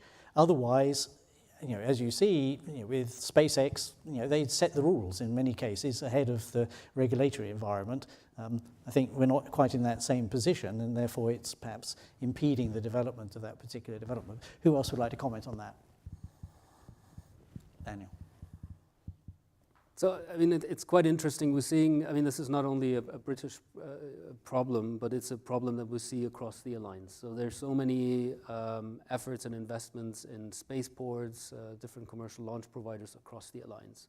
So, you know, rationally thinking, wouldn't it make sense that nations come together, talk about these issues that they have within their national frameworks, look at what regulations they're putting up and see, okay, this works here, some lessons we can take from this nation, from Norway, from Sweden, and adopt it in this framework. I think this is it's important, this partnership, and not just to think in your own national framework. And at NATO right now, we're developing a new multinational program, so where it's not 32 allies, but really a coalition of willing, smaller coalitions coming together.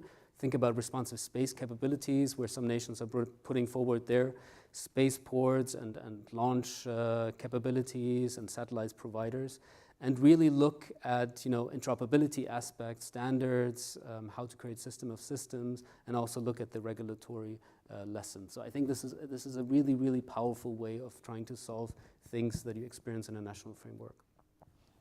Anybody else want to comment? I can't comment on the specifics, but I think a more general learning from innovation more generally, it comes back to this mission point and to integration. So one of the kind of my guiding principles, if you like, for innovation is don't just assemble the advocates and those that have got really great ideas on how to do change. Actually also assemble your naysayers early and talk to them, because they will have a reason as to why they are operating in the way that they do. And actually having that conversation early at the beginning, I think is really critical, because that's when you start to be able to unlock some of this and to actually make changes. So that would be part of my recommendation. Enno, is there... I think Anita just picked up on a point that I want to bring out of the trust comment that you made. The communication is key to building trust.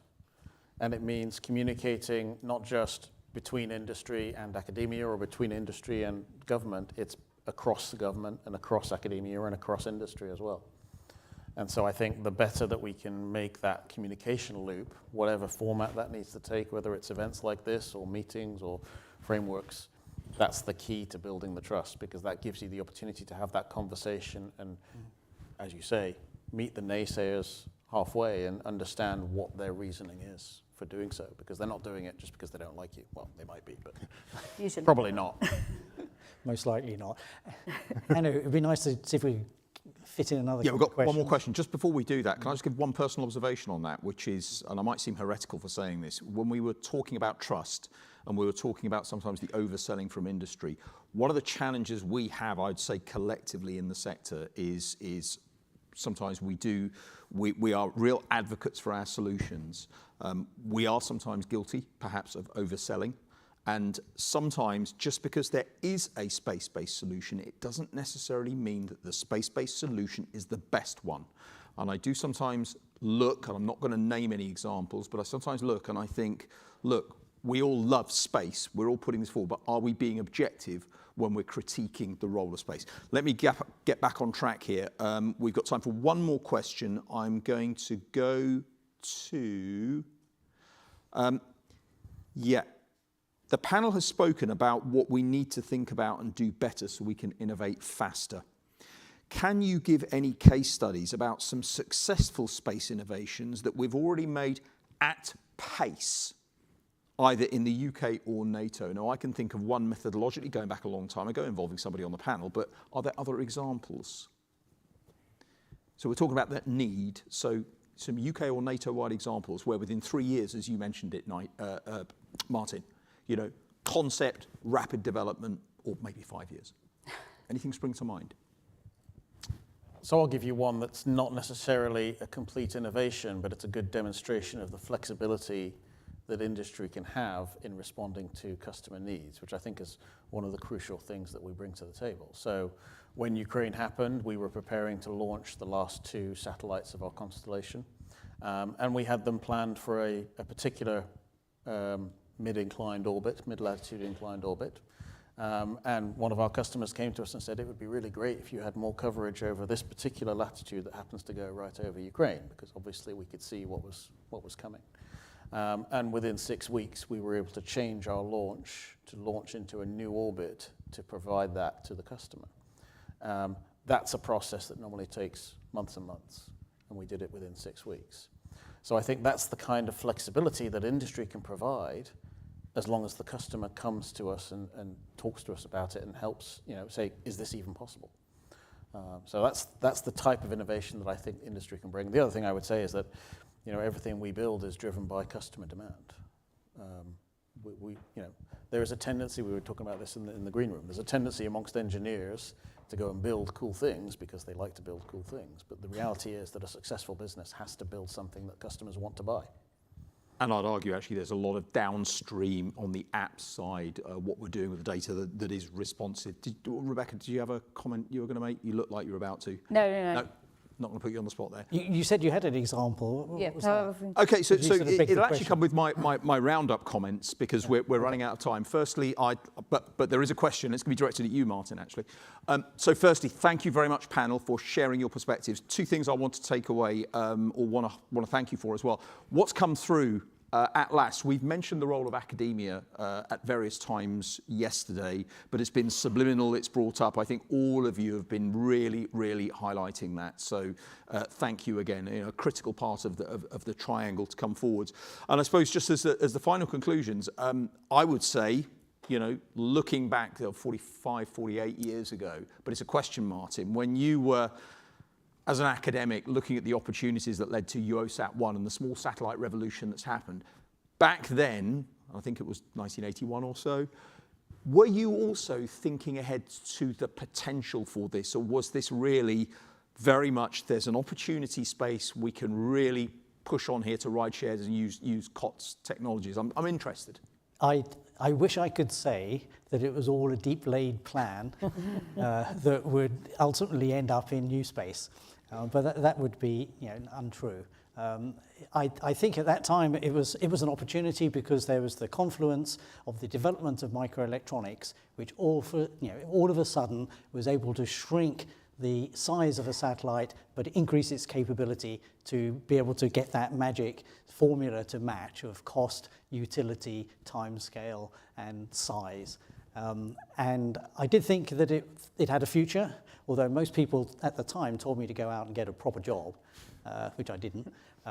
So I could see there was a hazy future, which I believed in, but I couldn't say, in all honesty, that I saw where it would be today. Thank you, Martin. Colleagues, could we show our appreciation in the customary manner? Colleagues, thank you very much.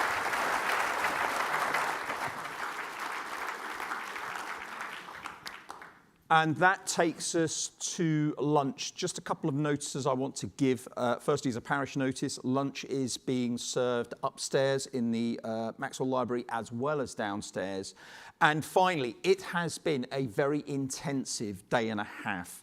We've had lots of ideas. We are going along a narrative pathway. We are getting all of the ingredients we need.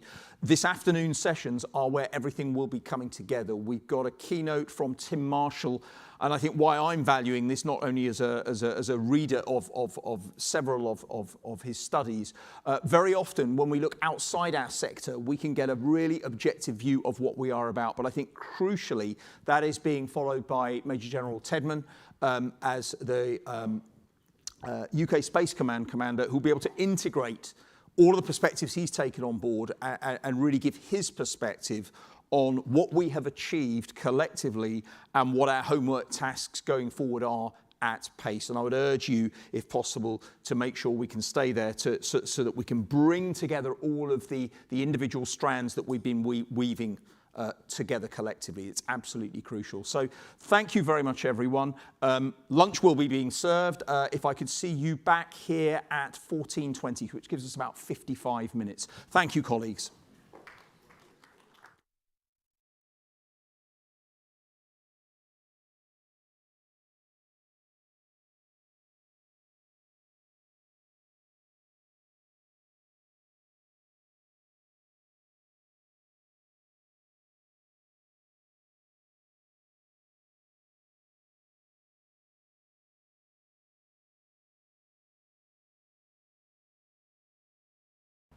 There's a hidden thread that binds together the fabric of our lives. A web of silent signals sent from space to power our connections, protect our infrastructure, and help us find our place in the world. But the satellites that watch over us, keeping our lives in time, exist in the harshest of environments. From ion clouds to solar flares, natural forces have the potential to wipe out entire networks. While human-made space debris hurtles around the globe, threatening the satellites we depend on. and at worst, creating a cascade that will irreversibly damage our lives on Earth. Our way of life is threaded together by what sails among the stars. If we take it for granted, everything we know could untangle. This is why we have a force to watch over and protect our interests in space, and where necessary, to work against those who wish to threaten our national security. This can only be achieved through a partnership that brings together all our military services, to work with our allies and partners and be a meaningful space power. UK Space Command will nurture the brightest talent the nation has to offer and collaborate with the most innovative partners in industry and academia. Together with our global space coalitions, we will create a future for us and our children, where space is safe, secure, and sustainable, where our service personnel can operate to the best of their ability, and our way of life is protected.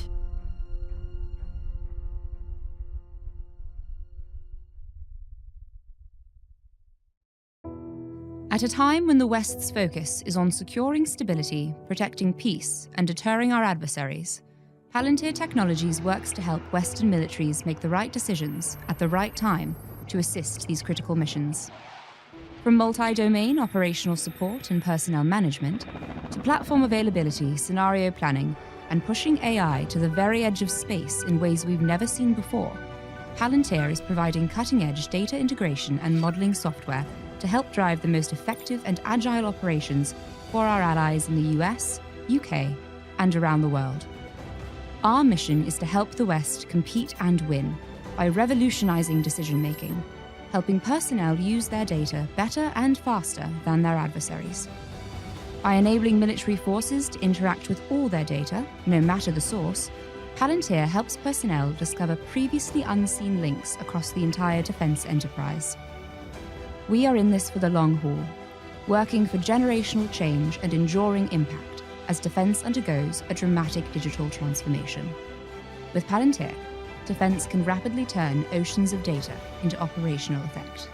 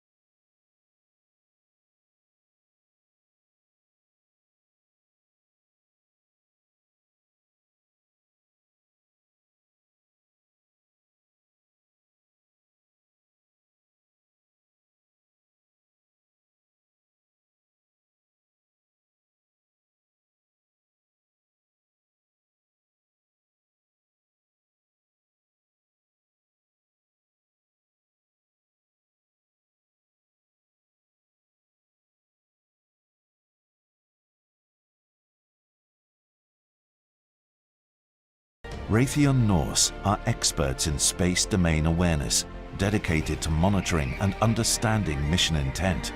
This means we see where others can't, to track what's going on and provide the critical data needed to protect our assets on orbit from accidents or adversaries. We are trusted to deliver for both domestic and defense customers. Through collecting and distributing critical data to government and UK satellite operators, we are helping build British space capabilities from the ground up. Our Loki sensors tackle the challenges of low Earth orbit optical observation. They track object size, speed and direction, providing the data our analysts use to identify events and concerns. Loki is complemented by our Norse Track software, which simulates space events from conjunctions and fragmentations to maneuvers and re-entries. Raytheon Norse.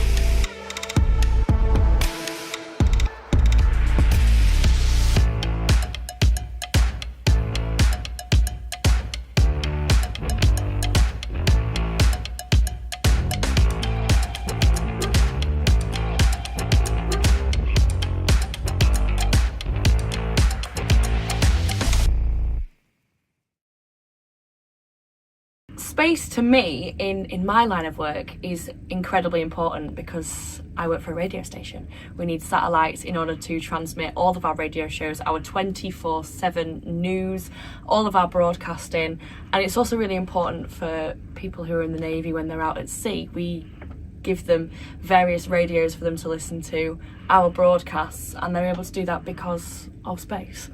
And lastly, if it wasn't for TV satellites and everything else like that, they wouldn't be able to watch the shows that they love and catch their families' shows that they miss and be able to bond with their families knowing that they've been able to watch the same thing as them. It's like a home away from home, and that's what space means to me.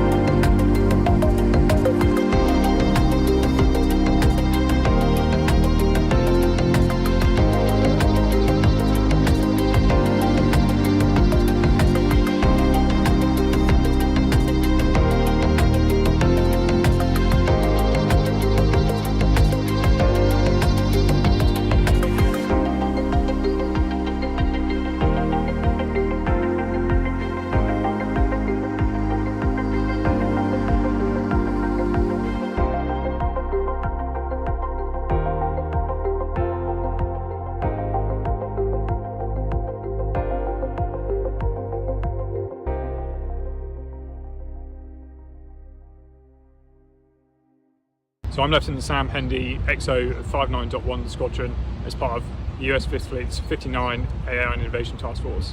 Space is important to us as we integrate commercial assets inside the 5th Fleet in order to address problems within theatre. Satellites allow us to communicate with all of our mobile assets in theatre, as well as outside of theatre amongst other seas in the AO. In order for us to integrate the commercial technology, we rely on various constellations such as Starshield and Starlink to provide encrypted comms back in our robotics operations centre here in Bahrain.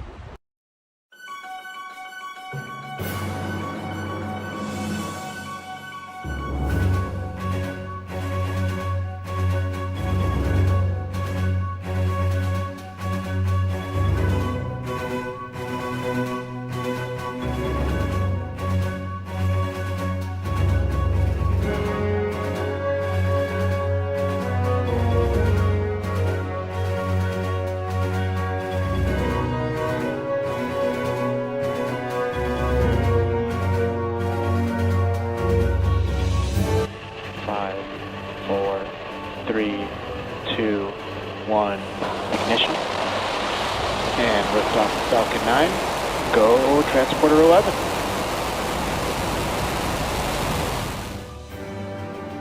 Taiki, deploy confirmed.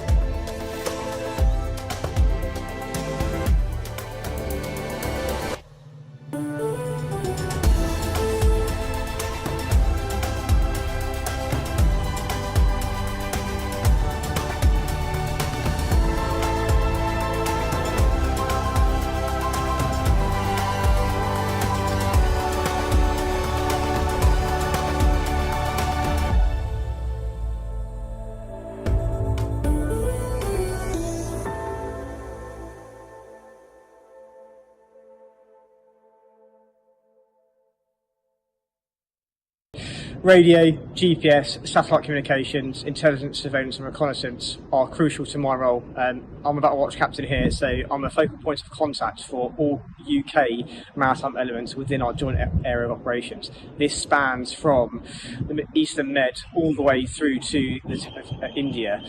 So this covers a vast region. In addition to this, I liaise with my colleagues at the US 5th Fleet and Combined Maritime Forces to enable us to ensure our units achieve their mandated tasking and are ready for contingent tasking.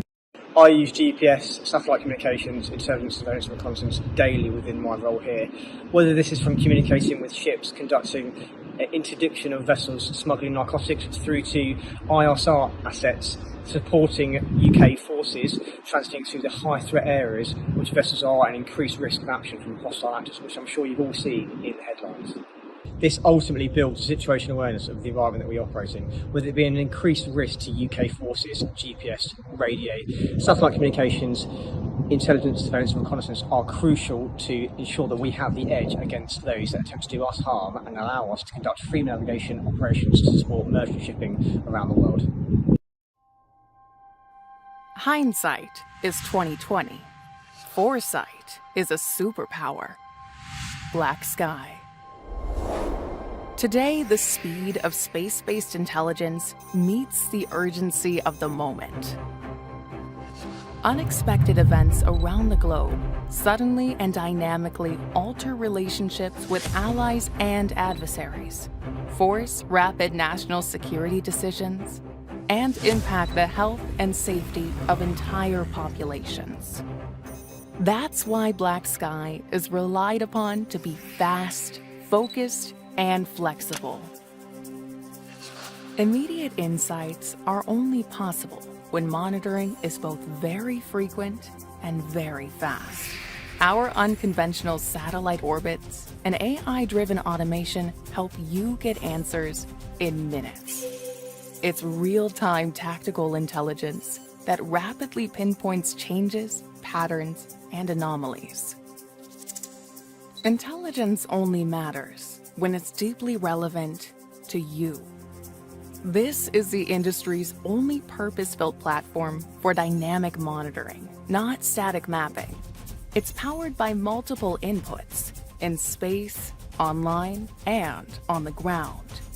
And to enhance the relevance of your outputs, data is automatically analyzed at machine speed. Our platform is flexible and highly intuitive, even easy to master. We give you the power to task satellites anonymously and securely, and to fully control the observation in your areas of interest. This is always-on, space-based intelligence in your hands. When you need to act, not just fast, but first, harness the power of a superpower. Black Sky. As an N6 communicator at UKMC HQ, space is pretty relevant because we have 2 VSAT satellites on the top of our building. These are constantly tracking Skynet, which provides us with secret and official sensitive comms. We also have a reversionary mode called the Type 4 node stroke VGAN. This is, for instance, if we were to lose Skynet, or if we were to lose the capability of achieving Skynet at HQ, we could set up this portable node with a VGAN satellite that shoots straight to it. And then this will provide secret and OS comms, voice, data, whenever we need it and require it.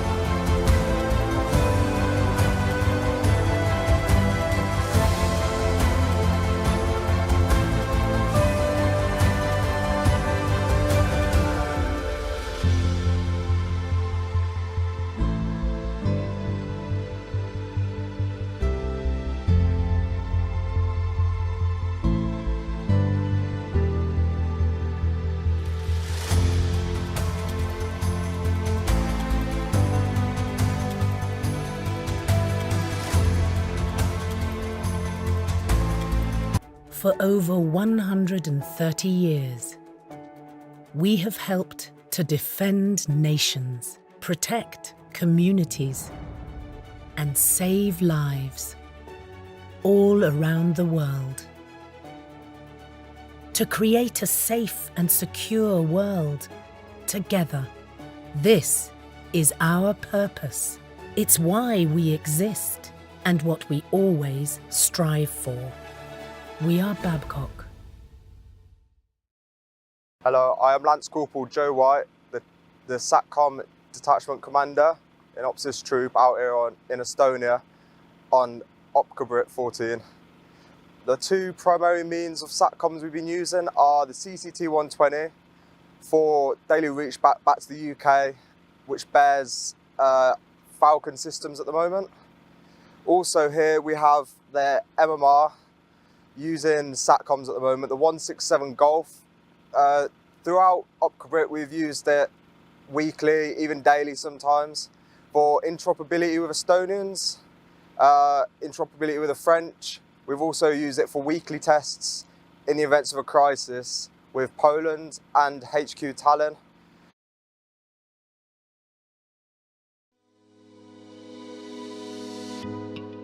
As a member-led organisation, it's important for me to travel around the world meeting people who work in the industries we represent.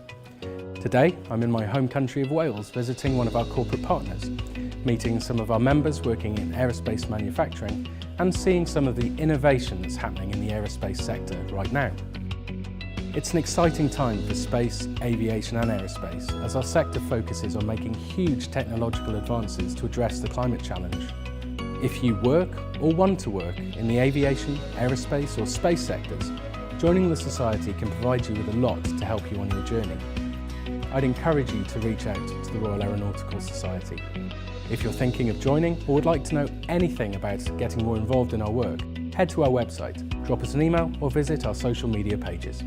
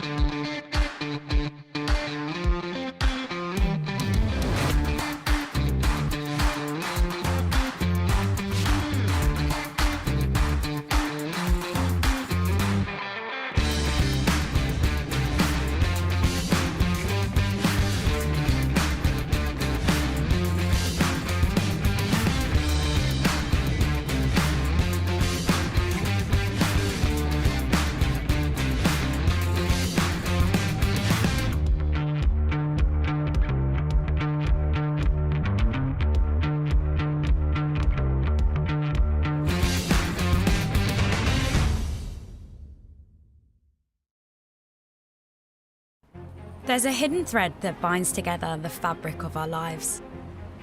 A web of silent signals sent from space to power our connections, protect our infrastructure, and help us find our place in the world. But the satellites that watch over us, keeping our lives in time, exist in the harshest of environments.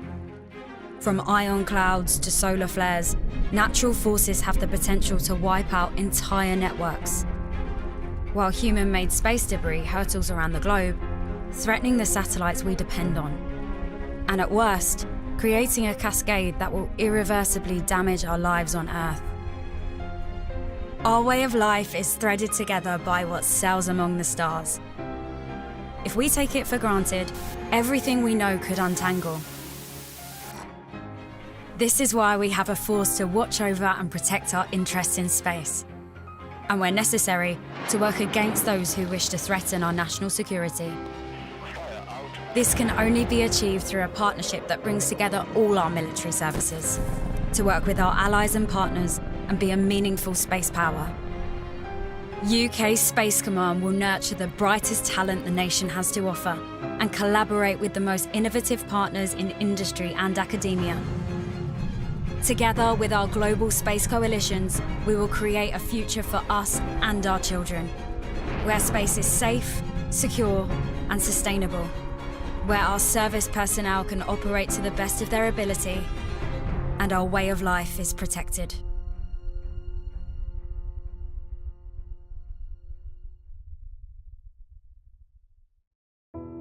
At a time when the West's focus is on securing stability, protecting peace, and deterring our adversaries, Palantir Technologies works to help Western militaries make the right decisions at the right time to assist these critical missions.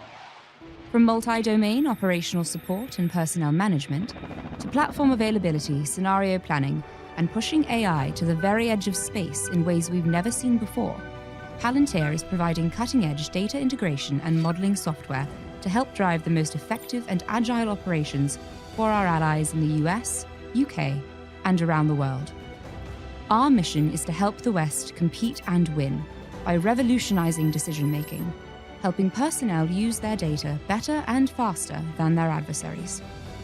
By enabling military forces to interact with all their data, no matter the source, Palantir helps personnel discover previously unseen links across the entire defense enterprise. We are in this for the long haul, working for generational change and enduring impact as defense undergoes a dramatic digital transformation. With Palantir, defense can rapidly turn oceans of data into operational effect.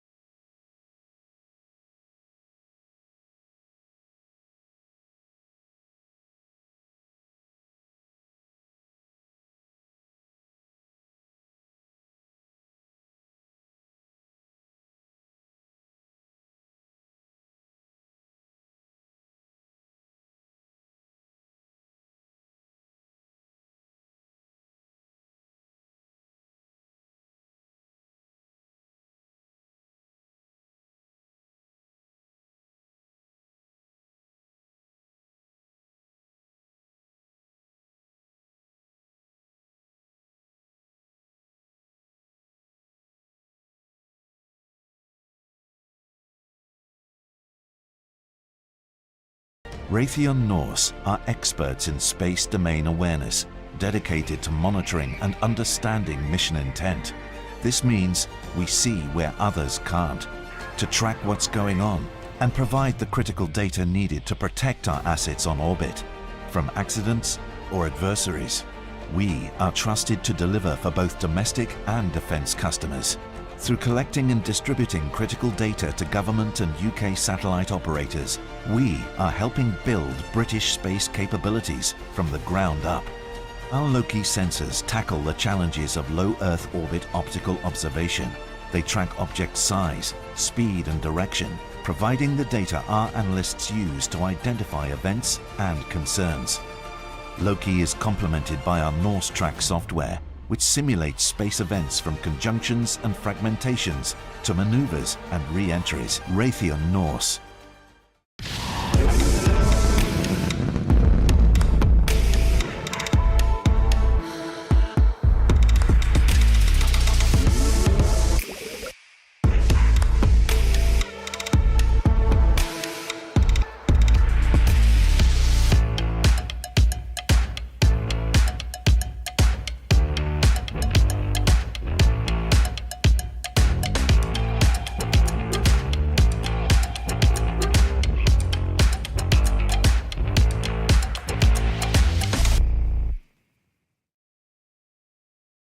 Space to me in my line of work is incredibly important because I work for a radio station. We need satellites in order to transmit all of our radio shows, our 24/7 news, all of our broadcasting, and it's also really important for people who are in the Navy when they're out at sea. We give them various radios for them to listen to our broadcasts, and they're able to do that because of space.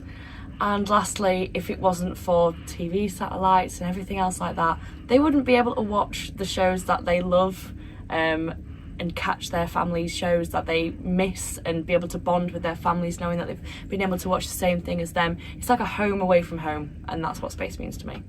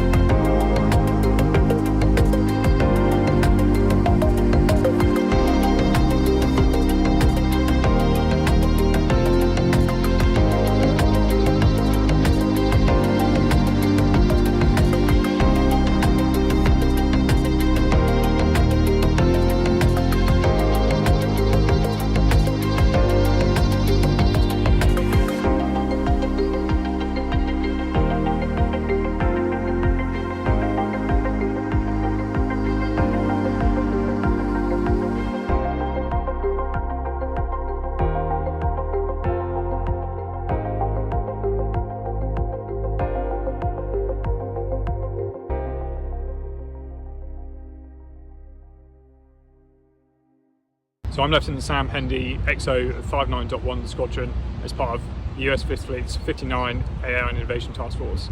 Space is important to us as we integrate commercial assets inside the 5th Fleet in order to address problems within theatre. Satellites allow us to communicate with all of our mobile assets in theatre, as well as outside of theatre, amongst other Cs in the AO. In order for us to integrate the commercial technology, we rely on various constellations such as Starshield and Starlink to provide encrypted comms back in our robotics operations centre here in Bahrain.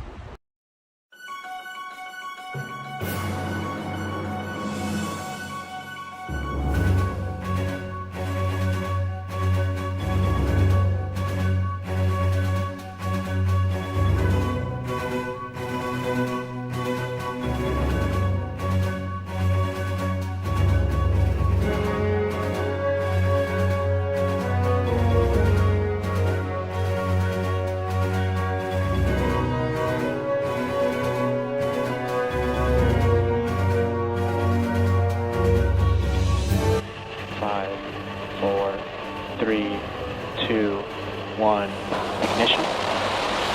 And liftoff of Falcon 9. Go Transporter 11.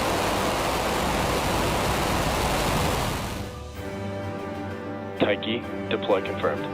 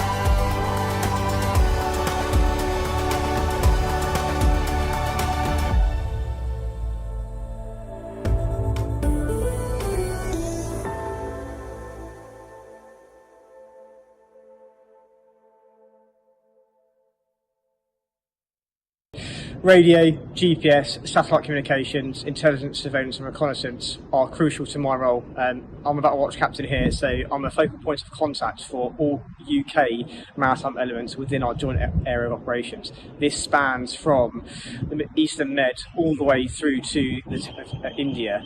So this covers a vast region. In addition to this, I liaise with my colleagues at the US 5th Fleet and Combined Maritime Forces to enable us to ensure our units achieve their mandated tasking and are ready for contingent tasking.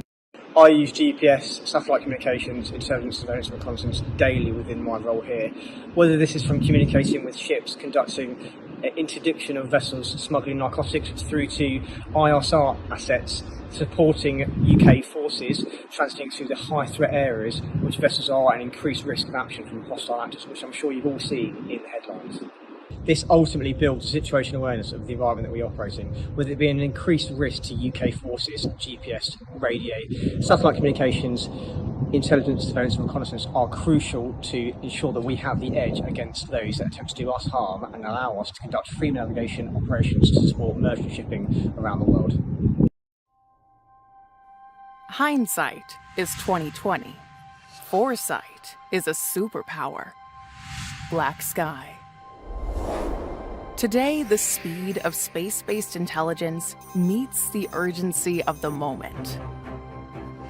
Unexpected events around the globe suddenly and dynamically alter relationships with allies and adversaries, force rapid national security decisions, and impact the health and safety of entire populations.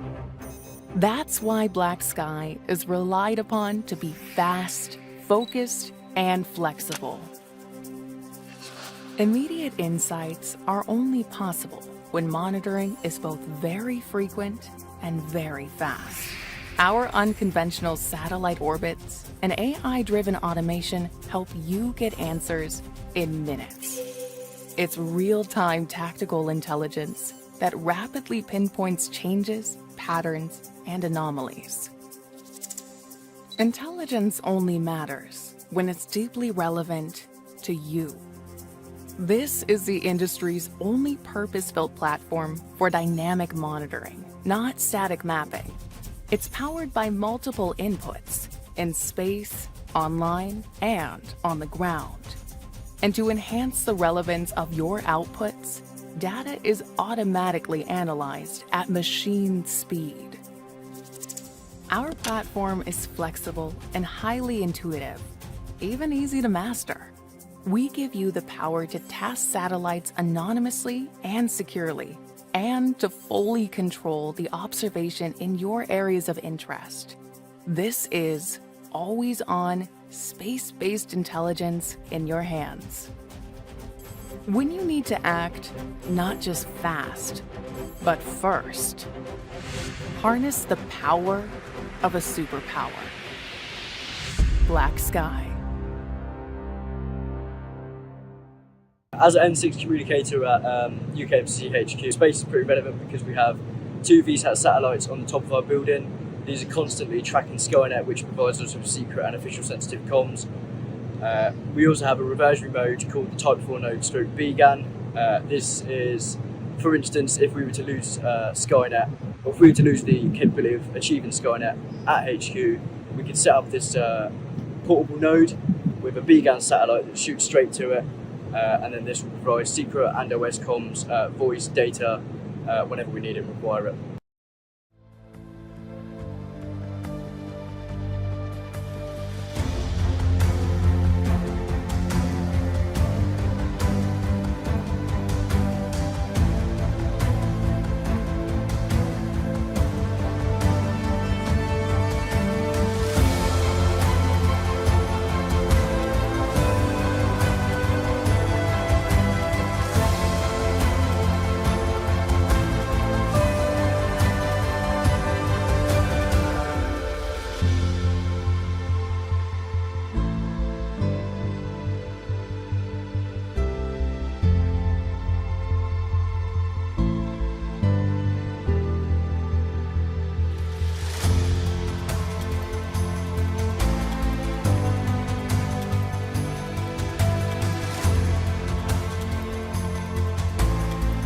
For over 130 years, we have helped to defend nations, protect communities, and save lives all around the world. To create a safe and secure world together. This is our purpose. It's why we exist and what we always strive for.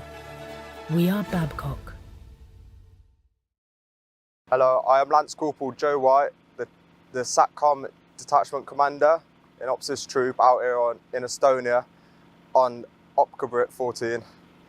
The 2 primary means of SATCOMs we've been using are the CCT-120 for daily reach back to the UK, which bears Falcon systems at the moment. Also here we have the MMR using SATCOMs at the moment, the 167 Golf.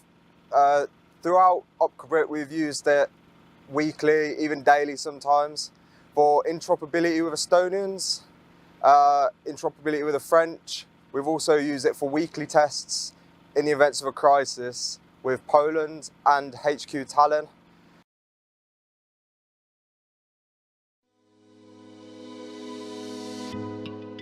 As a member-led organisation, it's important for me to travel around the world meeting people who work in the industries we represent. Today, I'm in my home country of Wales visiting one of our corporate partners, meeting some of our members working in aerospace manufacturing and seeing some of the innovation that's happening in the aerospace sector right now. It's an exciting time for space, aviation and aerospace as our sector focuses on making huge technological advances to address the climate challenge. If you work or want to work in the aviation, aerospace or space sectors, joining the Society can provide you with a lot to help you on your journey. I'd encourage you to reach out to the Royal Aeronautical Society. If you're thinking of joining or would like to know anything about getting more involved in our work, head to our website, drop us an email or visit our social media pages.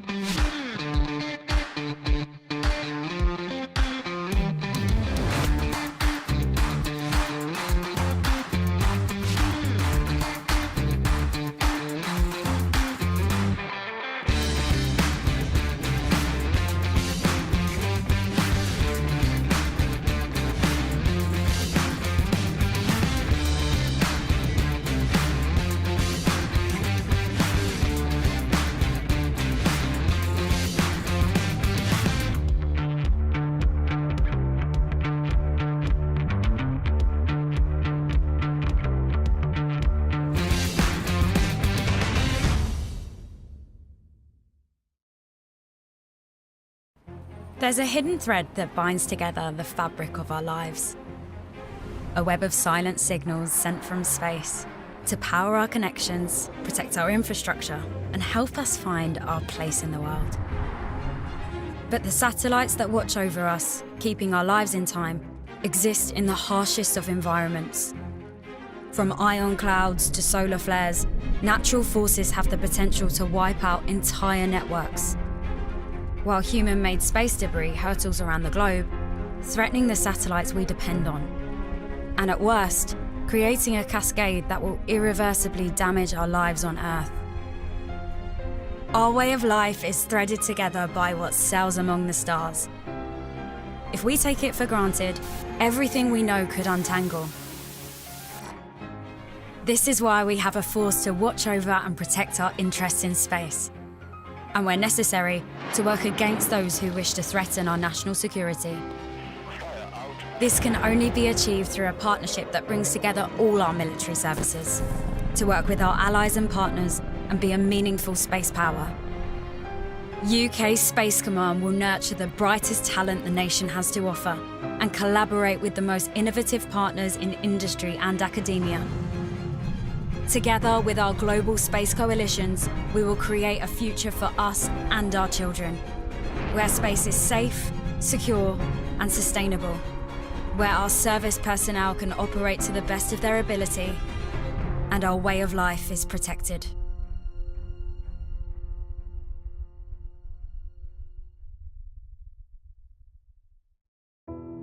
At a time when the West's focus is on securing stability, protecting peace, and deterring our adversaries, Palantir Technologies works to help Western militaries make the right decisions at the right time to assist these critical missions.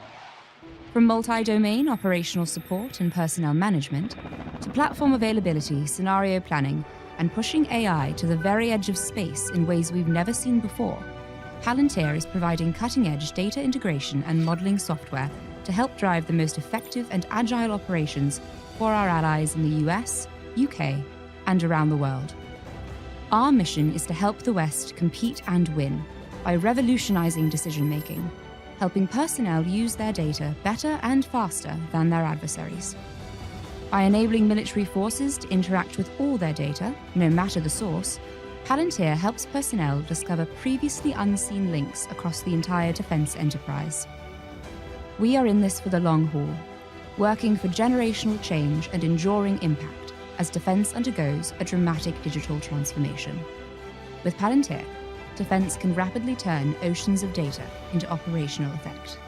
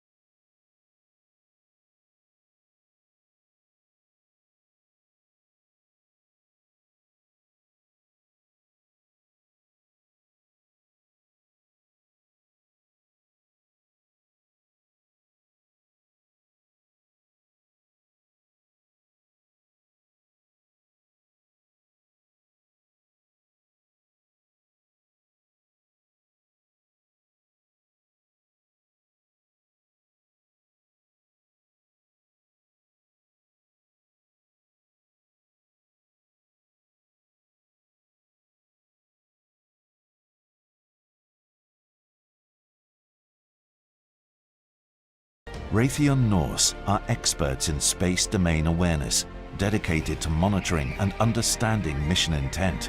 This means we see where others can't, to track what's going on and provide the critical data needed to protect our assets on orbit from accidents or adversaries. We are trusted to deliver for both domestic and defence customers. Through collecting and distributing critical data to government and UK satellite operators, we are helping build British space capabilities from the ground up. Our Loki sensors tackle the challenges of low Earth orbit optical observation. They track object size, speed and direction, providing the data our analysts use to identify events and concerns. Loki is complemented by our Norse Track software, which simulates space events from conjunctions and fragmentations to maneuvers and re-entries. Raytheon Norse.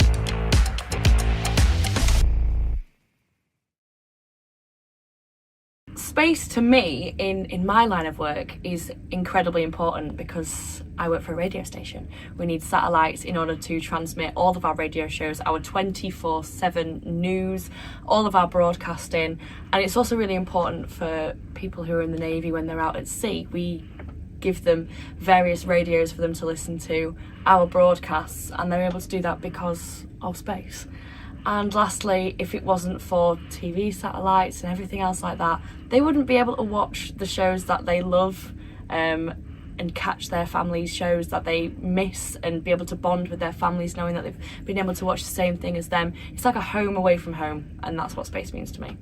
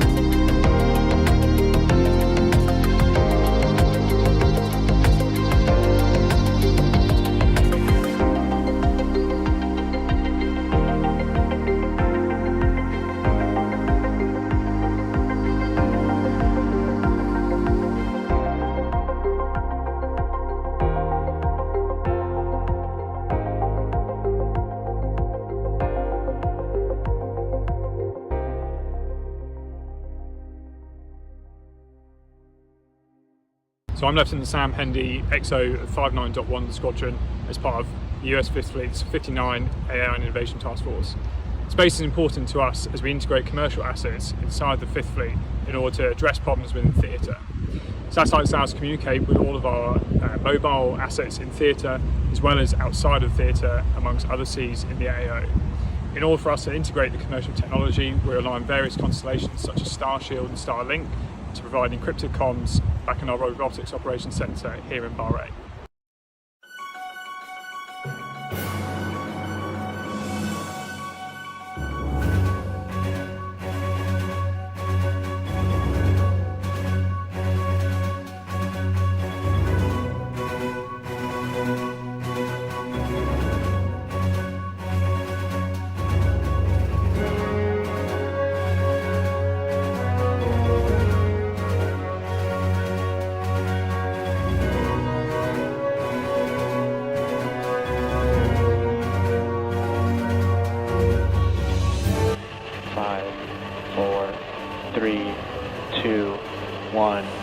Ignition. And liftoff Falcon 9. Go Transporter 11.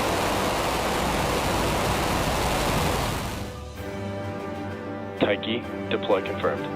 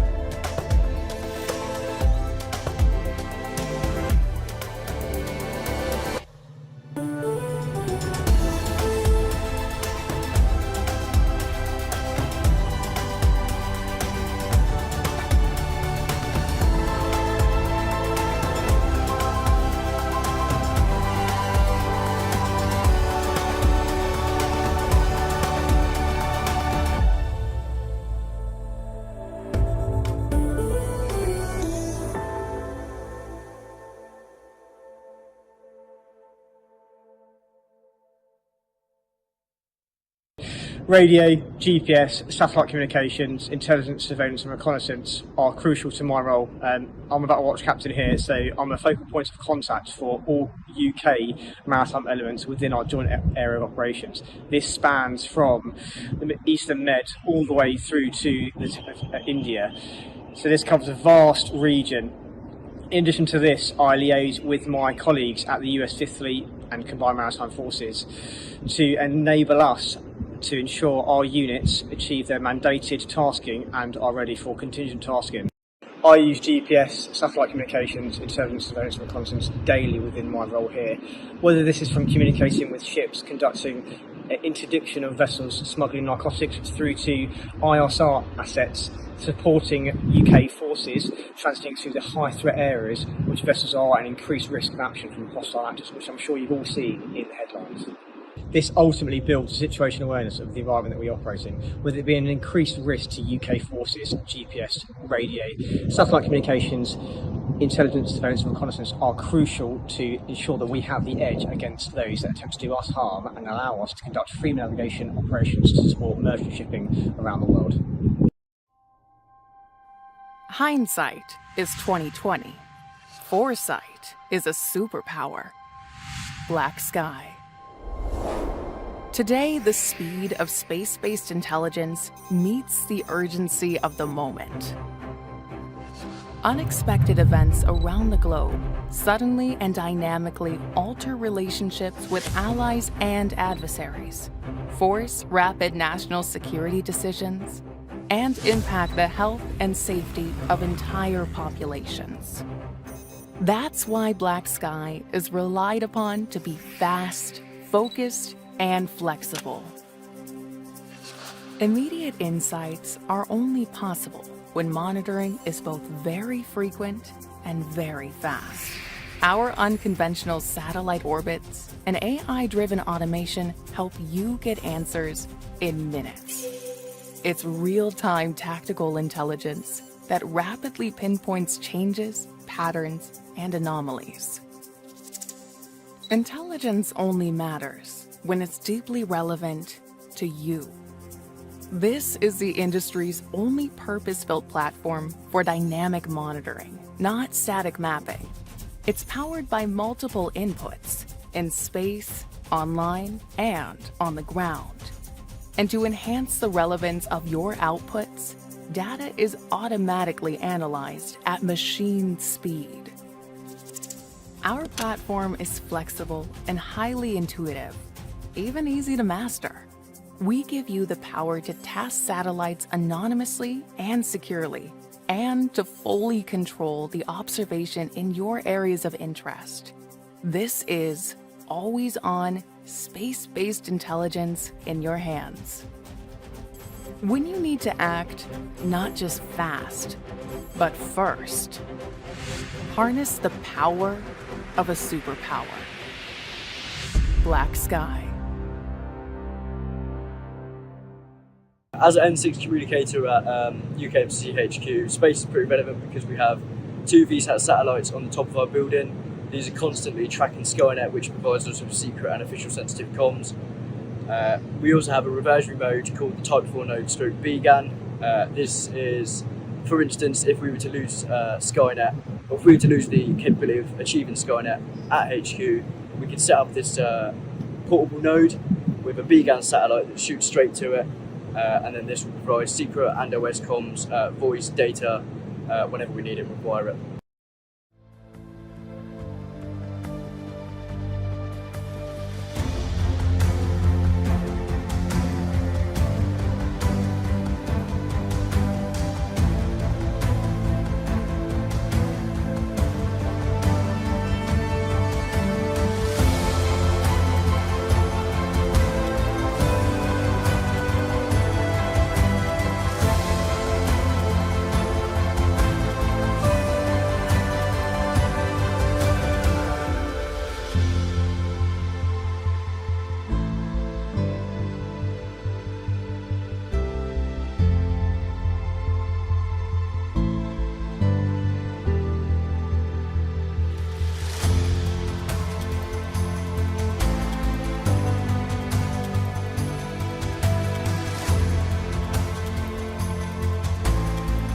For over 130 years, we have helped to defend nations, protect communities, and save lives all around the world.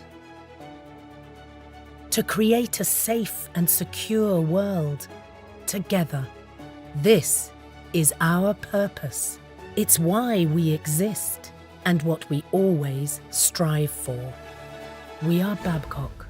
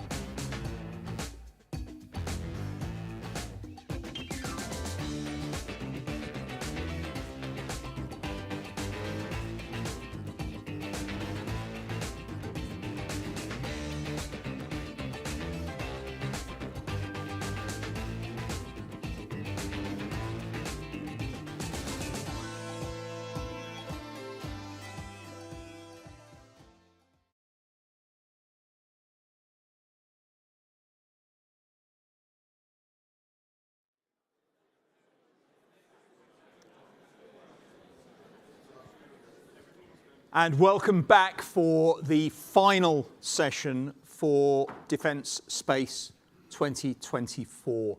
One of the themes that's emerged again and again over the last 2 days is the necessity, and I would say the imperative, of us better communicating outside our own bubble chamber of space, be that on the civ side, on the defence side, be that to the general public, to policymakers, politicians.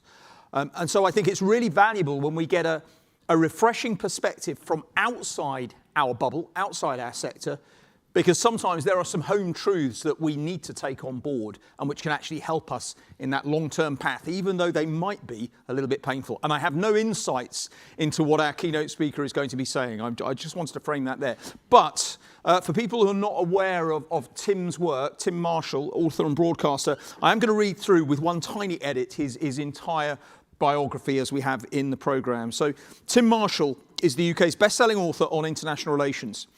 The author of 8 books, his Prisoners of Geography book has sold more than 2 million copies worldwide and has been translated into more than 20 languages. His latest book, The Future of Geography, is about astropolitics. Tim was a foreign correspondent with Sky News for 30 years before leaving to concentrate on writing and analysis. He's covered conflicts in Bosnia, Croatia, Serbia, Lebanon, Gaza, Iraq, Afghanistan, Syria, and Libya. During his career, he's been shot with bird pellet in Cairo, hit over the head with a plank of wood in London, bruised by the police in Tehran, arrested by Serbian intelligence, detained in Damascus, declared persona non grata in Croatia, and tear-gassed all over the world. But from his words, nothing compares to being able to go and watch with his family his beloved Leeds United. So, colleagues, could we please give a space community welcome to Tim Marshall? Thank you.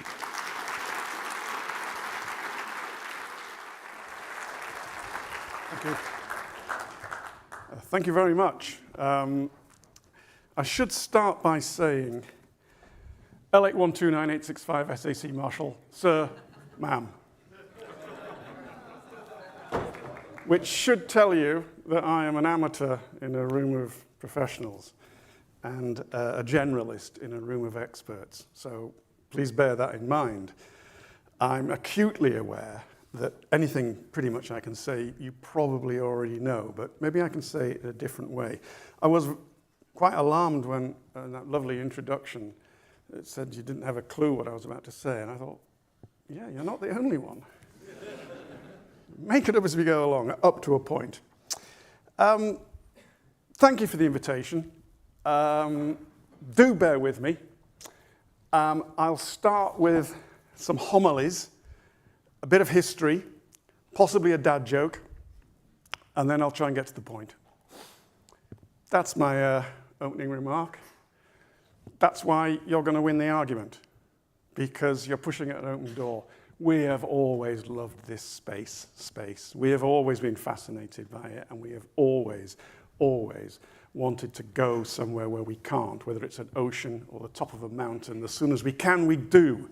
And it's the same with space, and I think it's worth hanging on to that you will win this argument. I don't think you're putting the argument particularly well. Either that, or I don't think the media gets it enough, but I promise you the media, which is your route to your budgets, is desperate for more, but more things that you might not want to give them. So, a bit of history. In the book I wrote, Future of Geography, I do a bit of the homilies, and then I go through the science of what got us to where we are and why I'm confident you will win the argument. Starter for 10, anyone know who that is? Copernicus.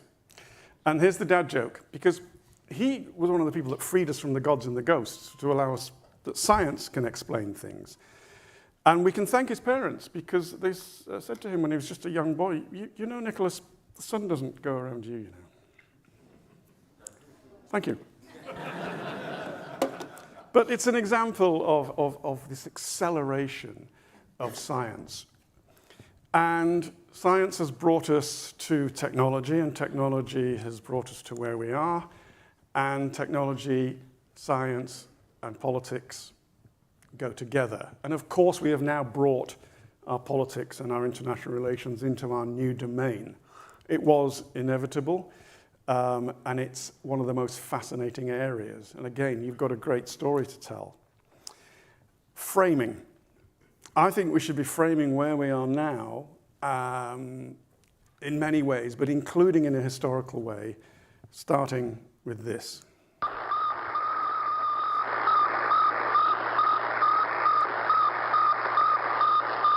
Which all you know, of course, is Sputnik.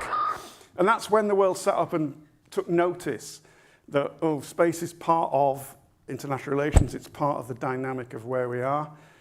And I do actually believe we're in a new Cold War, and I think we're going back to a form of bipolar world, in which people will be forced to take sides. It'll be very different to the previous one, but I think as framing goes, it's useful, and it's useful to frame where this industry is militarily within that perspective. By the way, this is the American response to Sputnik about 3 days later.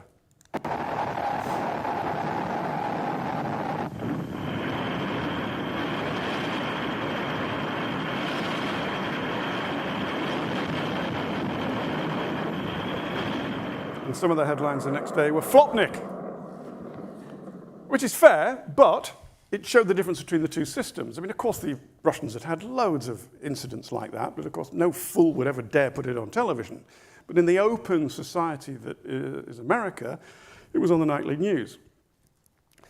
And the media lapped up all the space stuff. They absolutely loved it. And again, the Americans, because the media loved it and the political class understood the importance of space, framed it within the Cold War. Now, you'll all be aware of Kennedy's famous speech, "We go to the moon, not because it's easy, but because it's hard."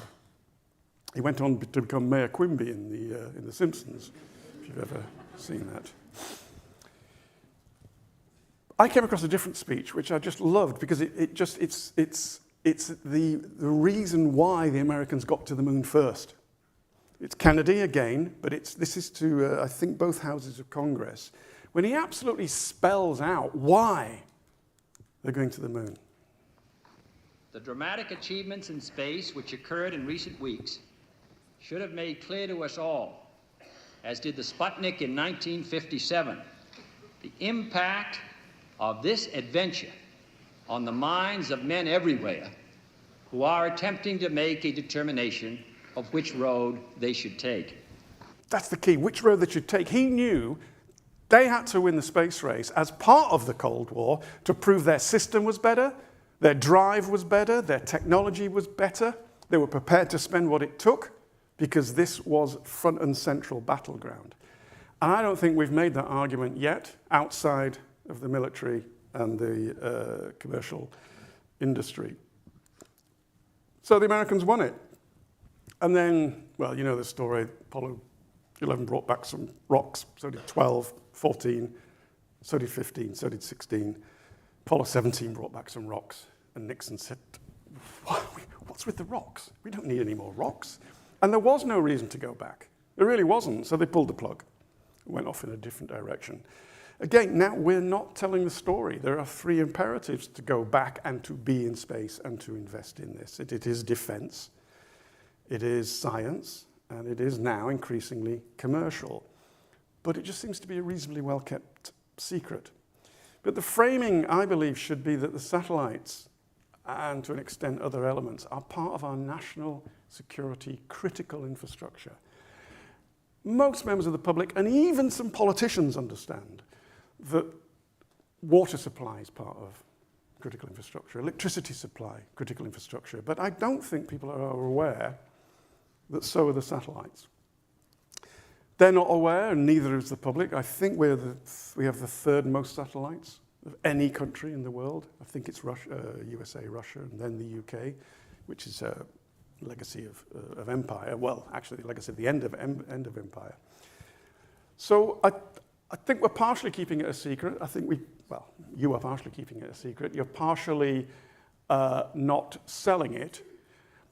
And then there is why should anybody take any notice? It's a very crowded area of, there's 1,000 stories every day, and you can only cover, in TV terms, about 6, in newspapers about 25. So it's difficult, but I will come up towards the end with a couple of suggestions.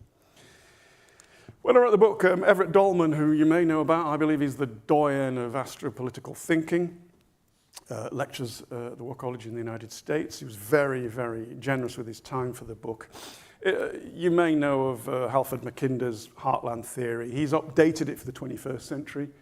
If you control low Earth orbit, you control near Earth space, the bit between low Earth orbit and the ground. If you do that, you're going to dominate Earth, and if you dominate the Earth, obviously you determine the future. Now, no one country is going to, but again, you need to make the argument when you're looking for your budgets to saying, if we do not compete here, and if we are not a leading world power, we will fall behind. It's all part of our, not just prestige, but our ability to do what we're doing.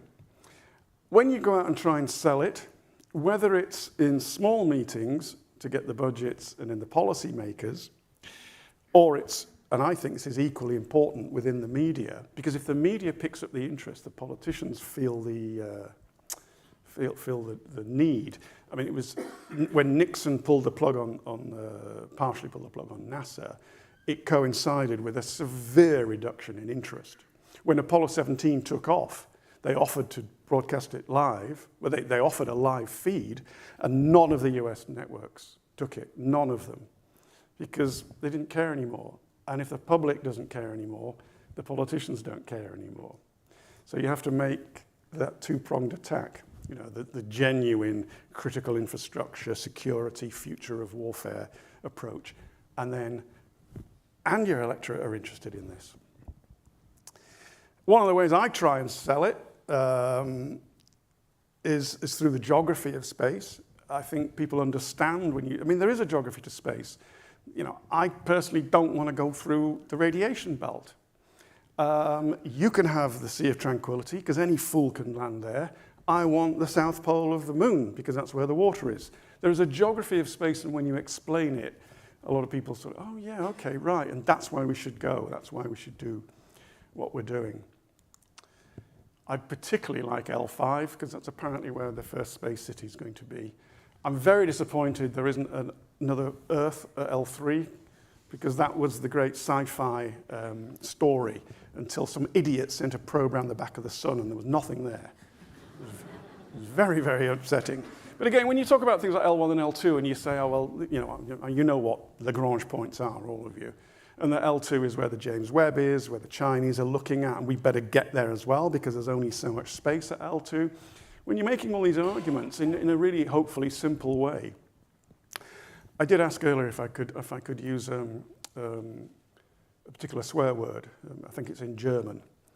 So if you could translate it. I said, when you're explaining these things in public, please don't speak bollocks. And for our American friends, if you could translate that.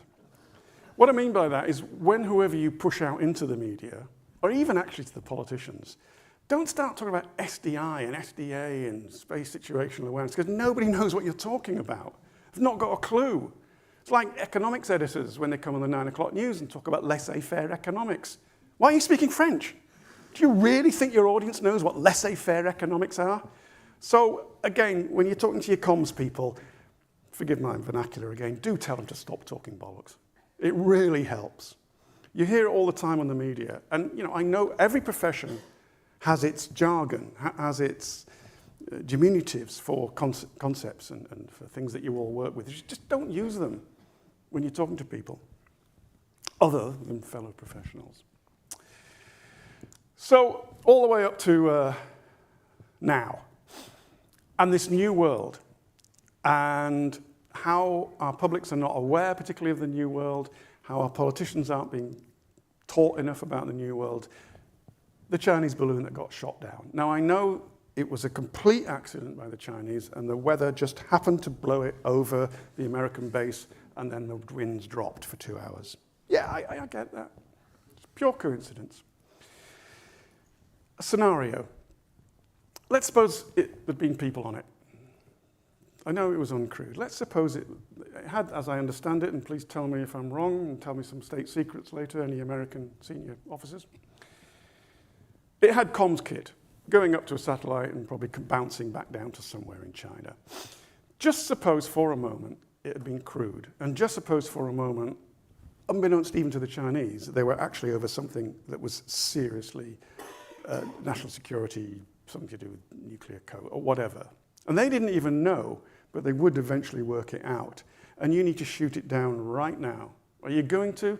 What are the laws? What's the jamming? What's the scenarios? Have we gamed them all out? And we really haven't gamed all these scenarios out.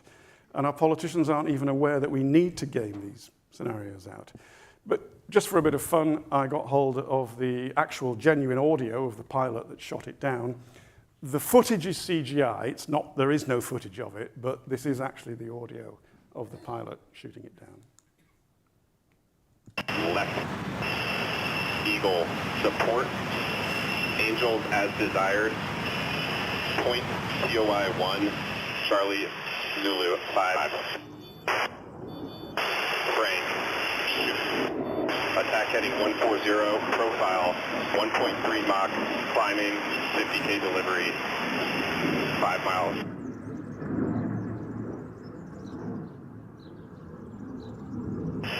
Frank 1, splash 1. That is a K-kill, the balloon is complete. Now, obviously, it was well within the United States legal rights to do that, and they did wait until it went over the sea before they shot it down. But I only put it up there as one of these new things that we're not really used to. You know, spy balloons with SATCOMs able to send possibly live pictures.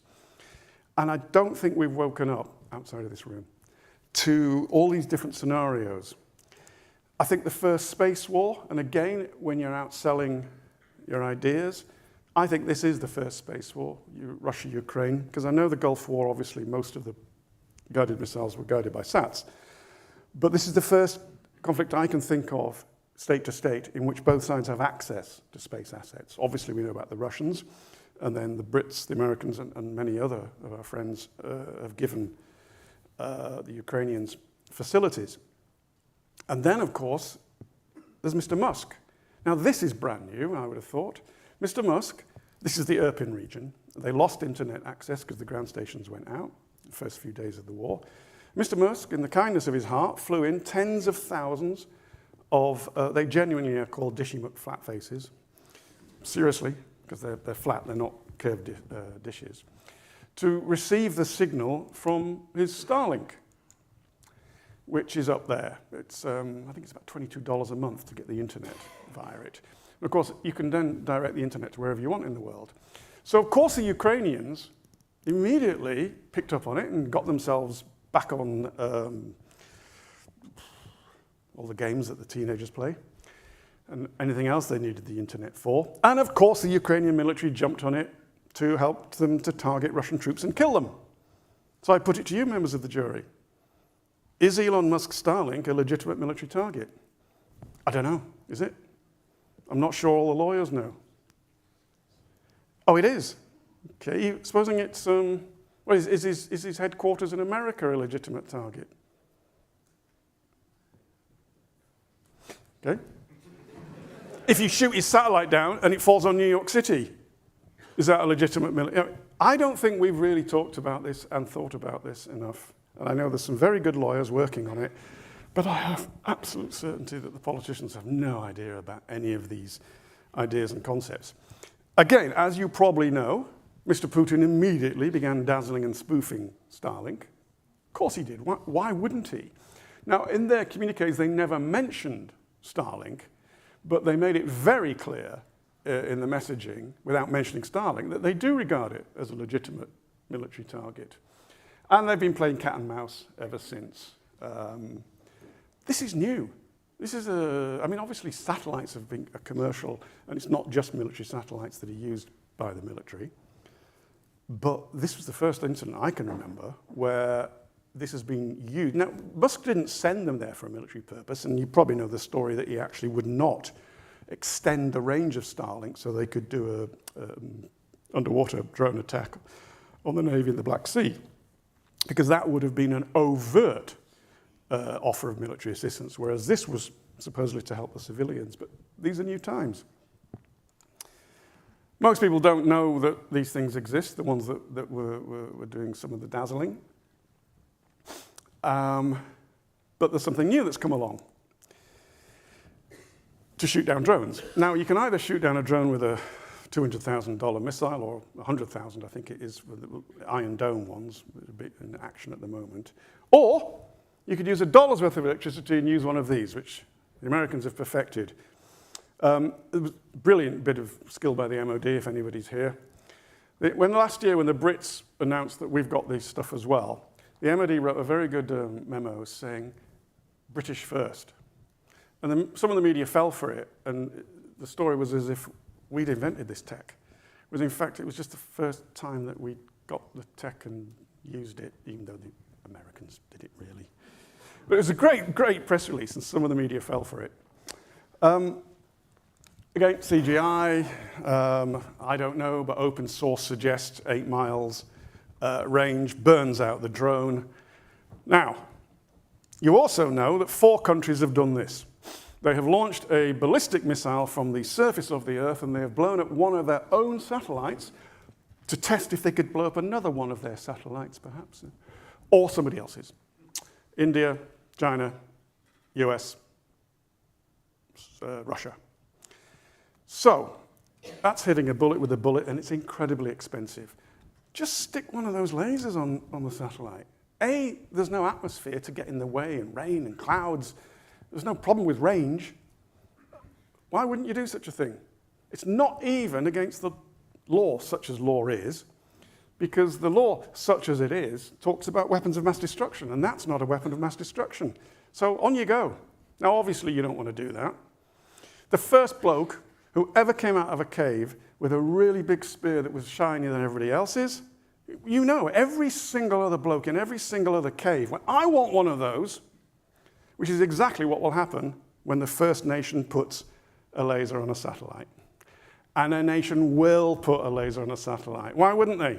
Can you give me a single example of a new domain of warfare where we have not then thrown everything that we've got into that new domain of warfare? You can't. We always do it. We will arm our satellites. I don't know if it's next year or in 10 years, but we will do it. The French are already talking about bodyguard satellites.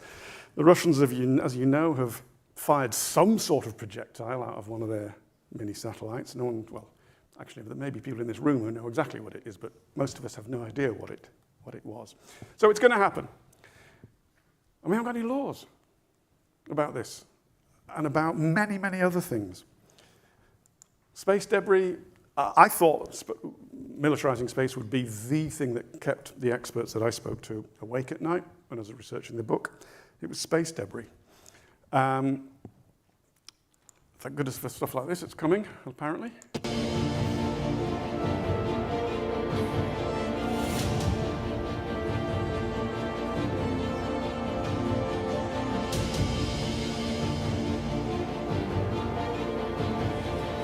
I used to have a Vespa when I was a teenager. It didn't look anything like that. But that is dual use, isn't it? That's dual use technology. Now, supposing you're creeping up behind my satellite that happens to have some of my nuclear early warning system in it, and I wonder, what the hell are you doing that for? I'd write in the book, it wouldn't be a very good film, would it? Because it takes about 18 hours to get to position yourself into the orbit to then creep up behind it. It'd be a very, very long film. But how close can one satellite be to another? What's the law on that? Have you got a red hot line saying, excuse me, you've come within 4 miles. Now you're in with 2 miles. I don't think you have. Hang on, this has got grappling hooks on it. Why? These are the scenarios that are coming, and lasers.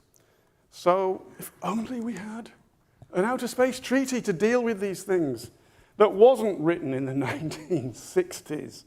When there were no lasers, to quote Austin Powers. Elon Musk had only just been born. There were only a handful of countries with satellites. There's 80 countries with satellites now. There was only X hundred, possibly 1,000 satellites. Now there's 8,500. There are due to be minimum, apparently, conservative estimates, 30,000 by the end of the decade.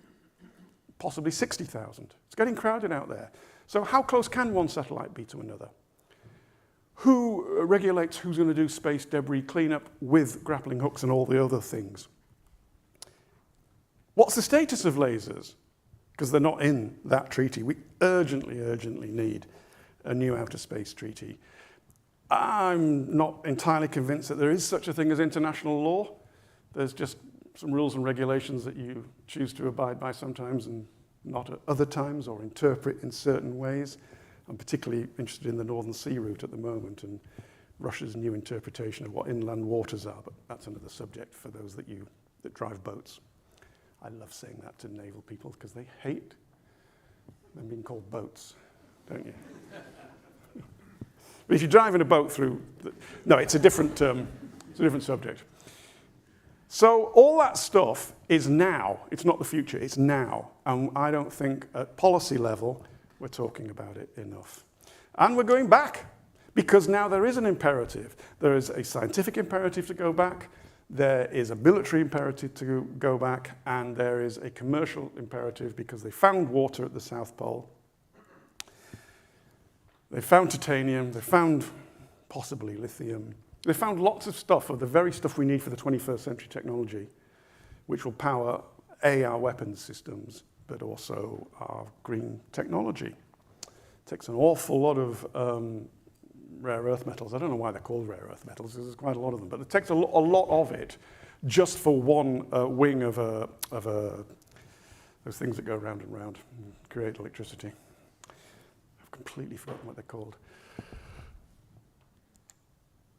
India got there first last year. They landed on the South Pole, which is quite a feat to do. The Russians tried, didn't quite work out, and that's because they did it in a hurry. By the way, the Indians landed on the opening day of the G20 summit, which just by coincidence was held in New Delhi. Timing is everything. But allegedly we're going back, and this brings me to another point about framing, calling it national infrastructure, and comms. Allegedly in 2026, the Americans will land on the moon again, and a man and a woman will walk on the moon. Now, I suspect, because they may have got some advisors in from HS2, so it could slip. I reckon it will slip 2027, but I think they will do it. And I think even if it's let me rephrase that. Not even if it's Mr. Trump. If it's Mr. Trump or Ms. Harris, I think they'll probably keep the budgets going. It was Trump that introduced Space Force. Kamala Harris was given space by Biden because actually he wasn't that interested in it. And she's not made any noises that I can see that suggest she wants to pull back from this. And there's your chance, there's your opening. Because if the Americans do this, it's going to be a massive story. Because A, it'll be in HD, because you don't know how hard we had it growing up. We had to watch the space landings in black and white. It was awful. This time it'll be in color, HD, great comms, man and a woman. It's popcorn time. And if it's going to happen, there's your chance to get in and sell what the hell is going on in space. And not talk, and speak human when you're doing it. And then allegedly 2032, China and America will both have bases. Again, I'm pretty confident that will slip, but I also do think there will be bases, even though I know there's budgetary issues, which are getting worse. But I think there will be there in the 2030s. And I think I'll end where I started, which is that human interest in the unknown is what will keep us interested, and you can push at an open door. Again, let's get out there and sell the fact that we're in Space NATO, whatever you want to call it. I know it's a civilian adventure. That's the good news. All this stuff that's coming might be Greek to me, but AI and all the rest of it is going to bring some incredible things. And again, the excitement that you can generate and the enthusiasm you can have for space is incredible. And there's so many different ways of selling it. A, speak human. B, frame it in the right way. And C, give little stories that tell you about what you might be missing. When the first elevator was invented, I think it was in Chicago, like 1880s, it was invented for a factory to bring stuff up a couple of floors. And they thought, this is great, we don't need to haul things up by the stairs. And of course, it didn't take long to think, I could build a building that people could live in. And within 10 years, America's urban landscape was totally transformed with skyscrapers because someone invented a lift. That's not why they invented it. And there's going to be all sorts of stuff that are happening in space, the medical experiments that are going on, etc., all the work that's being done in the International Space Station, which reminds me of my last dad joke.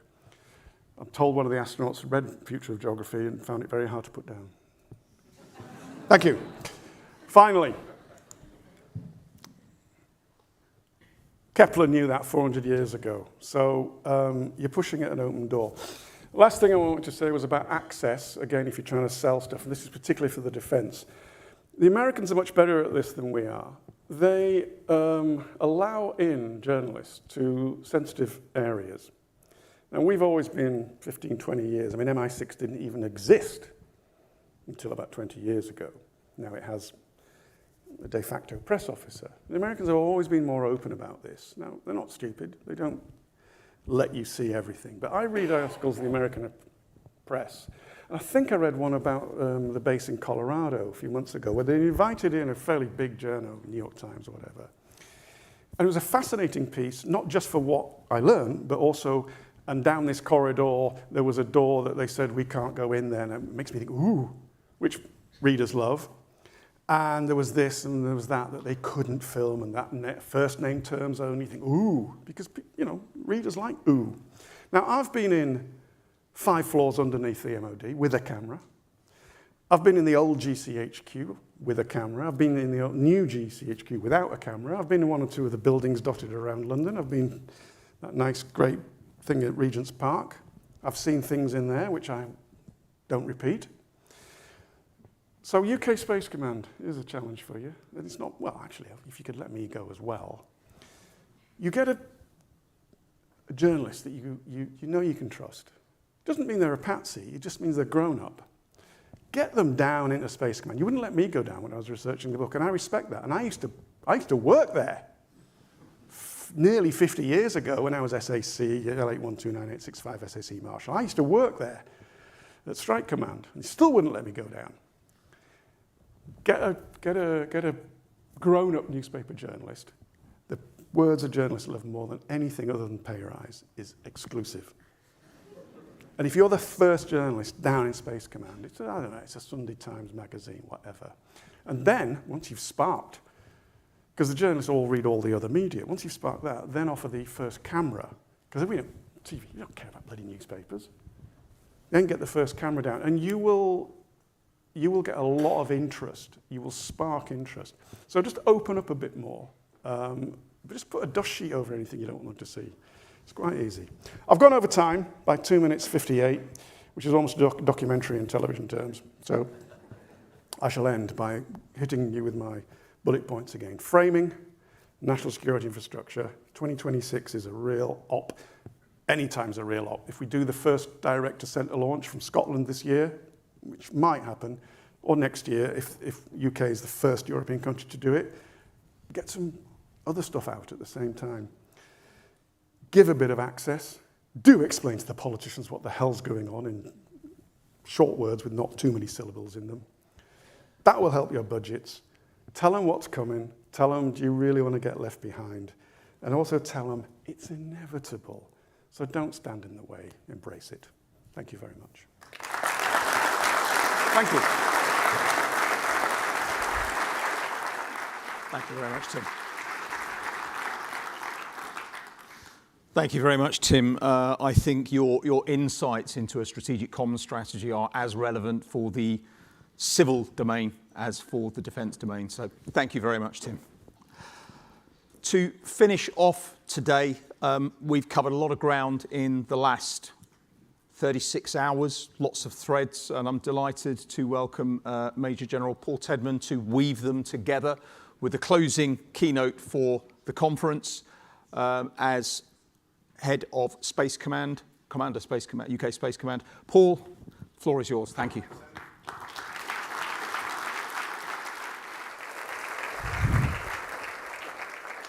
Well, good afternoon, ladies and gentlemen. It's finally great to talk to you. I'm sorry I'm on last. And I was a little bit worried, I don't mind telling you, when we got to lunch, I thought I'd be talking to maybe a couple of my staff and my mother listening online. So we invited Tim in to entice you back to give that excellent presentation. So thanks very much, Tim. I thought that was really excellent.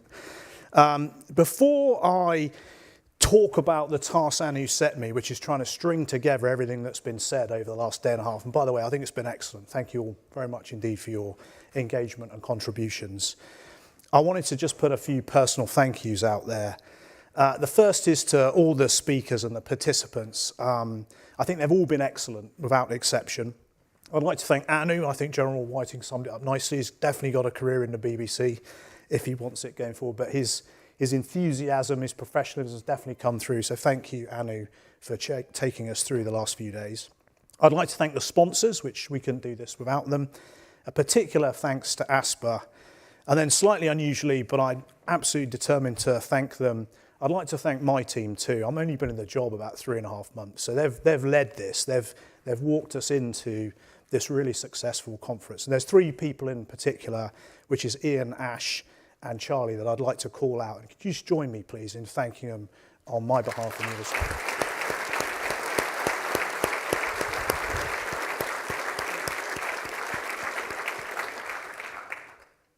Hey, look, I'm going to keep this quite short because there's 3 reasons for that. The first is that, funnily enough, everything I wanted to say has been said, which is a good thing.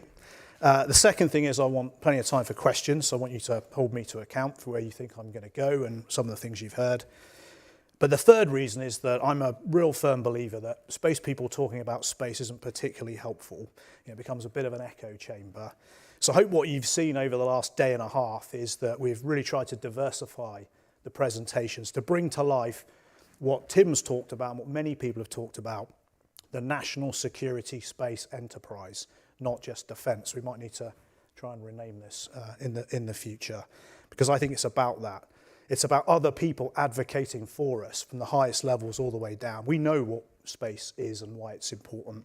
We need to penetrate and break through into other areas of society and politics to ensure they understand that too, as we've just heard from Tim.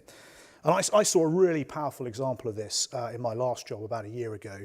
I went to something called the NATO Allied Warfighter Talks in the US. And that's the Vice Chairman of the Joint Chiefs of Staff for the US with all of the combatant commanders, so all 11, including General Whiting's predecessor, all of the service chiefs, plus all the key leadership from NATO. And they discussed some really knotty issues, not least around Ukraine. But the Vice Chairman summarised those 3 days by saying, and I quote, "If you haven't realised it yet, it's all about space. Space has emerged as our most essential warfighting domain." Do you want me to go on? But that's the kind of power we need, and from other people that aren't space experts, if we're really going to penetrate this. So given Admiral Grady's assertion and what we've heard over the last couple of days, I think we now all need to ask ourselves, so what must be done? Lenin's great line there. If we're going to become competitive, the theme of this conference, a competitive space power in the next decade or so. And what do I mean by competitive? I mean credible enough to deter, postured and prepared to enable the joint force to fight and win. I'll just say that again. If we're going to be competitive, certainly from a defence perspective, I think we need to be credible enough to deter, postured and prepared to enable the joint force to fight and win. I suspect, just across the road, there's some other folk in the Ministry of Defence wrestling with that same question. What must be done? Is space important? I hope they've also been listening over the last day and a half, particularly to some of the really insightful comments. So I have to tell you, my essay is probably a bit crap, and it will need your help and your input into that SDR proposition to really make the case and break through. Before we look forwards and try and answer that question, I think it's also important that we reflect back on some of the things we've achieved. First, I think we should take comfort in the defence space strategy. It's largely fit for purpose, in my view. It's provided the North Star for the command for its first 3 years, and we've achieved a great deal. First, the command's fully established. I'll just highlight that line, fully established. Don't need to worry about that anymore. And declared IOC. I think we've improved defences of space IQ and our own, dare I say it. So I think there's a lot more people, when you saw this really effectively delivered, I think, over the last few days, in defence who understand space now in a way they haven't previously. And my own staff have also upped their space IQ And we have, I think, a much better understanding of what capability required and the resources we're going to need to meet Defence's ambition that was laid out in the Defence Space Strategy.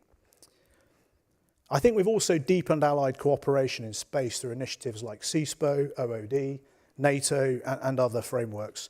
And it's great to see so many of my fellow space commanders here, and I really enjoyed the panel earlier. Shame General Whiting had to leave, but Greg and all the others that are there, thanks so much for joining us. I really appreciate it.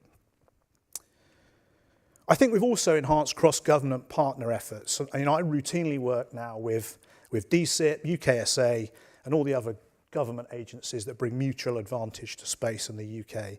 And I really enjoyed Paul Bates' keynote that kicked us off back on Tuesday, just to sort of start us off on that journey of the national security space enterprise. I think we've also begun to work smarter with industry, but I accept we've got a lot to do here, and so I really appreciated the candor from the industrial panel. I liked Air Marshal Sir Stu's pitch. I thought that was really good. I liked the Dragon's Den too early. I think I learned a lot from that. It was quite insightful, and I'll take some of that forward. And I know we've got another session shortly after this. So again, work to do, I think. I think that's work in progress. And we've got some restrictions around that preventing us from all moving forward at the pace we would wish. One for the next session. I think we've also started to integrate into joint operations, and you'll note I'm just a simple soldier. I'm not an aviator. And so I think jointry is starting to flow now through space in the UK. And he's not here, but thanks to CJO, who's a very busy man, I'm sure you're watching the news, who took the time, which I think says a lot, to come and speak to us about how space is being integrated into joint operations. And finally, on that sort of reflection, I think we've started to deliver capability to meet our ambition. The launch of Tyche in many ways, for me, marks the coming of age of UK Space Command. And it's a testament to a tireless effort by the entire Defence Space team and our essential industry partners. And Sir Martin, if you're here still, are you? Stick your hand up. Thank you very much indeed for your partnership on Tyche. It's much appreciated. For me, Tyche represents the end of the beginning for UK Space Command. But the world doesn't stand still, as we've heard over the last 2 days. Threats are increasing and diversifying. I don't believe I've ever served in my, let's say, 25 years. I don't want to embarrass anybody. About 25 years service, I don't think I've ever served at a more dangerous time, which I think is challenge number one as we go forward. Values-based relations giving way to power-based exchanges, as we're seeing in the Middle East and in Ukraine. We're having to deal with more assertive authoritarian states, and the domain is clearly contested. We've seen that in multiple different presentations over the last day and a half. And it's been clearly described by General Whiting by some of the threats that he outlined. So that's challenge number one, I think, increasing and diversifying threats.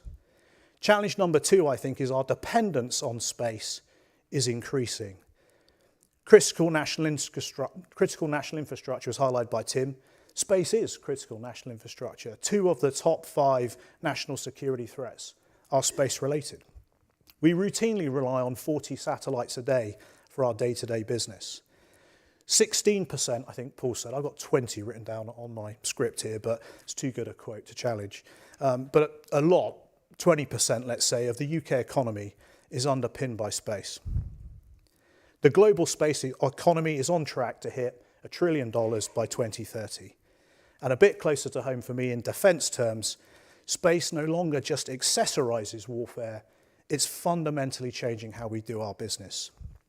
And as we heard from Kaz, and I'll repeat it, this new reality for me is born from space-based kill whibs that exploit technological advances in sense, decision-making and precision long-range effectors, which are going to enable, and if they're not already, dramatically faster, more precise, global or domain engagements, so-called advanced engagements. Denying, countering or limiting the effects of those adversary space capabilities on our own forces, as well as capitalising on them for our own purposes, is, as we heard from CJO, critical to operational success going forward. Therefore, no prudent long-term vision for defence strategy can ignore the role of space or its role in global affairs and its relation to our national security, as we've just had highlighted by Tim, which brings us back to the so what. I think we all acknowledge everything I've said thus far. Some thoughts. First, I think in UK Space Command, we've got to evolve thinking from establishing the command, which has taken 3 years and has been a fantastic effort by the entire team, to an organisation that's now focused on delivering capability and effect to the joint force. Delivering capability and effect to the joint force. I think my tasks are simple. I am but a simple soldier, as I've said, but they're also complex. I think they're two. The first, to protect and defend our national interests in space. And I mean national interests, not just defence interests in space. And the second, to deliver space effects to the joint force and, of course, our allies. Pretty straightforward, hard to do. Second, I think we need an organising principle, a vision or ambition that gives us a head mark of where we're trying to go to. Too often in space, we dive down straight into capability. ISR, PNT, SATCOM, we don't actually understand what it is we're trying to deliver or the why. So I think that vision needs to be something like becoming a competitive space power by 2030, which is the theme of this conference. And I think it's not a bad start point. Some of you will know that we pitched to be a meaningful space power in the DSS back in 2022. I think we need to advance that now into becoming a competitive space power. What do I mean by that? I outlined it earlier, but a little bit more detail. Credible enough to deter, I think that's relatively straightforward to understand. But drawing on General Whiting's points, postured and prepared to operate through a first strike, he described it, I would say first mover counter space, and enable the joint force to fight and win. And as I mentioned in the the panel earlier, that's going to require more resilient architectures, disaggregated, dispersed, etc. So if the ends, which I think that is of a strategy, if the ends are becoming clear, we clearly need to sharpen up our ways and means. And I think this is going to include some big pitches and ambitious pitches around capability choices and priorities. So the first of those, and I've heard lots of people say, what are the priorities for UK Space Command? So here you go. The first of those, very clearly articulated by CAS, space control. For me, the outstanding priority.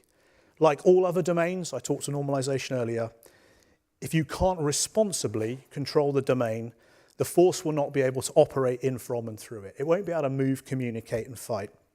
And we've seen a clear manifestation of the loss of air superiority in Ukraine, which I would think would be magnified significantly if we lost space control. So for me then, it's absolutely imperative that we have space control in order to conduct joint operations. I'd confidently argue that space control is therefore a prerequisite and probably a precursor for all future multi-domain operations. Priority 1, space control. Priority 2 for me, decision advantage. You know, I don't say SATCOM, I say what's the outcome? Decision advantage, which requires satellite communications, plus all the data relays that provide the real-time global communications, enabling the command and control that's necessary to allow a force to observe, orientate, decide, and act. Priority 2. Priority 3, global sense to enable, strike, and understand. Military and commercial space-based ISR to deliver that wide area, low latency, high fidelity, and I mean targeting quality, multispectral sensor capability. Included within that, I think there's new demands here around integrated air and missile defense and the space layer for sense, track, warm. And of course, and I know some people prioritise this, and it's absolutely right, they did, but it doesn't sit within UK Space Command at the moment. But within there, I think, is assured GNSS, PNT type capabilities. But I think that sits in somebody else's budget, somebody else's wheelhouse at the moment. If it didn't, it would be right up there in my top priorities. All of those three things need to be hung on, this is the tricky bit, a cross-domain, cross-classification, cyber-hardened network system to allow integration. And integration for me is at the heart of any defence review and probably the centre of gravity of multi-domain operations going forward. All that ambition, noting its outcomes and capability, has some vital dependencies, and we've heard a lot about those over the last day and a half. I'm not going to try and murder them on the stage here, but what I'll do is I'll talk you through what I think are some of the key things that enable those outcomes and that vision. First, unsurprisingly, the development of a national strategic approach to space that harnesses not just the military, but the political and economic potential of the UK space enterprise, which is all of us in this room. Second, sufficient people with the right knowledge, skills and experience. And we've heard skills mentioned time and time again over the last day and a half. Couldn't agree more. Absolutely got to do it. We're at the beginnings of our journey. We need to grow and we need to educate people. Third, international collaboration. Space is just too big and too expensive to go it alone. It's a team sport and we have to keep going and collaborating to maximise our efforts globally. Fourth, procurement reform. What do I think that looks like? We could go on all day about this. I think it's probably something like a space portfolio that allows me the ability to veer and haul, to exploit technology as it emerges, but also keep pace with a threat. We frankly cannot do that at the moment. It's just too clunky. There are examples, and some of them came to life on the stage, of where we've been able to do that, but that should be commonplace, not the exception. Lastly, increasing integration of commercial capabilities into what I would call a hybrid, dual-use space architecture, because I completely agree that about 80, and I'm going to be a bit 10% lower than the number I heard, about 80% of the capabilities that I need are completely dual-use. It's only that top-end capability that must be military and therefore military-owned. The rest of it, I think, can be commercially delivered. So I said I'd keep it short. So to close, a mere 40 years after the first powered flight, Field Marshal Montgomery was sufficiently convinced of his army's dependence on the air to state publicly, if we lose the war in the air, we lose the war and we'll lose it really quickly. I think we're an equivalent inflection point for space. I genuinely mean that. If we're to become a competitive space power by 2030, we demand bold and visionary action, and the time is now to deliver that. I and we relish the challenge. I hope you join us on that journey. I look forward to your questions. Thanks very much.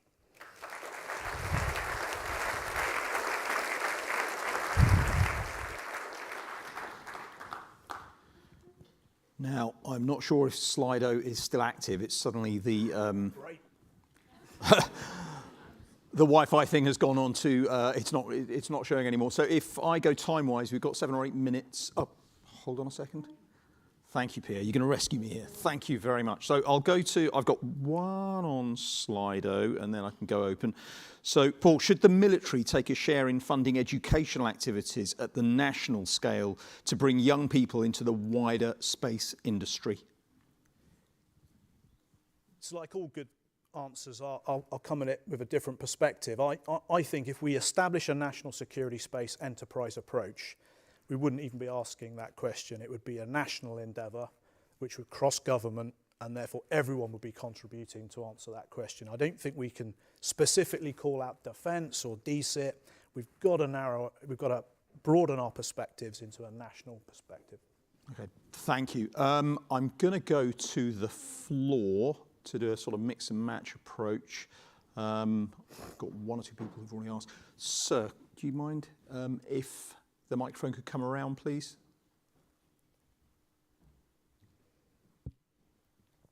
And again, if we could just have name, organisation, brief context as well, please. Yeah, hi, Robert Wall. I'm a reporter with Aviation Week. Hello, mate. Just curious, I mean, the UK for a long time kind of avoided the missile defence debate because no one wanted the answer that, yes, it needs to be done and costs a lot of money. So the question basically on active space defence, is that something you're going to do the same thing, or will you try to figure out how to find the money and so the UK plays its role, along with the others that are trying to deal with the problem? So I think I understood that right. Are you asking about IAMD, or are you asking about? So what I was saying is, for a long time the UK didn't really invest heavily in IMD because it didn't want to ask the question, it didn't want the answer. Right. We now face the same thing in the space domain in a way, in terms of threats to space assets, as we saw. Yep. And active space defense is also an expensive answer. But clearly, a lot of people the French are investing in it. The Germans are looking at the the US is doing it. What's your thinking on the UK's role in terms of active space defense? So I think it's one of multiple different ways that you need to be able to deliver space control. And again, it goes back to my point earlier about normalization. Take a carrier strike group analogy. If you've got a critical piece of military hardware, you'll defend that through multiple different other ships, multiple different capabilities that sit in an onion around it to protect and defend it. it's no different in space, and we'll take all available capabilities to be able to protect and defend our national strategic assets. Let's see, we've got one more question down here from the floor as well, please. Hi there, Tim Robinson, Aerospace Magazine. On a related subject, and following Tim's presentation, when are you going to put Dragonfire lasers on a UK satellite? I'm not going to answer that, and it kind of links to my point, and I won't be drawn on specific capabilities, but of course we'll use all strategic available capabilities to the best of their advantage. Just looking here, going back to Slido. Yeah, we've heard a lot about good communication, trust, clear demand signals in some of the sessions, but also in your overall summary, Paul. How will you make sure that in doing so it becomes more than just encouraging rhetoric? So there's always that danger of when we've got dialogue, debate, how do we enable it but then constrain it so it retains its focus for our needs? Yeah, I think that's a great question, because everything I say is literally that. It's ambition, isn't it? I mean, we've actually physically got to deliver this stuff. I do think there's an enormous opportunity through the SDR. I mean, I think it doesn't take the brains of Lloyd George to figure out that what Kaz said and what I said is the bones of our SDR pitch going into the defence review. It's for others to decide whether that's to be taken. It's choice for them. What I would say is that even set against the defence space strategy that's already been published with capability priorities, you've heard a change in tact from us in terms of what we think is now important. And given that I've already got resources, I could easily realign those to the priorities that I've got. So I think there's a bit of reassessing the prioritisation, which you've heard us do. And I then think there's a really detailed analysis then of own access, collaborate, to try and really seize opportunities across how we do capability going forward. And you heard Space Warrior was called out earlier, a brilliant example of where we got the whole ISR community in to look at what's the best way to look at space-based ISR. How much do we need to own? How much should we collaborate? How much should we access on? So I think even if we got no new money, we'd do things differently, which I think would make us more efficient and would deliver more capability. I'll just finish that answer going back to my speech of I am now absolutely focused on capability delivery and delivery of effect. We've got a building, we've got badges, we've got letterheads. That's phase one. Phase two now is I've got to deliver capability. If I stand here at the end of 3 years and I haven't delivered capability to the Chief of Joint Operations, people will ask some very serious questions about what I've been up to for the last 3 years. So I'm absolutely focused on that. Thank you. Paul, got time probably for one more question. Right. I've got one from Joanna Hart that's more strategic, so taking into account the operational priorities you have. Joanna Hart is head of the Space Partnership, so bringing together academia, industry and government, so DBT, DSIT, so agencies represented, I sit on the board, and also MOD. You've talked about taking a national strategic approach to space. So what do we need to do collectively to achieve this? What would you say are the next steps in creating that, beyond the operational priorities you have, that longer standing strategic framework for impact? Well, I think I would answer this in a similar way to I did on the panel, in that I think we did have a really good strategic approach to this a few years ago, and it's not to embarrass anybody, but the Prime Minister of the day took a really big interest in space and put it on an agenda that drove real energy into the sector. That drove, dare I say it, the National Space Strategy, which drove the Defence Space Strategy, which then equated to money. So you can follow that logic through here. It's not for me as a military officer to tell the government of the day what they should be doing.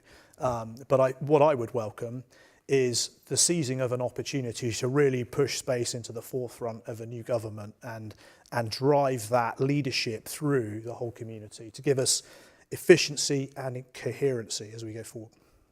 Thank you. We're pretty much at time now, so Major General Tenbin, can I thank you again for taking 2 full days out of your schedule, to your team for supporting this. Colleagues, could we please show our thanks to Commander, UK Space Command.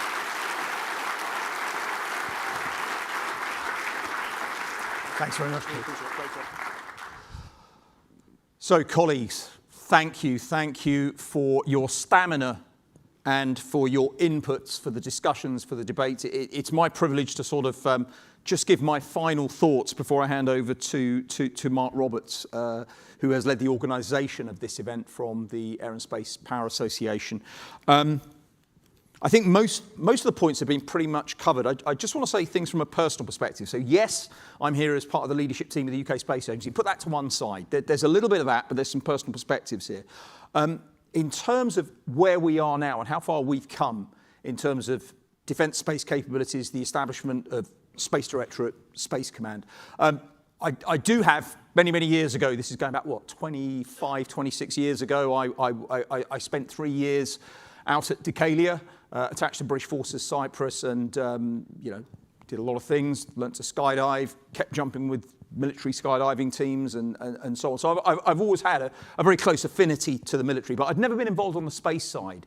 And I think it was 2021 or so, lots of time available because of the pandemic. And at that time, I was on what's called STFC Council. So it was the sort of senior science board of the UK's main research council for particle physics, astronomy, and fundamental research in physics and physics applications. So when you look at Harwell, STFC, we've got a total of 2,000 scientists and engineers there. But the rationale for the involvement for the space side was that we really had the responsibility for building, in partnership with MOD, the National Satellite Test Facility that I think many of you have seen. And at that time, I had a lot of time, and I was invited, I can't remember which routing it came from now Air Marshal Harv Smith, to meet with his team and sort of like talk about some space stuff. And they liked what I was talking about, and we ended up doing much more work together. And this was before I joined the agency. So having looked back then in 2021, I think the journey that we've come on, it's a bit of a cliche there, it's absolutely remarkable. I see as an external the pace of it. And with my UK Space Agency hat on, that alignment, yes, we've got more to do, but that coming together, we are so far away from where we were, say, when the agency was established in 2011. It's absolutely fantastic to see.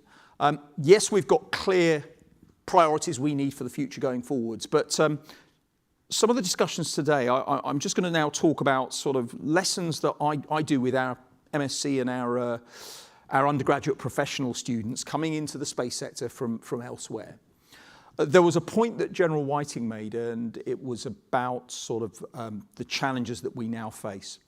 There are two contexts that I use from quite a while ago that happened quite a while ago, but what would be the consequences now? The first one was deliberate, and the second one was accidental. So the accidental one, 2009, the conjunction of Cosmos 2251, this dead, I think it was old Soviet era, maybe it was Russian, but recon satellite, and Iridium 33, SATCOM satellite. And we know what happened. Thousands of bits of debris went into low Earth orbit, multiple planes, multiple altitudes, lurking for a long time. Back at that time, there were barely 800 to 1,000 active satellites. If that happened now, it would take out so much of our critical national infrastructure, as has been recognised. But the point that General Whiting was really highlighting was about space-based nuclear weapons. So go back to 1962 with Starfish Prime as a test that was conducted, altitude probably 250 miles, 400 kilometres, saturated the inner Van Allen radiation belt, caused havoc with Ariel and Telstar. But there were barely a dozen, 20, 30 operational satellites now. If that happened now as a deliberate act, it would take out the operational architecture we depend upon, and we can see the consequences there. So the urgency is there. But I want to end with a sort of uplifting note. Firstly, when we're talking about skills, very often when it comes down to the power of space, people talk about the Apollo effect. But I think, because I've looked in detail at some of the evidence put forward, and I think they're conflating the Apollo effect with something that happened a decade earlier, which was the Eisenhower administration response to Sputnik, which was the National Defense Education Act that put so much effort at school level, at university level, in a focused strategic matter. It changed the US research and innovation landscape for decades. And I think there's an opportunity space for us to seize, obviously at smaller levels. And then the final thing I'd like to say from the civil space side is, if we pick the right strategic opportunity and develop it, then it secures our future and our industry and our capability for decades. And the example I want to pick is from my area of specialism, which is human spaceflight exploration. So in 1969, when Spiro Agnew was thinking, what is, as vice president, the follow-up to Apollo, Space Task Group, NASA made the first approach to the government of Canada to get involved in human spaceflight. And in 1975, Canada made the decision to develop the robotic arm assembly. So that was 1975. So Canadarm1 first flew on the second flight of the space shuttle, so November 81, and flew on most of those shuttle missions right to the end of the program. Canadarm2 is on the ISS at the moment. Future iterations, greater mobility. Canadarm3 is going to be in lunar orbit on the Gateway. And the point I want to make is a strategic decision that was made decades ago really accelerated not only Canada's platforming of its capabilities, but its actual base. Now, of course, we can't do that, but I think there's an opportunity for us, civ and defence, to identify where our talents are in academia and industry, to pick those key projects going forward and to really run with them. So I'd like to thank all of you for all of your energy, your participations in the discussions. It has been an absolute honour and privilege and a pleasure to be working with you for the last 2 days. But I'd like to hand over finally to Mark Roberts as head of the Aerospace Power Association for final comments. Mark, over to you. Thanks, Andy. Yes, if you would indulge me for 90 seconds, I'm just going to say a few thank yous and try and capture the people that you've seen, but maybe didn't realise where they came from. So the first thing is I'd like to echo the General's comments about the Space Command team. It has been a true collaboration. It's an enormous effort of planning of months and months to pull something like this together, and the team have been absolutely fantastic, so thank you, sir. I need to thank IET. It's a great venue. We've used it several times now, and they're incredibly flexible here. That's a real bonus when you're trying to keep on top of something like this of this scale. The people who've been carrying the microphones from the University of London Air Squadron, who never get mentioned. I always forget them every year, but I wasn't going to do it this year. I'd also like to thank the security team. I think we have about half the Metropolitan Police here somewhere around the place, but there's and the agencies have been involved as well. So you're in a very secure environment, and hopefully you haven't noticed. I need to mention my outstanding team, Clive, Catherine, and the team that are at the front there. Absolutely brilliant. Again, huge flexibility. Things don't always go perfectly well, but hopefully you don't see the friction on the way. I'd like to thank all of the panelists, particularly the ones that have come from overseas, the speakers. Thank you very much for your insight, your input. It's incredibly important to a conference like this that we get a wide diversity of views, and that's what we've seen in the last couple of days. I need to thank the sponsors, without which a conference like this just simply doesn't happen. I am going to mention one person particularly. He's had a lot of thanks already, and seems to have had invitations to go and join the BBC. Anu, please don't go to the BBC. We need you in the space sector. I'd like to bestow on you honorary membership of the association, if that's okay, and give you one of these rather lovely ties. Thank you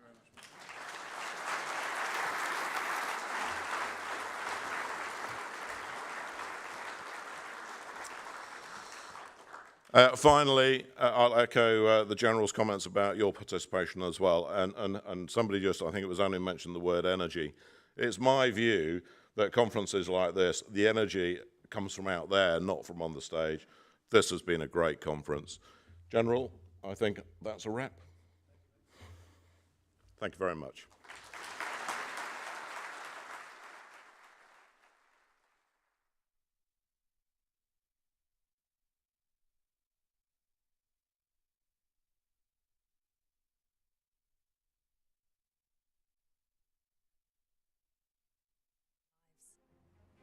A web of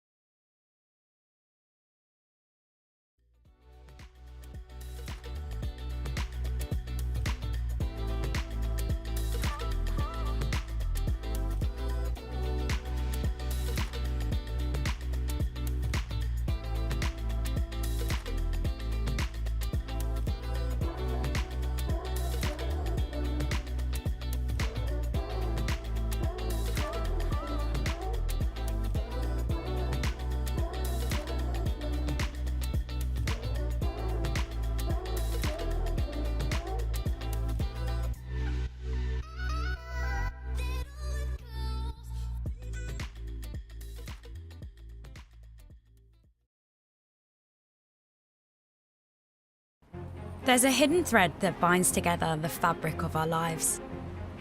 A web of silent signals sent from space to power our connections, protect our infrastructure, and help us find our place in the world. But the satellites that watch over us, keeping our lives in time, exist in the harshest of environments. From ion clouds to solar flares, natural forces have the potential to wipe out entire networks. While human-made space debris hurtles around the globe, threatening the satellites we depend on. And at worst, creating a cascade that will irreversibly damage our lives on Earth. Our way of life is threaded together by what sails among the stars. If we take it for granted, everything we know could untangle. This is why we have a force to watch over and protect our interests in space. And where necessary, to work against those who wish to threaten our national security. This can only be achieved through a partnership that brings together all our military services, to work with our allies and partners and be a meaningful space power. UK Space Command will nurture the brightest talent the nation has to offer and collaborate with the most innovative partners in industry and academia. Together with our global space coalitions, we will create a future for us and our children, where space is safe, secure, and sustainable, where our service personnel can operate to the best of their ability, and our way of life is protected.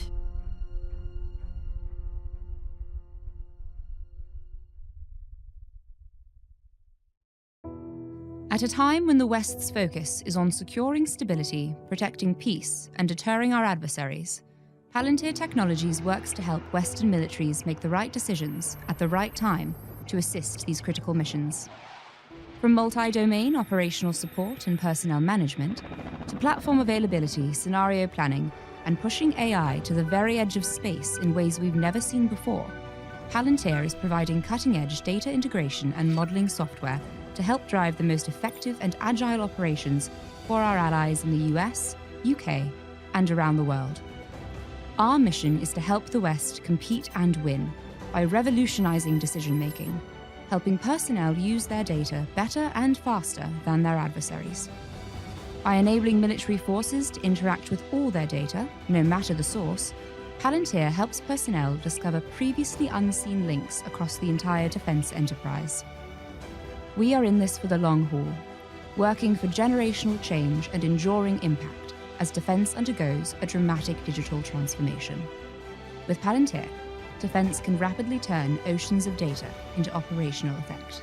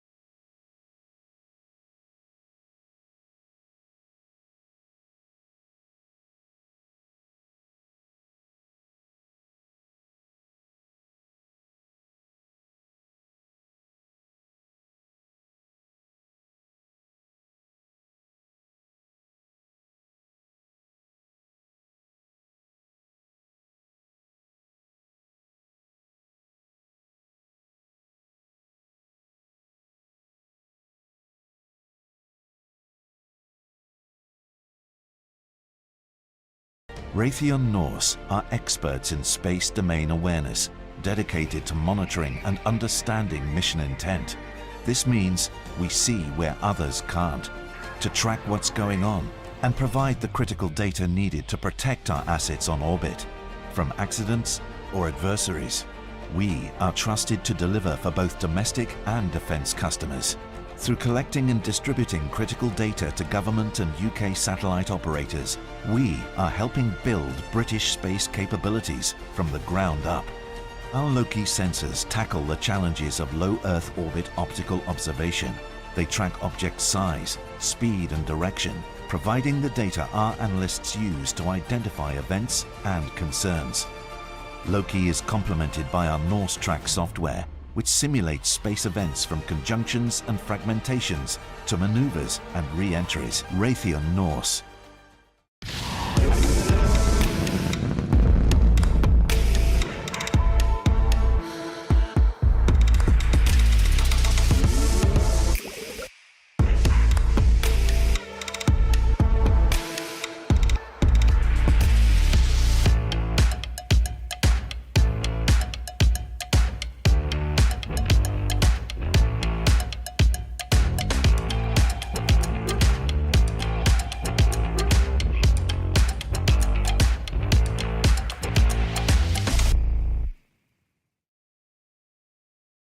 Space to me in my line of work is incredibly important because I work for a radio station. We need satellites in order to transmit all of our radio shows, our 24/7 news, all of our broadcasting, and it's also really important for people who are in the Navy when they're out at sea. We give them various radios for them to listen to our broadcasts, and they're able to do that because of space. And lastly, if it wasn't for TV satellites and everything else like that, they wouldn't be able to watch the shows that they love and catch their families' shows that they miss and be able to bond with their families knowing that they've been able to watch the same thing as them. It's like a home away from home, and that's what space means to me.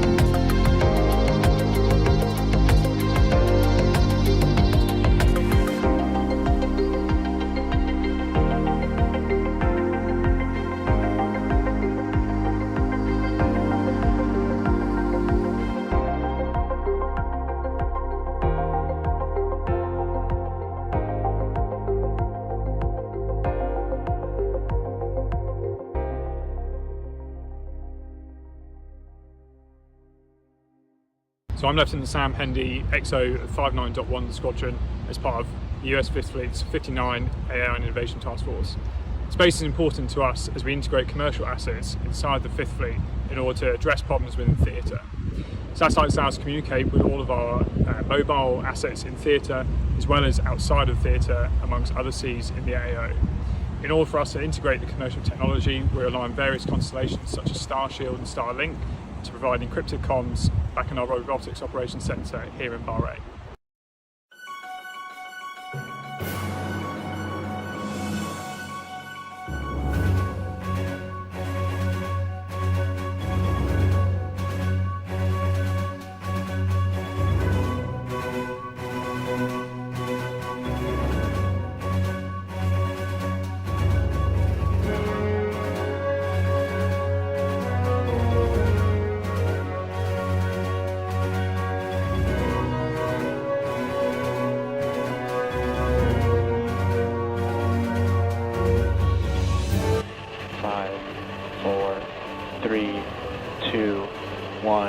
Ignition.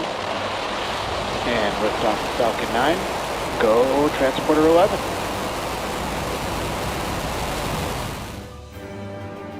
Taiki, deploy confirmed.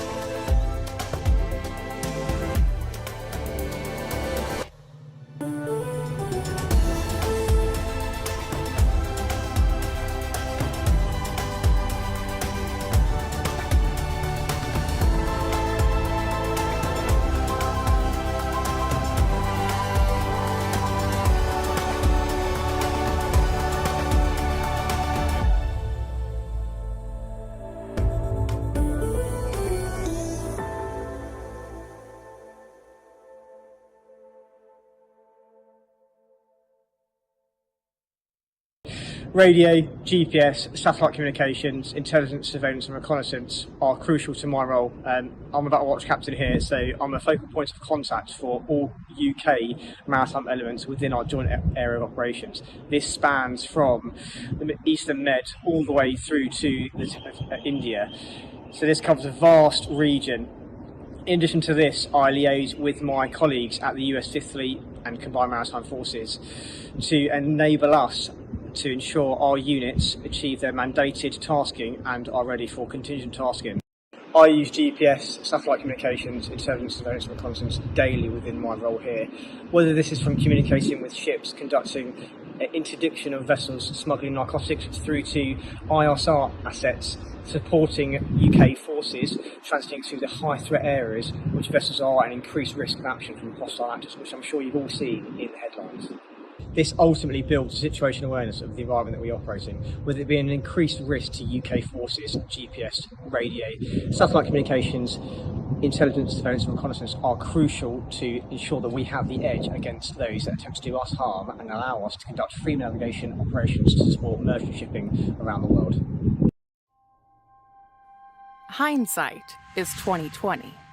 Foresight is a superpower. Black Sky. Today, the speed of space-based intelligence meets the urgency of the moment.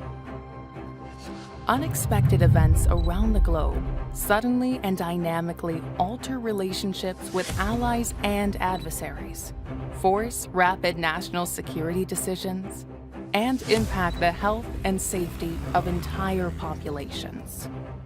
That's why Black Sky is relied upon to be fast, focused, and flexible. Immediate insights are only possible when monitoring is both very frequent and very fast. Our unconventional satellite orbits and AI-driven automation help you get answers in minutes. It's real-time tactical intelligence that rapidly pinpoints changes, patterns, and anomalies. Intelligence only matters when it's deeply relevant to you.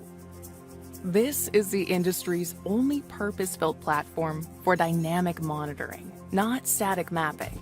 It's powered by multiple inputs in space, online, and on the ground. And to enhance the relevance of your outputs, data is automatically analyzed at machine speed. Our platform is flexible and highly intuitive, even easy to master. We give you the power to task satellites anonymously and securely, and to fully control the observation in your areas of interest. This is always-on, space-based intelligence in your hands.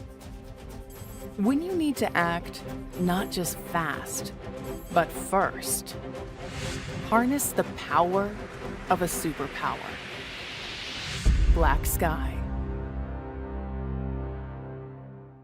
As an N6 communicator at UKMC HQ, space is pretty relevant because we have 2 VSAT satellites on the top of our building. These are constantly tracking Skynet, which provides us with secret and official sensitive comms.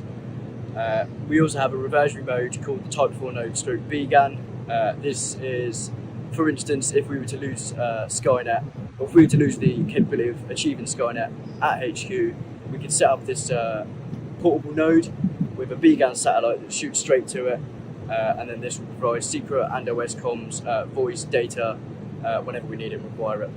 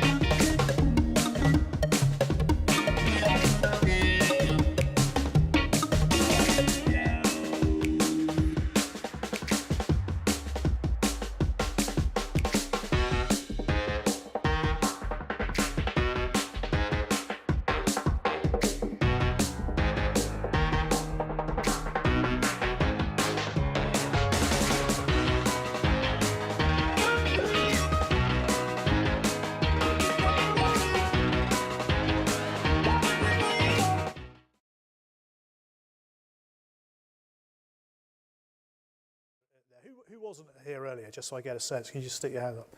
Okay, well, welcome. It's really great to see you. Thank you. And what I want to say is, and I want to really make this interactive and personal. I don't want it to be some sort of keynote type event or, a formal lecture. I just want us to talk and engage with each other, because I think what I heard from the last 2 days is we need to do a bit more of that. So what I thought I'd do in the sort of, there's a couple of words that really struck me over the last 2 days, which was, making ourselves a bit vulnerable. So I'm going to do that. I'm going to show some vulnerability. I'm going to, if you haven't worked out that Kaz's pitch, and as I said, my pitch were kind of largely our strategic defence review submission, then, I'm here to tell you they were. And this is a few slides that back that up with a little bit more detail. And what I welcome is, your engagement in that process, because as I articulated, if I'm all about a national security space approach, you all represent national security space as much as I do, and therefore it's not just Tedman's essay that needs to go into the SDR, it's all of our contributions that need to go into the... And I know you're all putting your own individual submissions in, but if they're wildly incoherent, that's not particularly helpful for our cause, I would argue. So I'm not saying follow the lead, what I'm saying is engage, let's talk. Do you agree with the logic? This is where we want to go. I'm not going to do this necessarily on my own. My team's spread around the audience, and I'm very happy for them to interject and lean in, particularly when I get it wrong, because I'm just a simple soldier. But I'm really keen to hear your thoughts as we go forward. I've got a few slides, and I'm just looking at them, and they're slightly not in the order I wanted, but that's okay. We'll roll with it. Next slide, please.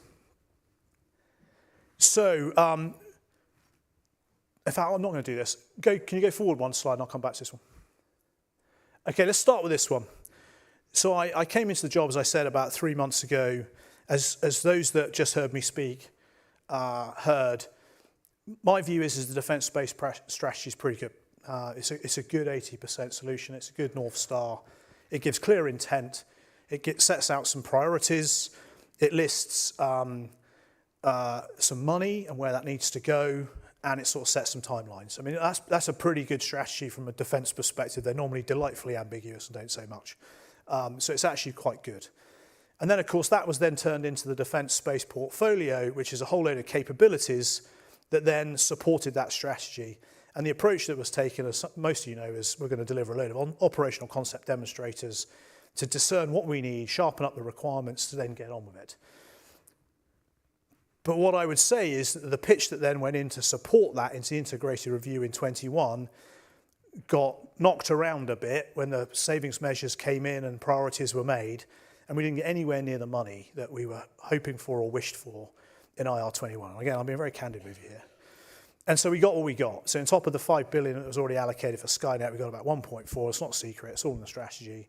And largely that was allocated to ISTARI and space-based ISR as a pipeline. It wasn't a program of record because we didn't know any requirements and what we wanted to do. So it was just a pipeline approach to where we're going with that.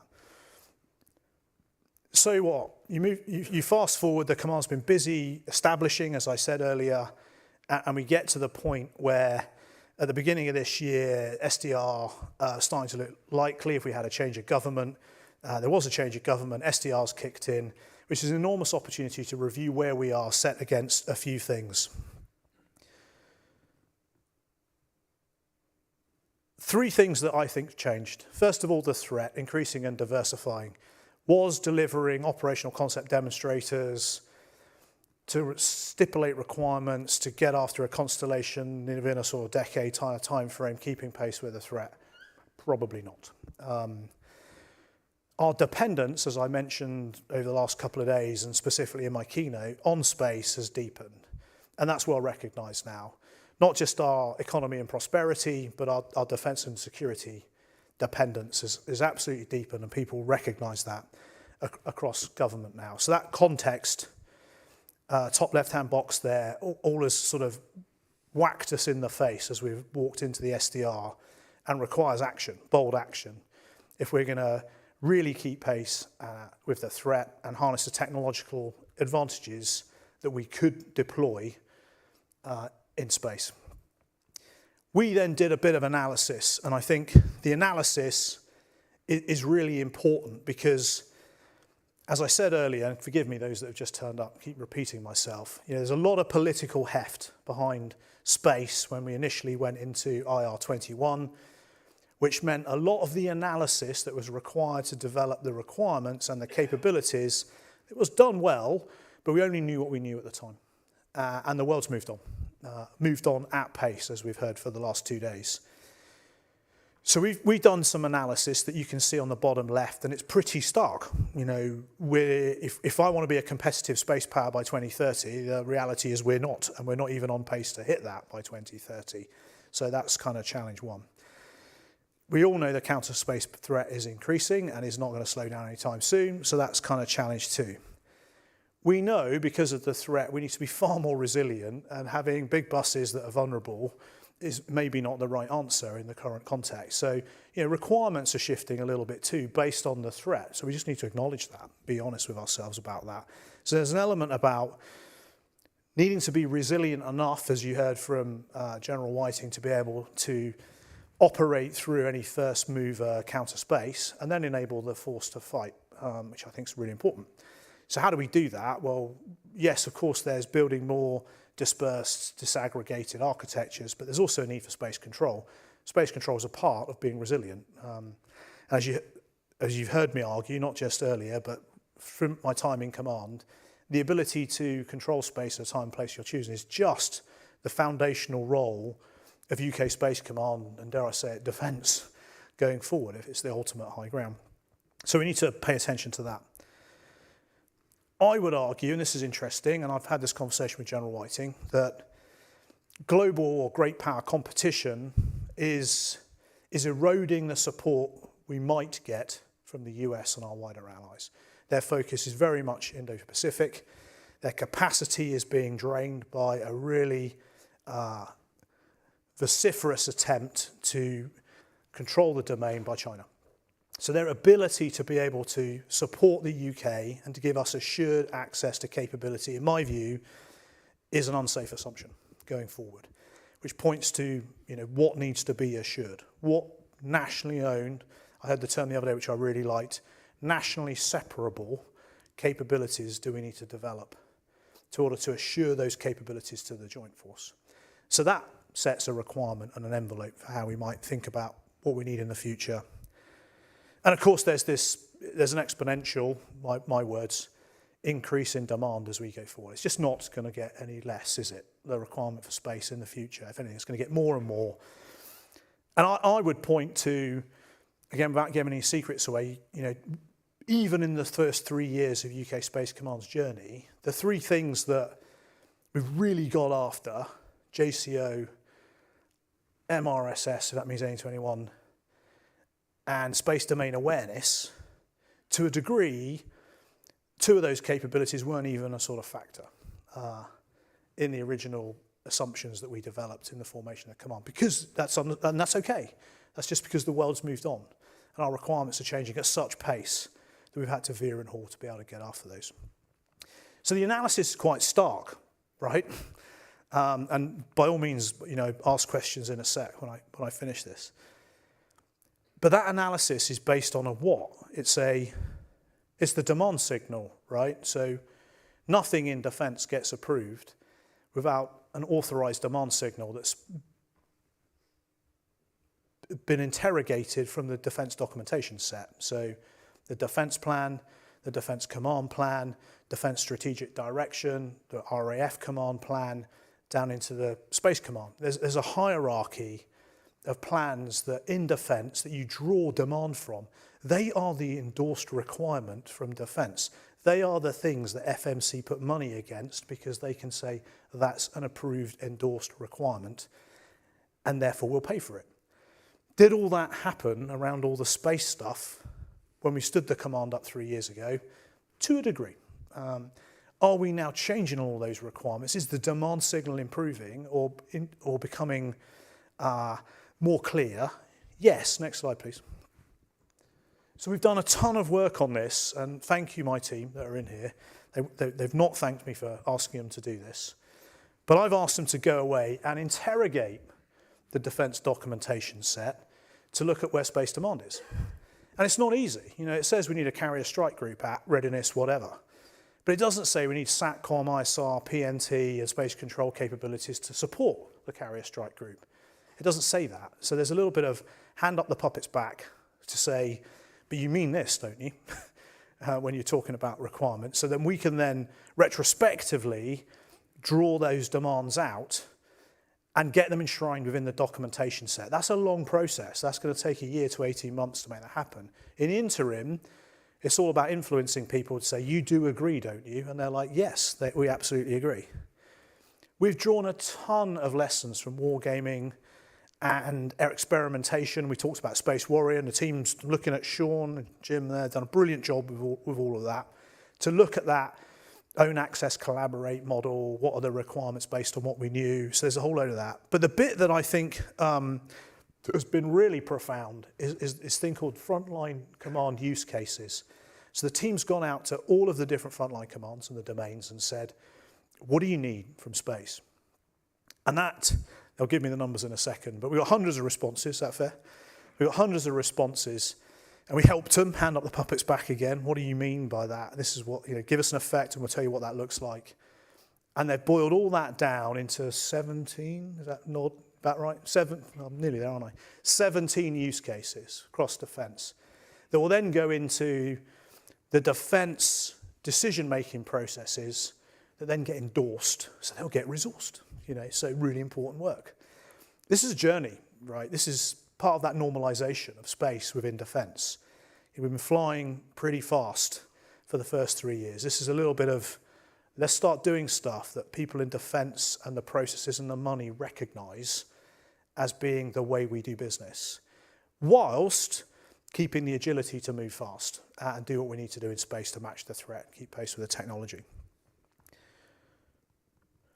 That has led to, the analysis plus all this work has led to a reprioritisation and refocus. And you've just heard me outline that. For those that weren't in the room, and I'll come to this in a second, 3 clear priorities: control of the domain, decision advantage, sense to enable strike and understand.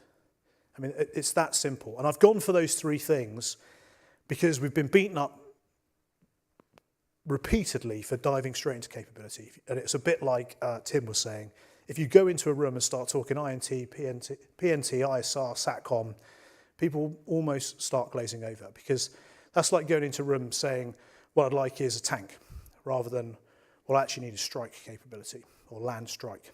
You know, so we've got to work from first principles in terms of what is it space delivers the joint force, and then articulate the capabilities that sit underneath of that to deliver it. So this work all comes together then into, next slide please, the prioritisation. And you'll remember in the original DSS and NSS, it talks about becoming a meaningful space power by 2030, but I'll ask any of you if you knew what that meant, meaningful space power by 2030. Where was that actually articulated? You know, what was that defined as? I mean, it's delightfully ambiguous, right? Which is quite clever, good strategy. I think competitive, you know, we live in a competitive age, constant competition, and I don't just mean competitive in defence, I mean competitive as a nation in space, is not a bad adjective to use going forward. And by that I mean, in a military lens, credible enough to deter. And for me, hard power's a coin of the realm here. I won't lie to you. I think you're going to be credible to deter. You've got to have the hard power to back that up. But you've also got to be postured and prepared to work through a counter space first move. It's very unlikely we're being a first mover advantage space. We're likely to be able to pick up the pieces on a second move. And therefore, you've got to be able to be resilient through that to enable the joint force to fight with the capabilities we're going to provide them, which again requires resilient architectures and space control capabilities. The third point is we need to be focused on our strengths. And if the Vice Chief was here, she would say that's innovation, which you'll all be delighted to hear, people, and our geography. And I think that's not a bad list, actually. I think they're quite good lists in terms of our strengths. You can take me to task on that in a sec if you think there's others. But what we don't want to do is try and replicate the majesty of the United States Space Force. That's just not something we're trying to achieve here. We've got to look at what we're good at and back that, and then drive towards it. Clearly, we need to do this in a partnered approach, and this is collaboration. So hence all the partners here over the last 2 days. noting and being clear on what needs to be owned and assured, and what we can access through partners. As well as that commercial collaboration, the other way around, forgive me, but working with commercial to get after some services that frankly we need to be less assured, but we just need a lot of it. Greater coverage, more bandwidth, etc., etc. So that could be something that we just buy in, we don't need to own. The differentiator for these is some of the work that the team's been doing through things like Space Warrior. Where do you draw the line on those? But it comes down to assured. What needs to be assured? What can't I not deliver to defence? Everything else is choice. And then the final point here about being agile enough to respond to threats and technology looks and drives at procurement processes and how we do that. You know, the clunky procurement processes we currently use are just not going to get it done. And so everyone recognises that. It's a specific ask of the SDR. Lots of people have been invited to write essays on it and how we do it. In my view, as I mentioned earlier, is a portfolio approach is not a bad way to do this. There's some great models out there of collaboration with things like Tempest, complex weapons pipelines, shipbuilding strategies. There's no reason why we couldn't do something like that in space. I'm not saying that's the right answer, but we need to be thinking more about that kind of methodology as we go forward. I'll pause there. Any questions so far? I've only got 2 more slides, but I'm keen that we interact rather than me just be on a one-way. Any questions, thoughts, points? Yeah, please.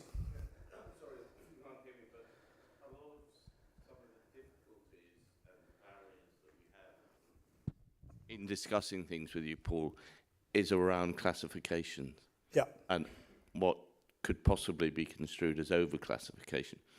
Are you looking at anything there that could help to make it easier to interact with you? Do you know, I'll come back to that at the end because I want to keep this as a sort of a, here's the pitch. There's loads of barriers and constraints to it. That's absolutely one of them. But if there's any issues with what I've said so far in terms of context, the methodology and where we're trying to get to, I'll take them now. Yes, please. What you said about innovation is key. It's come up a few times over the last few days. Oh, thank you. So what you said about innovation is key and has come up a few times in the last few days. In the UK, we're very good at innovating and funding early R&D, low TRL studies. But at the moment, nationally, we don't really have the next step. Plussing it up, yeah. So what comes, in your view, after that innovation stage? And how are we going to make sure that we capitalise on some of those R&D advantages? Well, I think that comes back to, and again, I don't want to dive too much down a rabbit hole, but I think it comes back down to an agile procurement process that says if that's an innovative way of doing business, let's back it, fund it, get it going quickly, and then plus it up. If we can't plus it up, we probably shouldn't be looking at it if we need to go with mass. It might be there's 1 or 2 things that are actually niche capabilities that we need onesies and twosies of, and then that's fine. So, you know, I think it all kind of comes together, if that makes sense. Does that get it? Okay, I'll drive on then. If there's next slide, please. So given my 3 priorities, I kind of put them into a Venn diagram. I don't know if it works or not. But for me, you know, space control is just the prerequisite. We've just got to be able to control the domain at a time and place of our choosing, whereas everything else, frankly, is held at risk. And so that's not really acceptable to me as the space commander with a mission to protect and defend our national interests in space. I'm going to look a bit foolish in 5 years if we launch a satellite and I can't do that. You know, so we've got to reorder our priorities and get after this. Interestingly, having discussed this with General Whiting, to the question, because I feel conscious I didn't answer your question, General Whiting's view is there's very few countries in the world that are doing this. If the UK started to do this, that might open up conversations about classification and sharing because they would need to in order if we're going to do this in a coherent way. What does that look like? I think there's 3 components of, you know, and you all know this, there's 3 components of control of the domain. There's the domain awareness, you know, and that needs to be reasonably exquisite. At some elements, but not all of it, and we're doing okay there, I think. You know, I think the command's got a good story to tell about domain awareness. On orbit domain awareness, I think, is probably an area we need to look at going forward, but we're doing okay. I mean, Dark's a part of that investment portfolio going forward. So I think, you know, we've got a reasonable story to tell on domain awareness, but it could get better. You know, so that's not flashing red to me at the moment. It's kind of, it's okay, more to do. Command and control, you heard me talk about cross-domain, cross-classification networks, cyber-hardened, that can bring above-secret data into all of the architectures that we need so we can make decisions to enable us to be able to deliver domain awareness. And then the bit more tricky stuff we can't talk about in here is the effectors, both terrestrial and orbital effectors. I think, you know, we can dance around the issue, but it's just a fact they exist. And, you know, if we're going to play in this space, then we're going to need something that can do something like that, probably. So that's area one. Decision advantage, priority two, really straightforward, SATCOM. Not my area, you know, strategic commands area, but clearly I am a sponsor. I am interested in the capability. Who knows where it will go in the future? You'd like to think we'll line space up one day all under one organisation. We'll see, probably not in my lifetime. But I'm interested, and I think it would be fair to say, and you would all accept, that, you know, proliferation into LEO, greater coverage, greater capacity, greater bandwidth are all things that we should be looking at, right? As well as its resilience in a contested environment, which links almost to control of the domain, but also control of itself. And I used that analogy of a layered defense earlier when talking about a carrier strike group. Same for me. You've got a big strategic asset on orbit, you need to protect that thing with a layered defense. Just reasonable, simple military logic applies. So decision advantage, really important. And then global sense, and the slides moved on a bit. People were excited about me saying sense and strike because they thought I meant strike from space. I don't mean that. I mean global sense to enable strike. So PNT et al. Again, I think I was clear earlier. If PNT was mine, it would be at the top of the list, but it's not. It's a UK PNT office job. Others own that, but again, I'm a stakeholder. It's really important. It's really important to defence. I will advocate for it, but it's not mine. I don't own it. Space-based ISR. I think you've heard about Istari. You all know where we're going with Istari. We've been really clear from the original days of the command where we're going with Istari. That, as Kaz said, to discern where we draw the line between own, access, and collaborate, I think is the challenge on that. You know, assured access to the US, sure, for some of it. For all of it, given my assumptions, probably not. And we've seen some of that play out recently, you know, where whole constellations we were denied access to for one reason or another. Collaboration, so is therefore a challenge. Access, equally challenging in some of these areas, in that how much assured capability do I want, a time and place of our choosing, how much do we want? But what I would say is the feedback we got from all of our frontline case reviews was that we need far more operational level ISR, so supporting the Army and the Navy and the Air Force, not necessarily all the strategic stuff that we tend to routinely get from the US. So there was a definite demand signal for more of that, and it needed to be assured. So that gets you to the space-based ISR and the work we probably need to do there. And then finally, integrated air and missile defense. It's an air-led piece of work into the SDR. The National Defence Plan clearly stated that we need to be able to do this, and all of the TLBs recognise that they all have a part to play here in the delivery of that. And there's choice. You know, we might not elect to do a space-based sense-worn track layer, but we could, and there's choice in there in terms of how we do that. So that's got legs. But is it a set requirement yet? Not yet, I don't think. Certainly not in space. But you know, the requirement to deliver IMD is a requirement. How you deliver it, I think, is still choice. But my pitch into the SDR is that we could do that. It could be quite efficient. And actually, if you're talking about hypersonics, it might be the only way you could do it, if I was brutally honest. And then in the middle, of course, it all comes together with this network that I've talked about. Right, I've got one more slide, and then we can take questions any way you like. Next one, please. I bet you're all saying, for goodness sake, you know, we've had a strategy for 3 years, and Tedman's come in and he's just done a complete 180, changed all the priorities, deeply unhelpful. Across the top is the 5 areas that we've agreed through the industrial strategy that are the priorities for the nation. And you can see there how they just link into my outcomes, as I'm calling them, rather than capabilities. So it's not incoherent, it's just packaging it up in a way, going back to Tim's point earlier, that people actually understand. If I go to an army officer and say, I need to control the domain, or a naval officer, I need to control the domain, they're like, oh, okay, I understand that. We're not talking about grappling arms and nets, and they're just not interested. They control the domain, get it. If you talk about decision advantage, they get it. If you're talking about sense and strike, they get it. So we're putting this in a way that people understand and then driving priorities into it.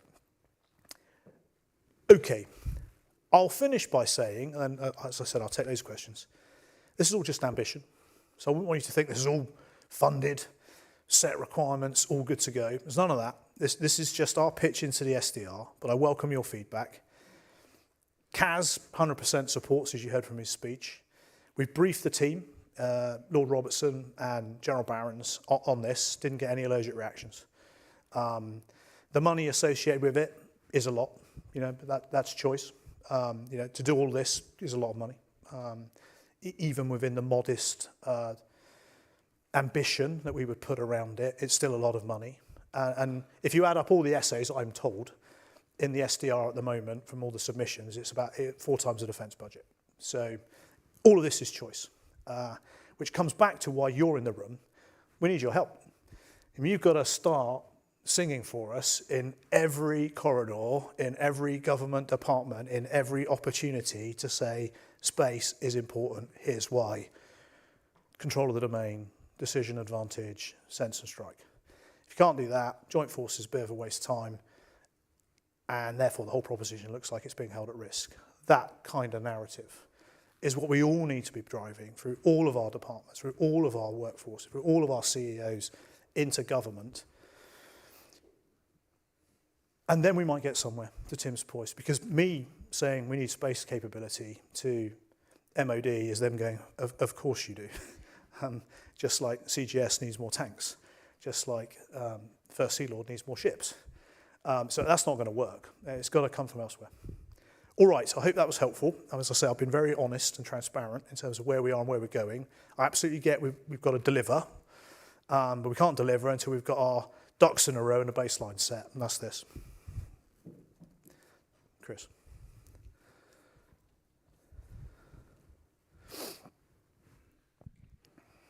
Thanks, Chris Moore, Eutelsat OneWeb. Tell us first of all, thanks for a great couple of days. It's been really stimulating, not least in the bar last night, where we were debating where we are, and we felt that we're at that 1930s moment pre-war.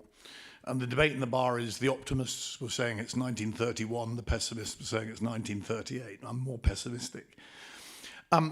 But what happened in the 1930s is instructive at how industry, academia, government came together to mobilize a production line at scale, enabled to prepare for the inevitable war. And you could argue we were late, and it still took time.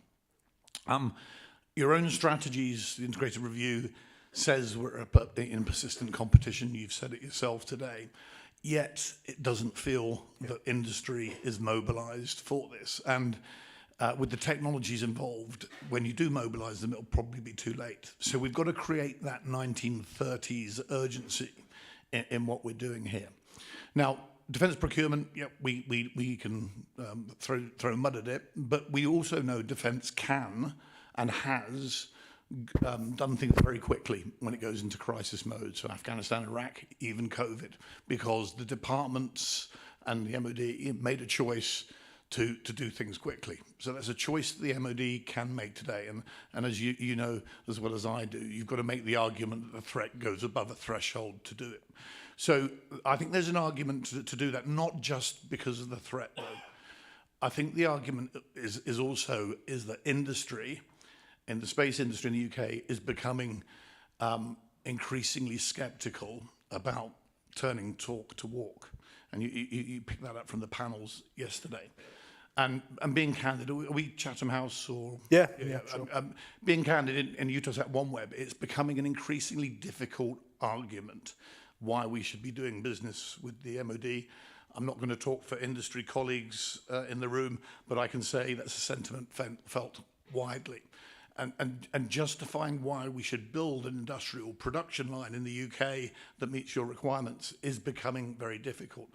And my fear is that when we do wake up, some of the big players and the SMEs will have long since gone abroad. So my question to you is, and in your proposition, maybe your Venn diagram there needs to be underpinned by a mobilized industry bit there. But my question to you is, how do we close that say-do gap in that industrial military complex? Sorry, a long question, but hopefully I got the point across. No, I think you're making a point many people would make in the room, right? What I would say is, and I don't have a clear answer because I think it's work to do. Is a start point, because I'm being candid. You've heard my personal drive now to get after delivery of capability and effect to the joint force. Everything else, what happened yesterday is yesterday's business. I absolutely have to now deliver capability and effect because I'm in the same mindset as you've articulated. I think I've heard the Secretary of State talk now a couple of times. To his credit, he brought in all of the defence leaders from 2-star and above into MOD and gave us his intent and outlined where we're going with the SDR. And Lord Robertson gave us his pitch. And, I can tell you that he is in that mindset. He absolutely gets it. And he knows that we need to reform in MOD to get us into that space. The last thing that's all jam tomorrow, right? I'm afraid. But I think people get it and they know they've got to do something, would be the only comfort I could give you, I guess, at this stage. The last thing I would say is that if we can get our arms around this national security space approach, call it what you will, but a national approach focused around security, and I mean security in its widest sense, as in human security, economic security, defence, then I think you can have conversations at the right level of government that drive priorities, that drive resources that has not been there necessarily in the last, you name it. If you can get that level of energy from the top down, it permeates down and resources flow with it. So it's about, in my view, the SDR highlighting the threats, the time imperative to get on with it, and pushing that through into the outcomes of the review to say we just haven't had time to mess about with this, go. And that could be things like we go with what we've got now. We just polish what we've got now. I mean, I have no idea, Chris, how they're going to do this, but I do think that your sentiment is well understood and people realise that there's risk associated with not doing something. Probably not the answer or the crispness that you want, but I can only reassure you that we all get it. I think my colleagues at MOD get it, and they're determined to do something about it. Clint. Sorry, mate, I'll come next. Give you the token yank view. I loved the 5 steps in the middle. You had focused on your strengths. Thanks, I'm glad someone liked it. I put a lot of work into that. One I might consider adding would be focus on your needs. Yeah. So as an example, right, you talked about one of your concerns is the U.S. is going to get overwhelmed dealing with, right, so we're a mid-latitude global power. We're focused on the homeland. We're focused on the Pacific. Yeah. So we've kind of left Europe, loosely speaking. That's not true, but from your perspective, right, we're not as much here as used to be. We don't do polar very well. We're more blue water, maybe not brown water. So there's some niche things where you can say, look, the UK can focus here. I'd love to see if some focus like that, like industry can say, oh, yeah, I know I can nail that. The other is I might add effectors to all 3 of your boxes. So one thing, you've got to deliver capability, but you might also be asked, hey, knock some of theirs down as well. So I would consider good point. Yeah, I like that. Thank you. So the first point, I think you would all recognise that the Secretary of State's very clear it's NATO first for this defence review. I have had a conversation with him, though, about the realities of operating in space when you're doing things, particularly in the space control sector. There's very few countries that have the capability to do that. We need to be able to work with them above secret. It's just a reality. So that's understood too. But I think it's very clear to me that the UK's focus is clearly Euro-Atlantic. I mean, that's not to say they're going to back off Indo-PACOM, but their priority is Euro-Atlantic. Sorry, I'm going to come here first because the gentleman's been very patient.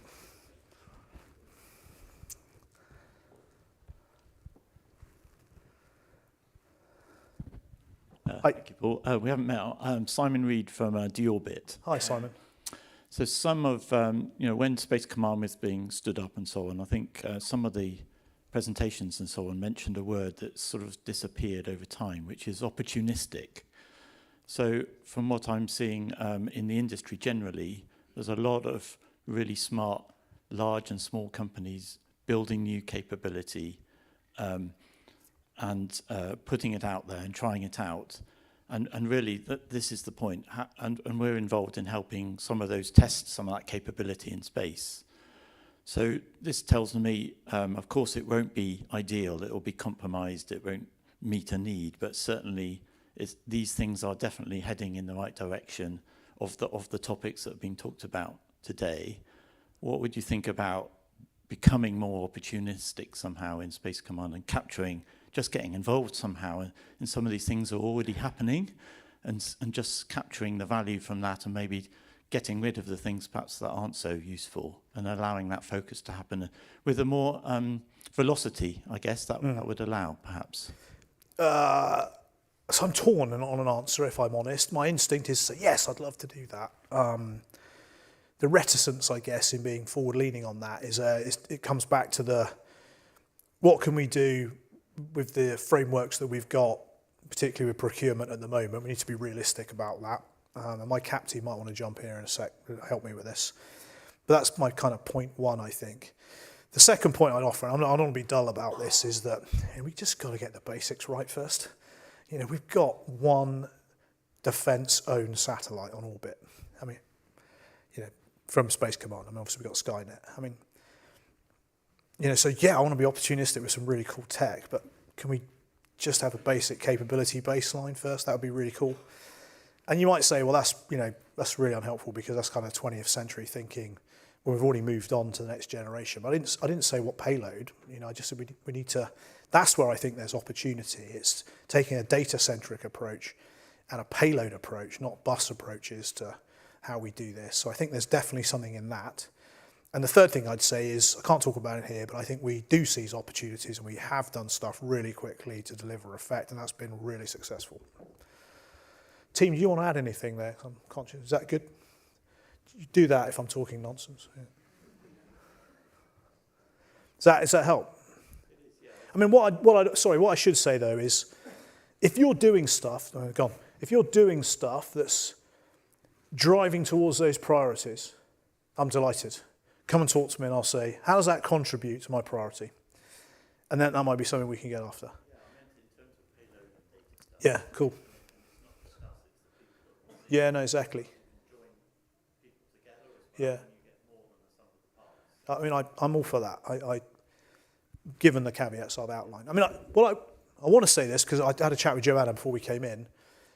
My point about national security space approach to this is not sort of throw the baby out here at all. I think we've got reasonably good governance around it. We just need to sharpen it up and get some leadership behind it and all fall into line behind some priorities. They're Tedman's priorities, but not mine. They're Kaz's priorities into the defence review. DCIT might have a completely different view and UKIC might have a completely different. That's not what we want. We want to try and join these up, hence why they're quite broad. And what I've tried to show you is they're actually coherent with the work that's gone on previously. It's just the lexicon slightly different and it's been put in a way that people in uniform understand.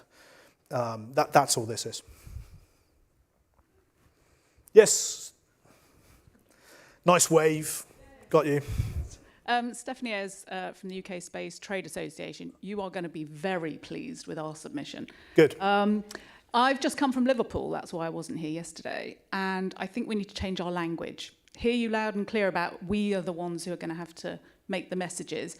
But you talked about the documentation set. And if you're not visible, you don't get resourced. Yeah. Well, the same is true in the political environment. Yeah. And there was a handful of us up there. And every single defence panel mentioned space. Yeah. Yet there was only one space panel. So we need to, all of us, we need to get back into the political domain, number one. Number two is when you're in the political domain, and we're in an echo chamber here, let's not forget, when you're in the political domain, you have to use different language. And all of the stuff you're talking about is absolutely fabulous, but you need to develop the use cases, we all do, that resonate with the outside world, with the taxpayer. because they're the ones who fund space, whether it's national or security space. And then the two things I would say, the words I would use is to Chris's point, the demise of the UK defence space industry. It is supremely exercising the minds of people who've been in Liverpool this week, how they can keep UK companies alive. They're very exercised by that. And also return on investment.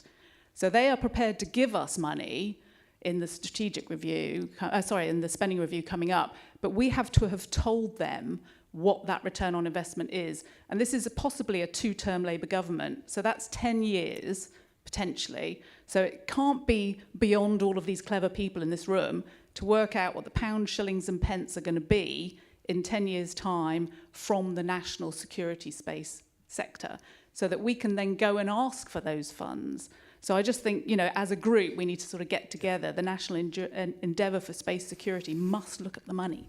Brilliant. Put that into words, and you'll have my full support into the defence. What I would thank you. It's a great point to make, I think, to all of us. What I would say is I focused on military outputs and capabilities. The Defence Review paper, the front end of it, is all about economy and prosperity. And Peter Hagen in the policy team is also putting in a separate submission about the importance of defence space sector to the wider economy and growth. I think Paul Bate mentioned the sort of every pound spent is returns £8, or forgive me, I murdered the numbers, but close to that. So I completely agree on the 2 points that we've got to raise it up to a political level. I mean, you're recognised as a soldier. It's not really my job to do that, but you might have some agency in some of that conversation. But I completely agree that my point about national security is it's economic security as well, and that involves a vibrant, strong, resilient national space sector. To Chris's point, because you've got to be able to plus it up quickly if we go to war, God forbid. Thank you. I've got no idea how we're doing for time here. I'll talk as long as you want. It's 2:30, General. Sean O'Connor. So I've got one observation and a question. So credible by 2030, that's a sporty timeline. So you're going to have to innovate. Competitive. So you're going to have to innovate to accelerate. But innovation doesn't just happen. You need a structure, you need a framework, you need to actually mobilise against the challenge set. So that would be my observation. My question is, you talk about an enterprise approach to pipelines. That was part of the original proposition back in sort of 2020. You mentioned the complex weapons pipeline, you mentioned Team Tempest. So what would your vision be for a national enterprise approach that would bring industry to help you solve your most testing challenges?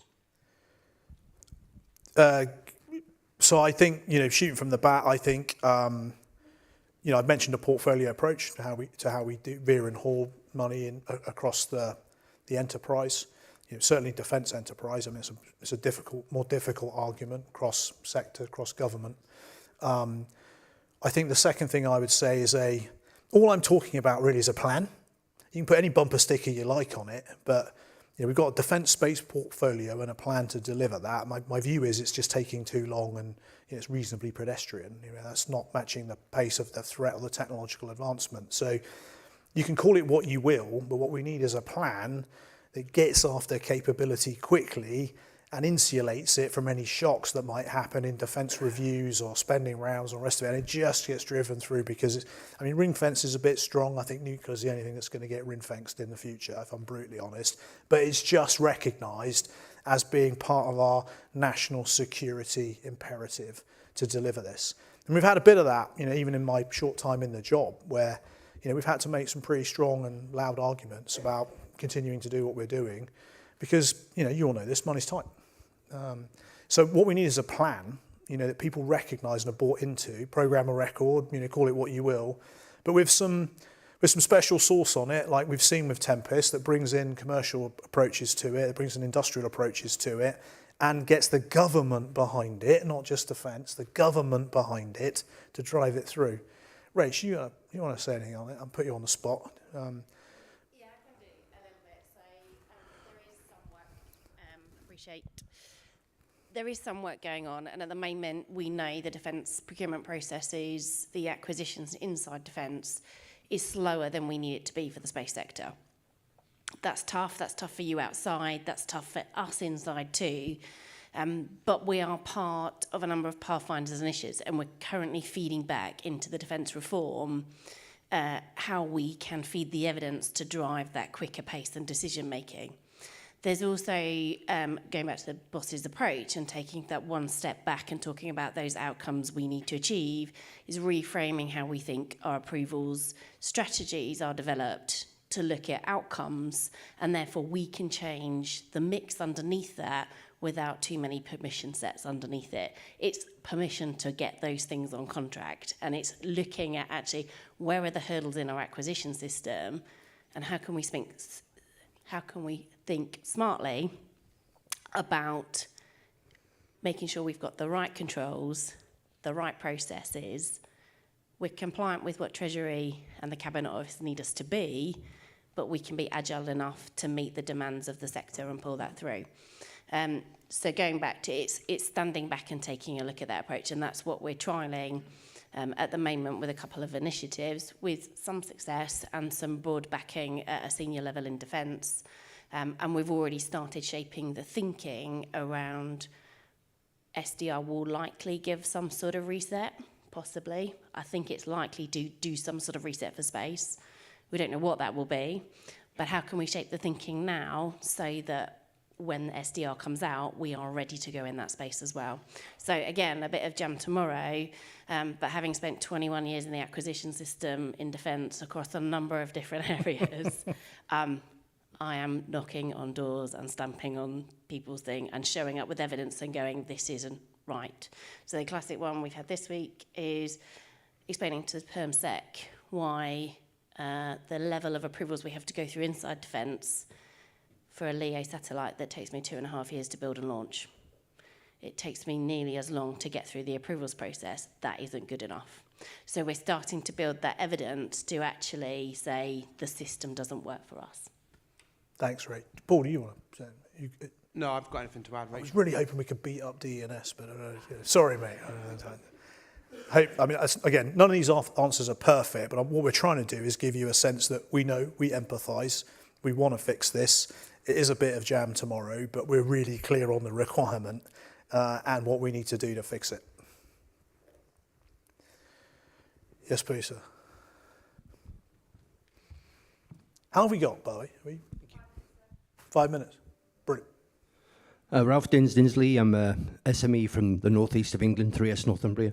For the past 25 years, I've been banging the SSA drum and the SDA drum, both in the military and subsequently in commercial space. It's great to see all the collaborative work that's going on, and great to hear from our US lead in space, and we are heavily reliant on the US. But the US are going to be ready for 2027. And we're looking to get competitive by 2030. There's a 3-year gap. How do we actually close that gap? Do we need to be ready to at least support the gaps that appear when they focus on what happens in 2027? Yeah, good question. I mean, if I could say, of course I'd like to be competitive by next year. I'm just trying to be realistic here in terms of the frameworks we've got to deliver this.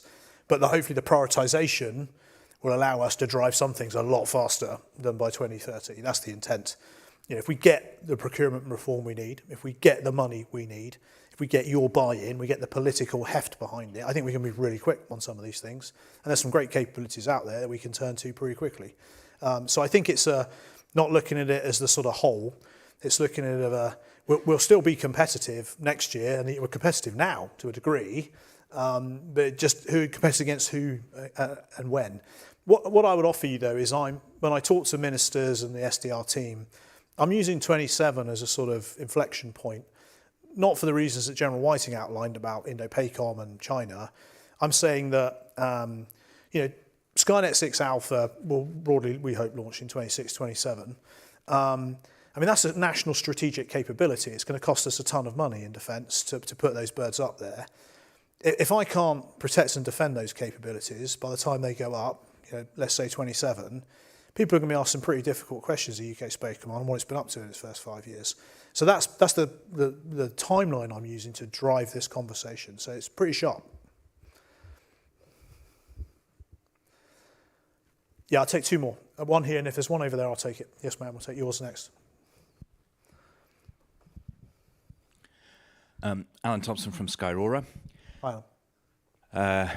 To echo Stephanie's points about the industry, we've had a really great perception of your entrance to this new role, which we're very anticipating. I think industry has been briefing government about trying to set up the National Space Council so that we get the coordination that we think we see lacking a bit. It was echoed in the Secretary of State's remarks at the Labour conference on Monday afternoon in his session around Ukraine.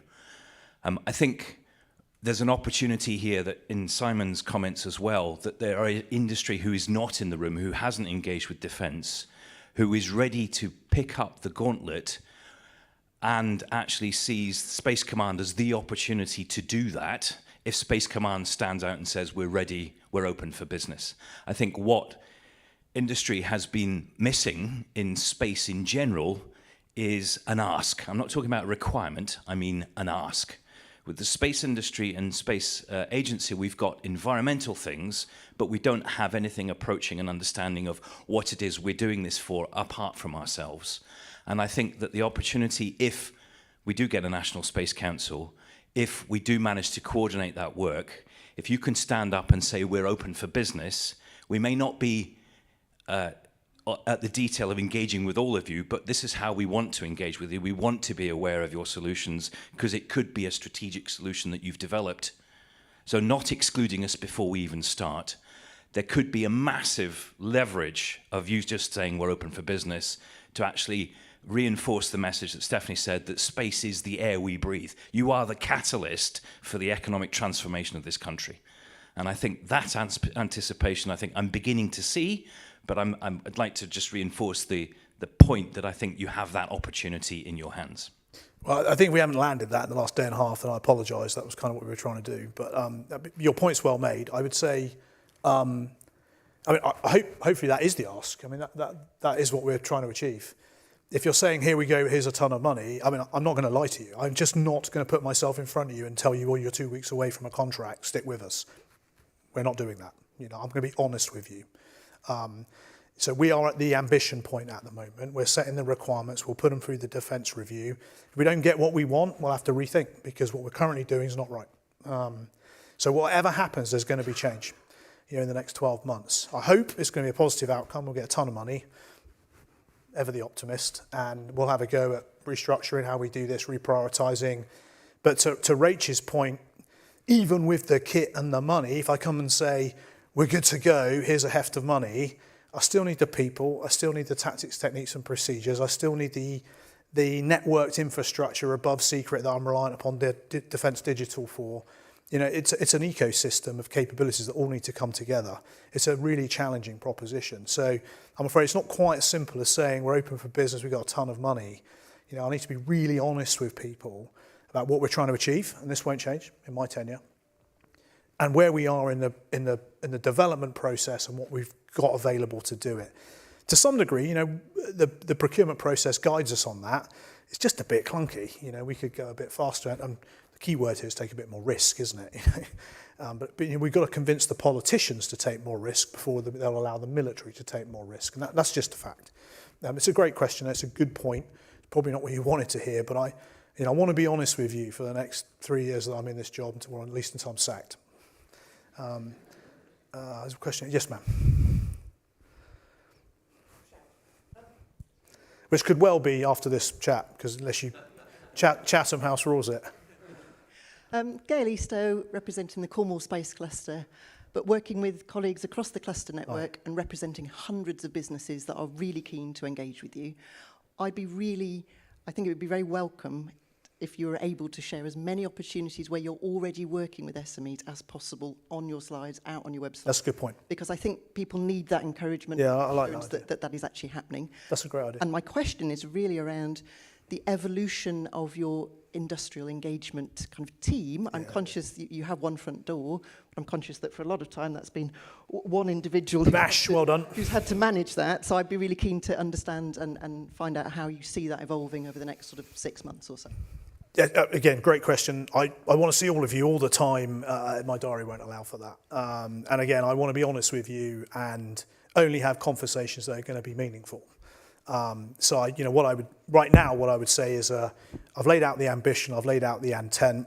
I'll get back in touch when I've got a bit more of a sense of what the SDR is going to bring or not bring and what we then need to do subsequently. I think the team are all into the lower level engagements and all the rest of it. But I am keen to do this, but what I don't want to do is set false expectations and come at this from a purely defence lens.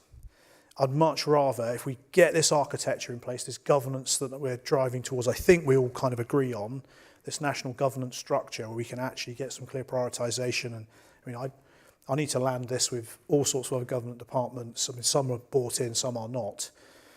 Then I think we're going to start, and by the way, I think at that, National Space Council, National Space Board, call it what we will in the future. I mean, at the moment it's dominated by DCIT and the Ministry of Defence. And I don't think that's actually right. I mean, I think it should be industry, should be around the table. I mean, tricky, who, when, how many, but I think they need a voice.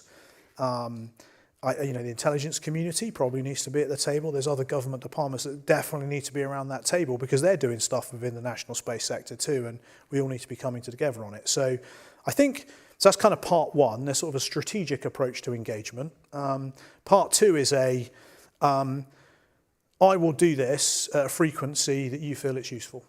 That's my obligation and promise to you. If you come back to me and say, this was really helpful, and if you think it was rubbish or crap, then just let me know and we won't do it again. That's cool as well. But if you think this is useful, and when I say I think there's something compelling to let you know or tell you, and I think we need to do it collectively like this, secrets and, running different stories to different people is slightly unhelpful in my view. Then I'll do it. I'll make myself vulnerable, and put the message out there, and have these engagements. I mean, but I'd welcome feedback. If you think there's a different way or a better way of engaging with you that's not through Ash and the team, or you'd like to see more of me, noting I can't go around to every single company. I mean, I'm just not in that game anymore. I'm in delivery, so I'm busy on operations. You just got to get used to that. Commander Field Army, Commander 3rd UK Division, trust me, does not go around talking to industry on a sort of weekly basis. They're quite busy doing operations, and I'm afraid that's me. So welcome the feedback. Brilliant. Listen, thank you. I've gone on for probably far too long, but I recognise I've been in the job for 3.5 months, to your point. Haven't had the opportunity to talk to you all. Really felt it was necessary, but only felt this was the right time because we had something important to tell you. I think pre this, I wouldn't have had a sensible conversation with you because I would have said, I don't know, I'm still figuring it out. SDR is an opportunity. There's no doubt about it. I'm optimistic. I think we need to be optimistic going into this, but there's a lot of work we need to do across the sector to convince our political leaders and the decision makers and the tie wearers that space is important for national security and is an absolute opportunity to fuel growth, which is their number one priority. And if we can get that message through, I think we'll pound through this and we'll be better off for it on the other side. Thank you.